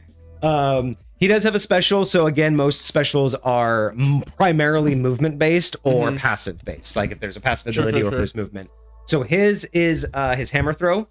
So basically, it's like a range of 30. So he gets a 15-foot vertical and a 15-foot additional distance as his hammer throw. So is that movement? Yeah. So this is this guy. So he can move. So I'm giving him up vertical of 15 and then an additional 15 of movement for this. Wait a second. Go to Stone Surge. Storm Surge? Yeah. That's at an enemy. Hits him and pushes him. And then hammer throw, and then restores thunder force upon hit. Okay. But that's all it does. It restores the force, but it itself doesn't do anything other than move you there. So yeah. So that's why I'm not bothering adding the thunder force, but in general, this is just a free movement for him. He just gets to go vertical and extra movement. That's where I'm confused, because it's the Stone Surge that does the movement. The hammer throw just gives him his Thor force back. Well, so the hammer throw is the hammer throw is what moves it. Yeah, see, he gets to move. It's just not an attack. So I know it's a little bit confusing, but that thing that he did that took him up just now was the stone's throw. It was not the hammer throw. The thing he does right after it is the hammer throw. The only reason they did that other piece first is so you could see that a piece of the little 3 hammers that are right. This game. I know. This isn't the first time I've ran across that. It took me. There was a couple other characters that I realized that, and that's fucking stupid. That's not that's fucking stupid. You say hammer throw, and then you literally show him doing the fucking Thor hammer throw. Yes. So basically, all this thing does is you just go boop, and you get a recharge back. So technically, it's his only ranged thing outside of his awakened rune, because that boop is actually range. Has like almost 30 feet. I would say that's the most dumbest way to represent that ever. I know. That is the stupidest way to represent that ever. You are I was just wrong. Like, oh, that's just a way to leap up instead of at a target. Yeah. And then you just boop them. And so what does it do? It does like 25 damage, but then just restores your... It doesn't do a whole lot. It's usually just meant to combo with getting your Thor force back, because the biggest thing with Thor's kit is you want to be able to use Awaken Rune as much as possible. Yes, okay. So you want to keep that up as much as possible. So that's a way to get some back. The little bubble's the way to get some back. Like, you combo all these things. So how do you feel about, instead of making that a ranged attack, how do you feel about making it a movement? Like, do you really think he needs just a single boop ranged attack, or can we just keep it as movement and then... Because if all it does is 25 damage and then replace something that we don't even use... We could make it do more damage, or again, we could just make it more of, because like you said, he likes to be in melee. Sure. This just gives him more of a chance to close distance, because it's an extra 15 feet on top of his on top of his movement, and he gets to play vertically, because not everyone gets to play vertically. So if we do have maps, he'd be able to follow someone, go after. He could hit flyers with it. So as long as are we still saying that Storm Surge, the 25 feet that you move. Your character actually goes with it. It's not just a ranged attack. It's like so Storm Surge is it's basically the Raiden move. It's you going with it. Yes. The hammer throw is the same thing, but without an attack. It's the hammer throw is using it to not just attack. Movement space. It's just for the movement. But Storm Surge can also be used on vertical targets and whatnot. Yeah. But I would even say that this can actually, I would say, for the actual tactical benefit, let's say you can use it in tandem. You can do hammer throw to get 15 feet in the air, and then use Storm Surge to go another 15 feet in the air. If you got Iron Man 30 feet up, I'd be okay with, Thor going, wah, wah, and then just doing a double tap on him. So there could be some tacticalness here. I wouldn't mind rethinking as we play him if he needs more ranged attacks. Sure. I wouldn't mind flopping it. But because I totally get what you mean. But I wouldn't mind having one of the tanks or the vanguards be able to have some verticality, because that does open up the map a little bit. And I feel like he's the only one, except for like maybe Emma, but her range is very cut off. Right. So are we cool with this one for now? And we can always pin it for a ranged attack later. I'm totally down for that. Okay, totally down for that.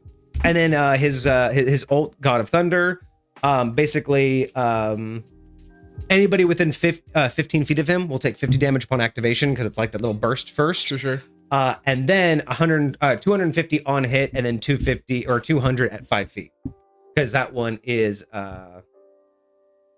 where he blasts himself, so anybody around would take damage, kind of like that. Mm-hmm. And then he goes down, and then anybody where he selects, it's that AoE. And this might be not enough. Maybe we need a 10 foot as well. Maybe we need like 150 at 10 feet. But kind of like with Iron Man, with Iron Man, it was just more of a, you select that spot and then it just cascades damage. I don't know if you've done Storm yet, but they're kind of similar to her. She's got this, not her ultimate, but she's got this ability where she'll activate it, and then like random lightning bolts will like hit people. Yeah. When he goes up like that, anyone in the circle underneath him is taking like tick damage before he comes down.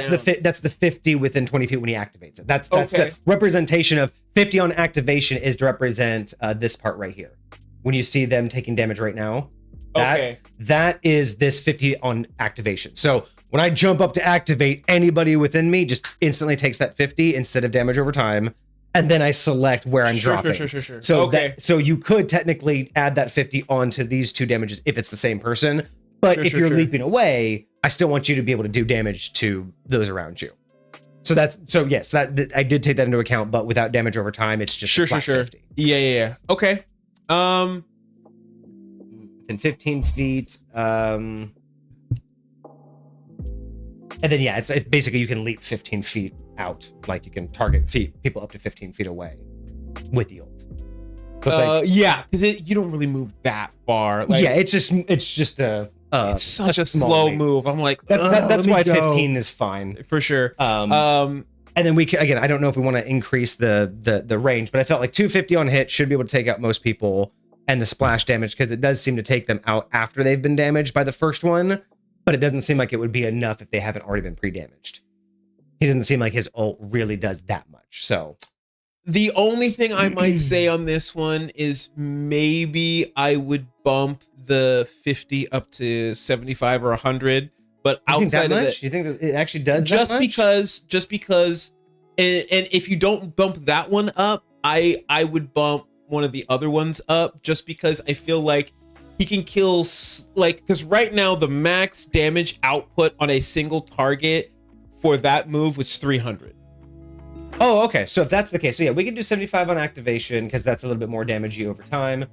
So we can do 300 on hit, 250 at 5. Do you think it should have a 10-foot?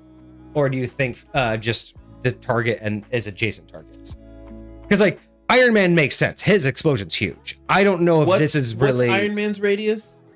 He goes all the way out to 15, so he has splash out to 15. I would say in game it feels more like 10 feet, but okay, so 3 for our own balance purposes, if we can. No. I mean, I want to actually like represent it properly. So yeah, I'm fine at 200 at 10 feet. So just 50 drop off each time. Sure. Plus, again, if you're within that phase, you're already getting the 75. Yep. So add 75 to any of those, and you're basically gonna die. So unless you have shield or some other way. So yeah. Okay, I don't mind that at all.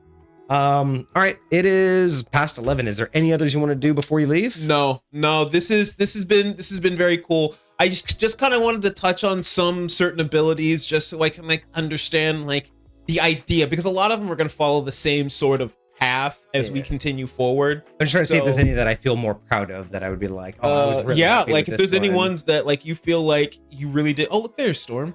Oh, but she's I haven't yellow. done it. Yeah. Venom. I just did Venom before you came over.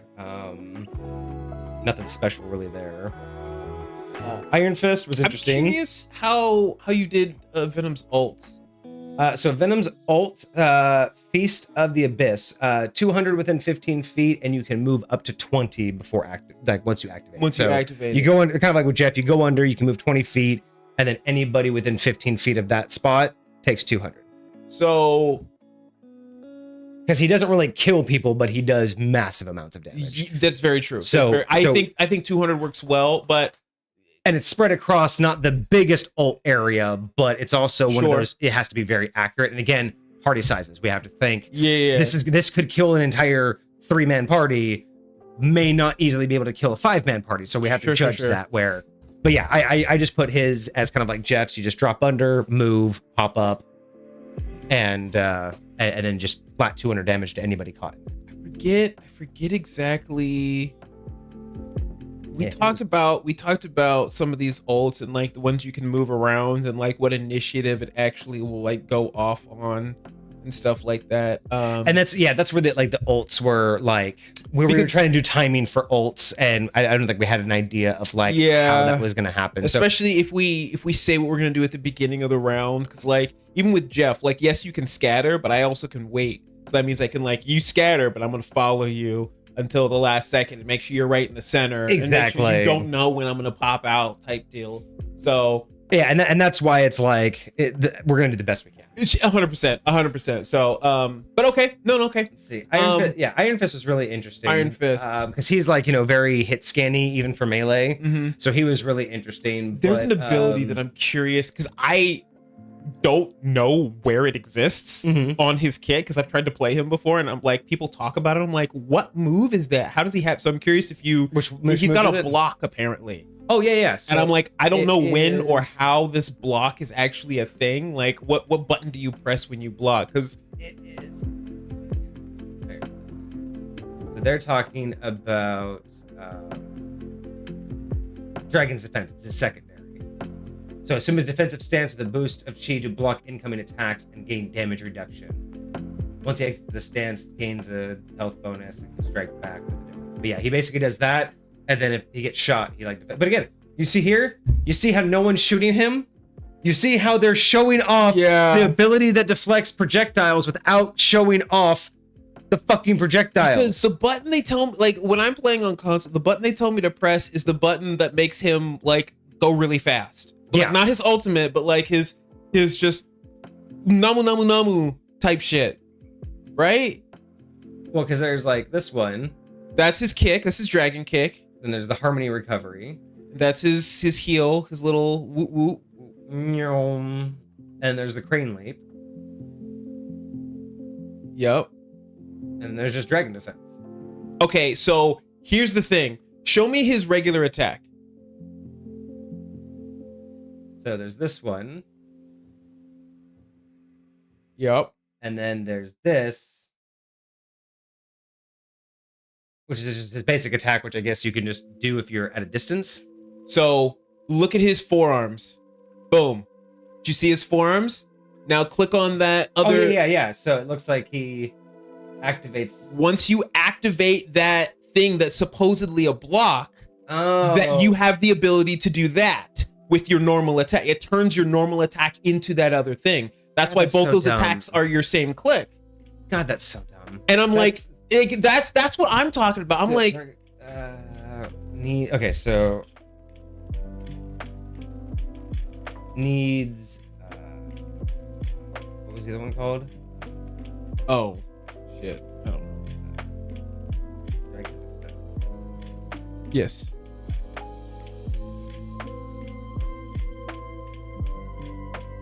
Yeah. Okay. See, again, shit like that just it doesn't explicitly say you need them together.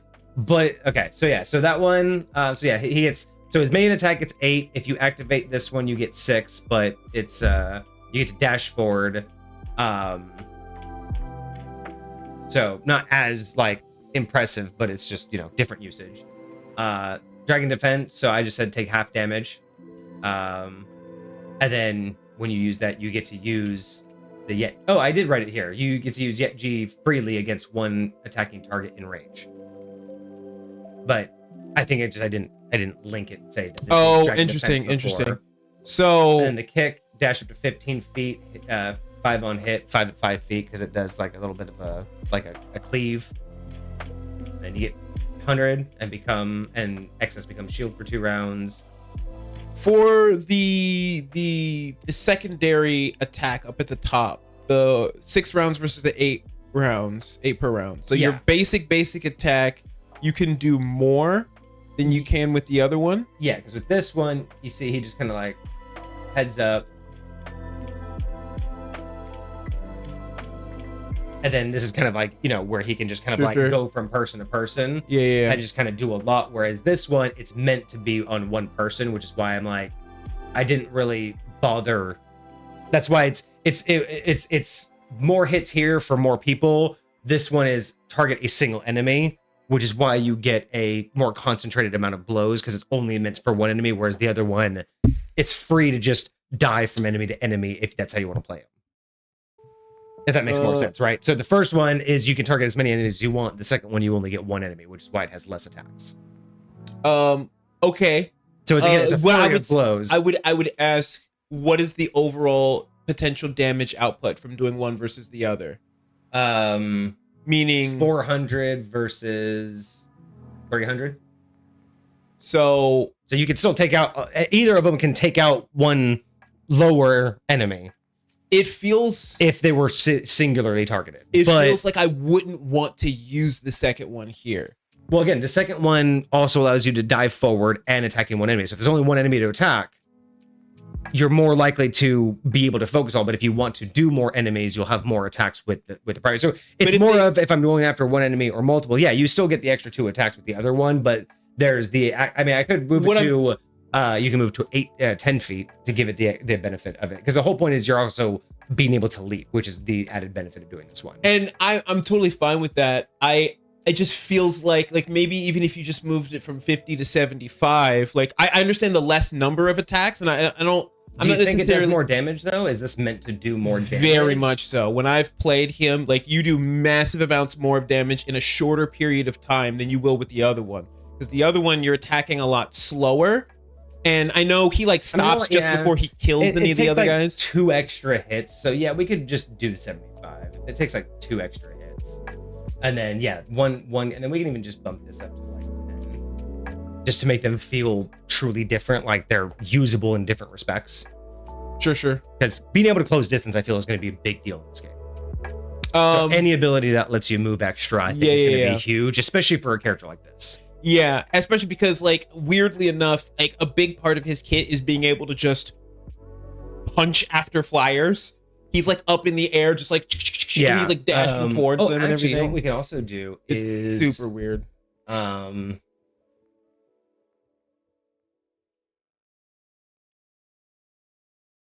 we can't do that actually.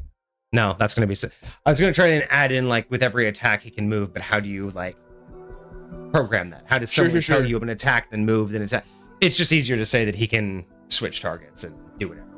So again, a lot of this stuff, the more we get into it, like some of the things we just can't replicate. Like even him attacking multiple targets may be something that's just not as easy to code into a system than it is just saying I'm attacking. Maybe that just means that we kind of like we were talking about earlier, adjust his play style for what we're creating here. Yeah. So that like when people are playing him, they know like, hey, this is more of a like single target focused creature. Like you're meant to drill one person down into the ground then move on to the next person and drill that person down into the ground. Whereas if it's not easy to program, then that might be it, is we just have to change everybody's like not core build, but core mechanic, like core focus.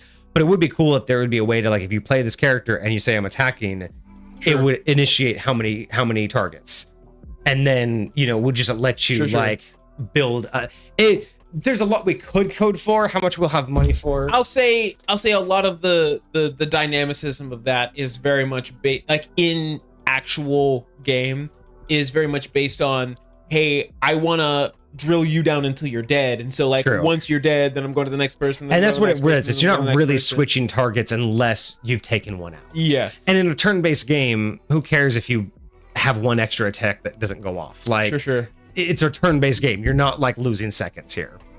So that's pretty good. And then his ultimate is actually interesting. So his speed, I just increase his speed by 3, damage increases by 50 per hit, and it lasts for 2 rounds. Okay. So everything he does is just wicked harder. And then that would mean even this, his 10 feet would become 25. Like the idea, there's anything that he does. Anything that requires speed is increased by 3. Everything that requires damage is increased by 50. I mean, he's the Ultimonk. So I feel like that would be good for him. And then, he has wall climb. He has that crane leap, which gives him the 15 feet elevation while moving. So he can just go up 15 feet if he wants. Mm-hmm. And then chi absorption. Every time he eliminates a character, he'll get 50 hit HP. He'll heal 50 every time he eliminates. So he actually has this passive ability of chi absorption. Assisting in taking down enemies allows him to absorb their chi and gain a bonus health. And this one goes from 250 to 300. So I'm just saying, if you're responsible for elimination, you get the 50 bonus XP. Why not? See, I stayed wondering how these Iron Fist players never die, and they're like out in the, like, bro, how? The eliminations. I never can get this to happen for me. But it is an assist only, so you have to have someone else like doing the damage, and you have to be the one that takes it out. So you can't like just solo tank them. But usually you're taking down the little guys that everyone else is attacking, so it's easy to do that. But yeah, I just put a passive. You just get 50 if you eliminate them. It's a little bit easier that way. Sure. But yeah, so it's like, again, some characters were easy, some weren't. Penny Parker was meh. Oh, I'm actually very curious about Penny Park. We can go over her another time, but I mean, hers is pretty easy. Like she has no melee. She has her web cyber, 20 range, 30 damage, 12 per round. Again, might be a little bit too much for rolling purposes, but it spreads out to kind of what she can do in terms of like her damage output. Web snare, 20 range, reduces enemy speed to 0, heals 50 if you're within 5 feet, lasts for 1 round. Heals 50 if you're within 5 feet. Yeah, AoE heal. If you're near it, it actually heals over time. Like when you shoot it, or just period? As it's when it's on there, as if you go near it, it will heal you over time as long as you're on it. So I'm just saying that it just will heal you if you. Oh, that's crazy! I did not know that. Which is when the ult happens and they're just being placed everywhere. That's why they're actively healing, because they just keep running around their own nest. I stay wondering how Penny gets healing on her. Like, when is Penny healing? Like, that's crazy. Yeah. So if you look at. Because I'll like at the end of like a game, you like see everybody else's stats, and like you'll see who had the most healing and stuff like that. I'm like, that's crazy. Shoot a web strand that links.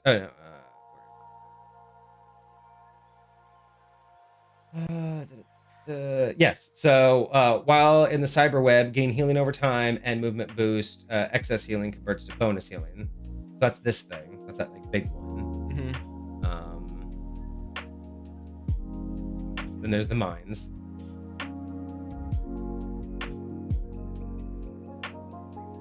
And there's those like that whatever the fuck that thing is that you can like swing to. Oh yeah, just any of your webs. And then yes, cast futuristic webbing that immobilizes enemies or creates a cyber web. Oh, that does while in the heal cyber you. web, gain healing over time and movement boost. So when you're doing this thing and you're dropping mines, spider drones, and cyber webs, you're literally just healing and gaining the shield, because you're any excess healing goes in. That's so crazy. That's why they just run in a circle, because you basically can't die in there. So that's so crazy. Yeah. So reducing their speed, we get healing, and it lasts for a round. Bionic spider nest, 25 within 15 feet. Heals 25 if you're within 15 feet. Last 2 rounds. Sure. Mines, 50 within 5 feet of activation. So you throw it on the ground, someone comes within 5 feet of it, boom. Do you put that if a mine is in the same area as a web, you can't see it? I don't know how we would. Yeah. I honestly don't know how we would equate to do that. That'd be difficult. Like it can't be targeted or something like that. Yeah, I really, yeah, maybe that would be the best way to do it, is if it's not on a web, it can be targeted. Sure. Let's see. And then ultimate dash 40 feet, which is kind of seems about that. 50 to any enemy in path. So you basically just draw out a path, and any enemy you bump into takes 50. You drop a mine and nest every 10 feet from the starting point. Sure. Now, I'm pretty confident the second her ultimate ends, all the webs created by her ultimate go away. I think so too, yeah.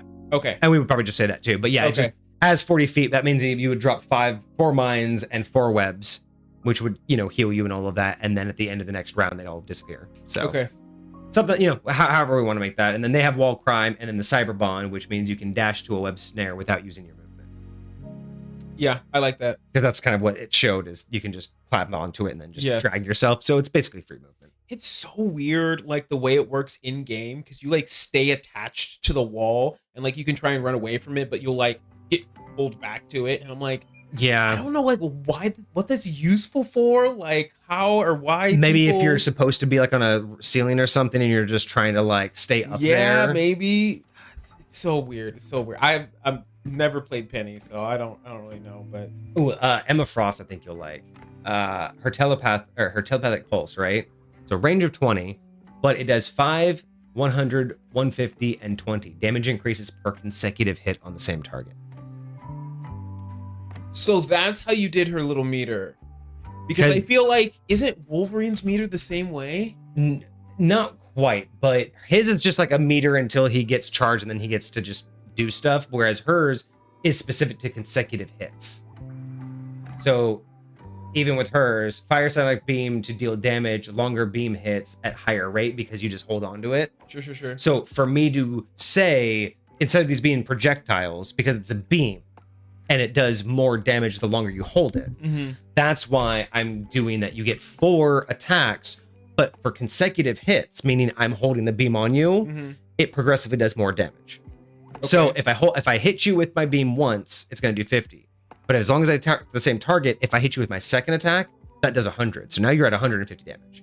If I get you for the third attack, it's going to do 150. That's 300. So that's going to kill most people. And then if I get you on my fourth one, it's going to do 200, which is 500 damage, which is most people, but not the tanks. So even in one round, if I'm just focusing on you, I should be able to down most everybody and drain a tank pretty well. So if there's a miss inserted, does it stay the same or do you bring it back down to 50?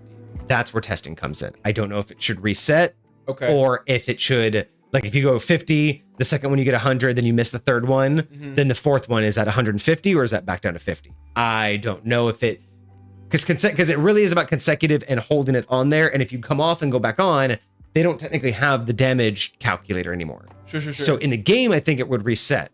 Testing will tell us what we should do in our game. Interesting. Okay. I think it should reset because anytime you get off of them, it's basically a new attack because they're not projectiles. But who knows? But I did like that. I did think that was clever to do it that way. And then she also has the Faceted Fury. So in diamond form, it's 75 on hit. The punches? Yep. And then she gets 4 of those. Mine's, I guess, prevent 300 projectile damage, 15 foot wide. One more time? So it's her, her shield. So within 10 feet, she can put the shield that's 15 foot wide, and it will absorb 30 of projectile damage. 300 of projectile damage. Oh, it's just projectile damage? I mean, what else? I mean, it's kind of just a floating shield, so it's not like it can really... Well, I mean, Magic, if she wanted to, or Thor could like bang on it just to make it go away, just to. Oh, I thought they would just pass right through it. I mean, you can walk through it, but I just assumed it was like Reinhardt's shield, where it's not really material; it's only meant to block. Sure. I just assumed it wasn't really there. That's fair enough. Like we could keep it that way. I think it might work for what we're doing. And people want to attack it, then we can say that it has. Yeah, I mean, again, it takes 300 damage. We can just remove projectile damage. Sure. The idea was that it's meant to stop projectiles. Sure. Because like Groot's wall stops people. Yes. This is really just stopping the projectiles. But we can easily say that it has health. Crystal Kick in diamond form, 100 on hit and pushes the target 10 feet. 150 if they go get pushed into a wall. I like that. Because that is part of the game where you take more damage into a wall. Diamond form, once every 4 rounds, take half damage and increase abilities for 2 rounds, which are those. Sure. Carbon Crush in diamond form, dash 10 feet towards an enemy, 50 on hit, and you switch places. Because that's what actually happens is she does that like body slam, and then she's actually standing where they were, and they're on it. So she actually goes up to them and then body slams them like that. Yes, and it's very helpful because then when you go to do your kick right afterwards, you can kick them into your team and away from their team and their healers. That's why I specifically put you switch places, because you walk up to them, you hit them, and then you actually swap them. Because that's fair, and that can be really tactful in this game too. I agree. The only thing I'll say is, I think maybe a little bit more damage for the choke and the slam. Okay, yeah. We could do like 75 at least, because in the thing it didn't seem like it does like a ton. It's not crazy damage, but again, like that combo. So if you choke slam, you see 2 punch, you see that's any other attack usually only gets 25 for that much damage. That's why I was like, I looked at that and I'm like, that's barely 25. I would normally not give that anything more, but I gave it 50 before. It's so weird that it does that, because it's like if you do that, 2 punches and a wheel kick into a wall, like that'll kill almost any. I think that's just setting them up. You know what I mean? Like, this feels more like the setup, not the damage dealer. It's just the start to the combo. Okay, fair enough. And then the Psychic Spear on it, it's 20 foot range on a hit, double damage against enemy for 2 rounds. Okay. Do you? Because they become basically vulnerable, so it's just basically for 2 rounds, double damage against them. That's because this one says takes control of an enemy's sentience. So again, kind of like what Eye of Agamotto or the Hunter's Mark from Hawkeye does. Is that's kind of the idea? Is you pull it out and it's easier to hit. Sure. But it actually increases damage. So the way I equated that is basically it's just double damage against that target. No, I definitely like the double damage against that target. I'm just trying to get. I want it to feel different than Hawkeye and Doctor Strange. Sure. So instead of just doing the easier to hit them, this is more about the damage than it is about actually hitting them. And for that, because I know that a big part of this particular thing, I don't know if it describes it on there, is when you shoot it to completion, so much so that you know how the diamond itself has its own health. Yeah. When that explosion does a big burst of damage in the end. So I don't know if there's a way to be like, hey, if you hit all your hits on this thing, it'll do a bonus like I wonder if that's, damage. I think that's like why I just chose double damage, just to equate all of it. Sure. And but we can definitely, fair enough. Again, when we test it, maybe it needs an explosion. Sure. For like at least 75. What's that? Like at least 75, 100 damage. Like, okay, we can definitely add that in there if that feels like what we need. And then, oh yeah, her psychic seduction. So 150 on hit, and then pulls enemies in the second round. So it lasts for 2 rounds. Because technically, when it goes off, it'll damage them. But if they stay around for too long, it'll actually start to draw them in. So in order to justify that aspect. So how are you articulating pulls enemy? Basically, like in game, like what is that gonna look like? Just like this, it'll basically just be, if they're within range on the second turn, they'll be drawn in like 10 feet. Like they would probably just pull them 10 feet. That's where the testing comes in and sees how's that work. But the idea is something like that, is you're basically just forcing them to come closer to you if they haven't left the area yet. I'm curious if we could do something like, if you start your turn in the area on the second round, you use your movement to, like, you have to use at least three movements towards Emma. Yes. Perfect. Yeah, that would be more than enough to fix that. Once we the verbiage is really where and that's just what I was trying to get is like, how are we going to articulate? Is it going to be like a pull, like I vine whipped you and I like yanked you in? Or I like the idea of forcing them to use their movement, because that's kind of what it is. It very much, yeah. Because that's the vibe that I get. Because like I can't do anything, and actually. Tell me if you want to be this. It isn't ultimate. They can't attack while they're doing that either. Like you have to use your movement to move towards them, and like that's it. Like you can't attack. You can't do anything else.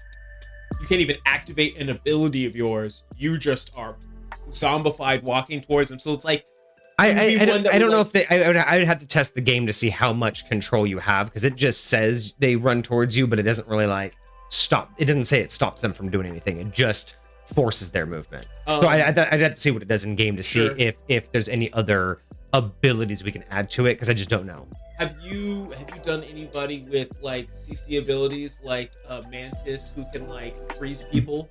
Let's see. Because I'm curious what you Mantis do for so like Spore Slumber, reduce enemy speed to 0 this round. Okay, so now granted, Spore Slumber I probably like makes them not be. I don't know what it does. I just kind of read it, so it kind of just said it makes them like stop, but I don't know if it actually like does allow them to add them. So if it doesn't allow them to do actions, then we would say that we would just say you can't take actions this round. What about what's her name? We just talked about her, the Spider Lady. Oh, Penny Parker. Yeah, her web. What? Read that again for me. Where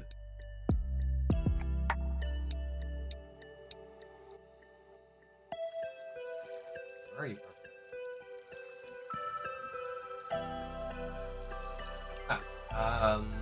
Web snare, reduce enemy speed to 0, heal 50 within 5 feet. Okay. So again, I could probably see Mantis. I don't know what her ability does. I just was going off the base rating of it, and it looked like it only like stopped the enemy, but I don't know if it stops them from acting. If it does, we would just change that. Say you can't take actions till the end of your turn. Sure. That would definitely be the change. Because again, anything that knocks you up in the air or stops you is just a reduction of speed. Sure. That's the easiest way to write it. So speed is 0 makes perfect sense. I think that works. But not being able to take actions is super important to know whether or not that's an issue. I think there will be a couple of them that are like that. I'm also curious if there needs to be additional articulation in here that certain ones are able to knock somebody out of their ultimate. So like, we haven't like, yeah. See, we haven't. That I think is actually we should put that in. That should be specific for alpha testing. Like I think that should be a decision we don't make until we're testing an actual game, because it may come down to interruptions just maybe too complicated. Sure. Especially with the way that we're planning on doing initiative. If we can do initiative differently, we might be able to, because if you like if no one knows what anyone's doing and you've already chosen all of your actions, if we can't involve reactions, then we might have a problem implementing it. If we can, then maybe every character has a free reaction button that when they find a certain ult going off, they can, because that's where like some ult, I think giving them an extra 30 seconds to redo their ideas makes sense in one place, but other ults, like you said, you don't know until it's already too late, but you can still sometimes react to them. I don't know how to make that work.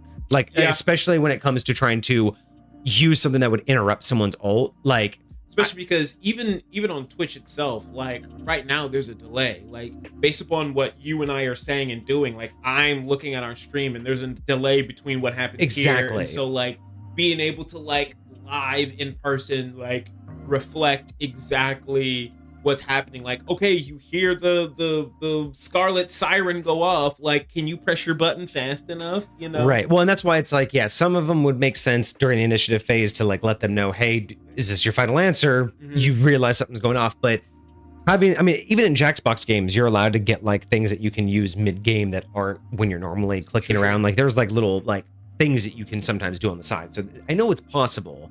I think it will come down to whether or not we can implement reactions. Because if we can, great. If we can't, that may be one of those things that we lose in translation. Sure. No, I totally get that, and that makes sense. But yeah, I think it'll be very interesting.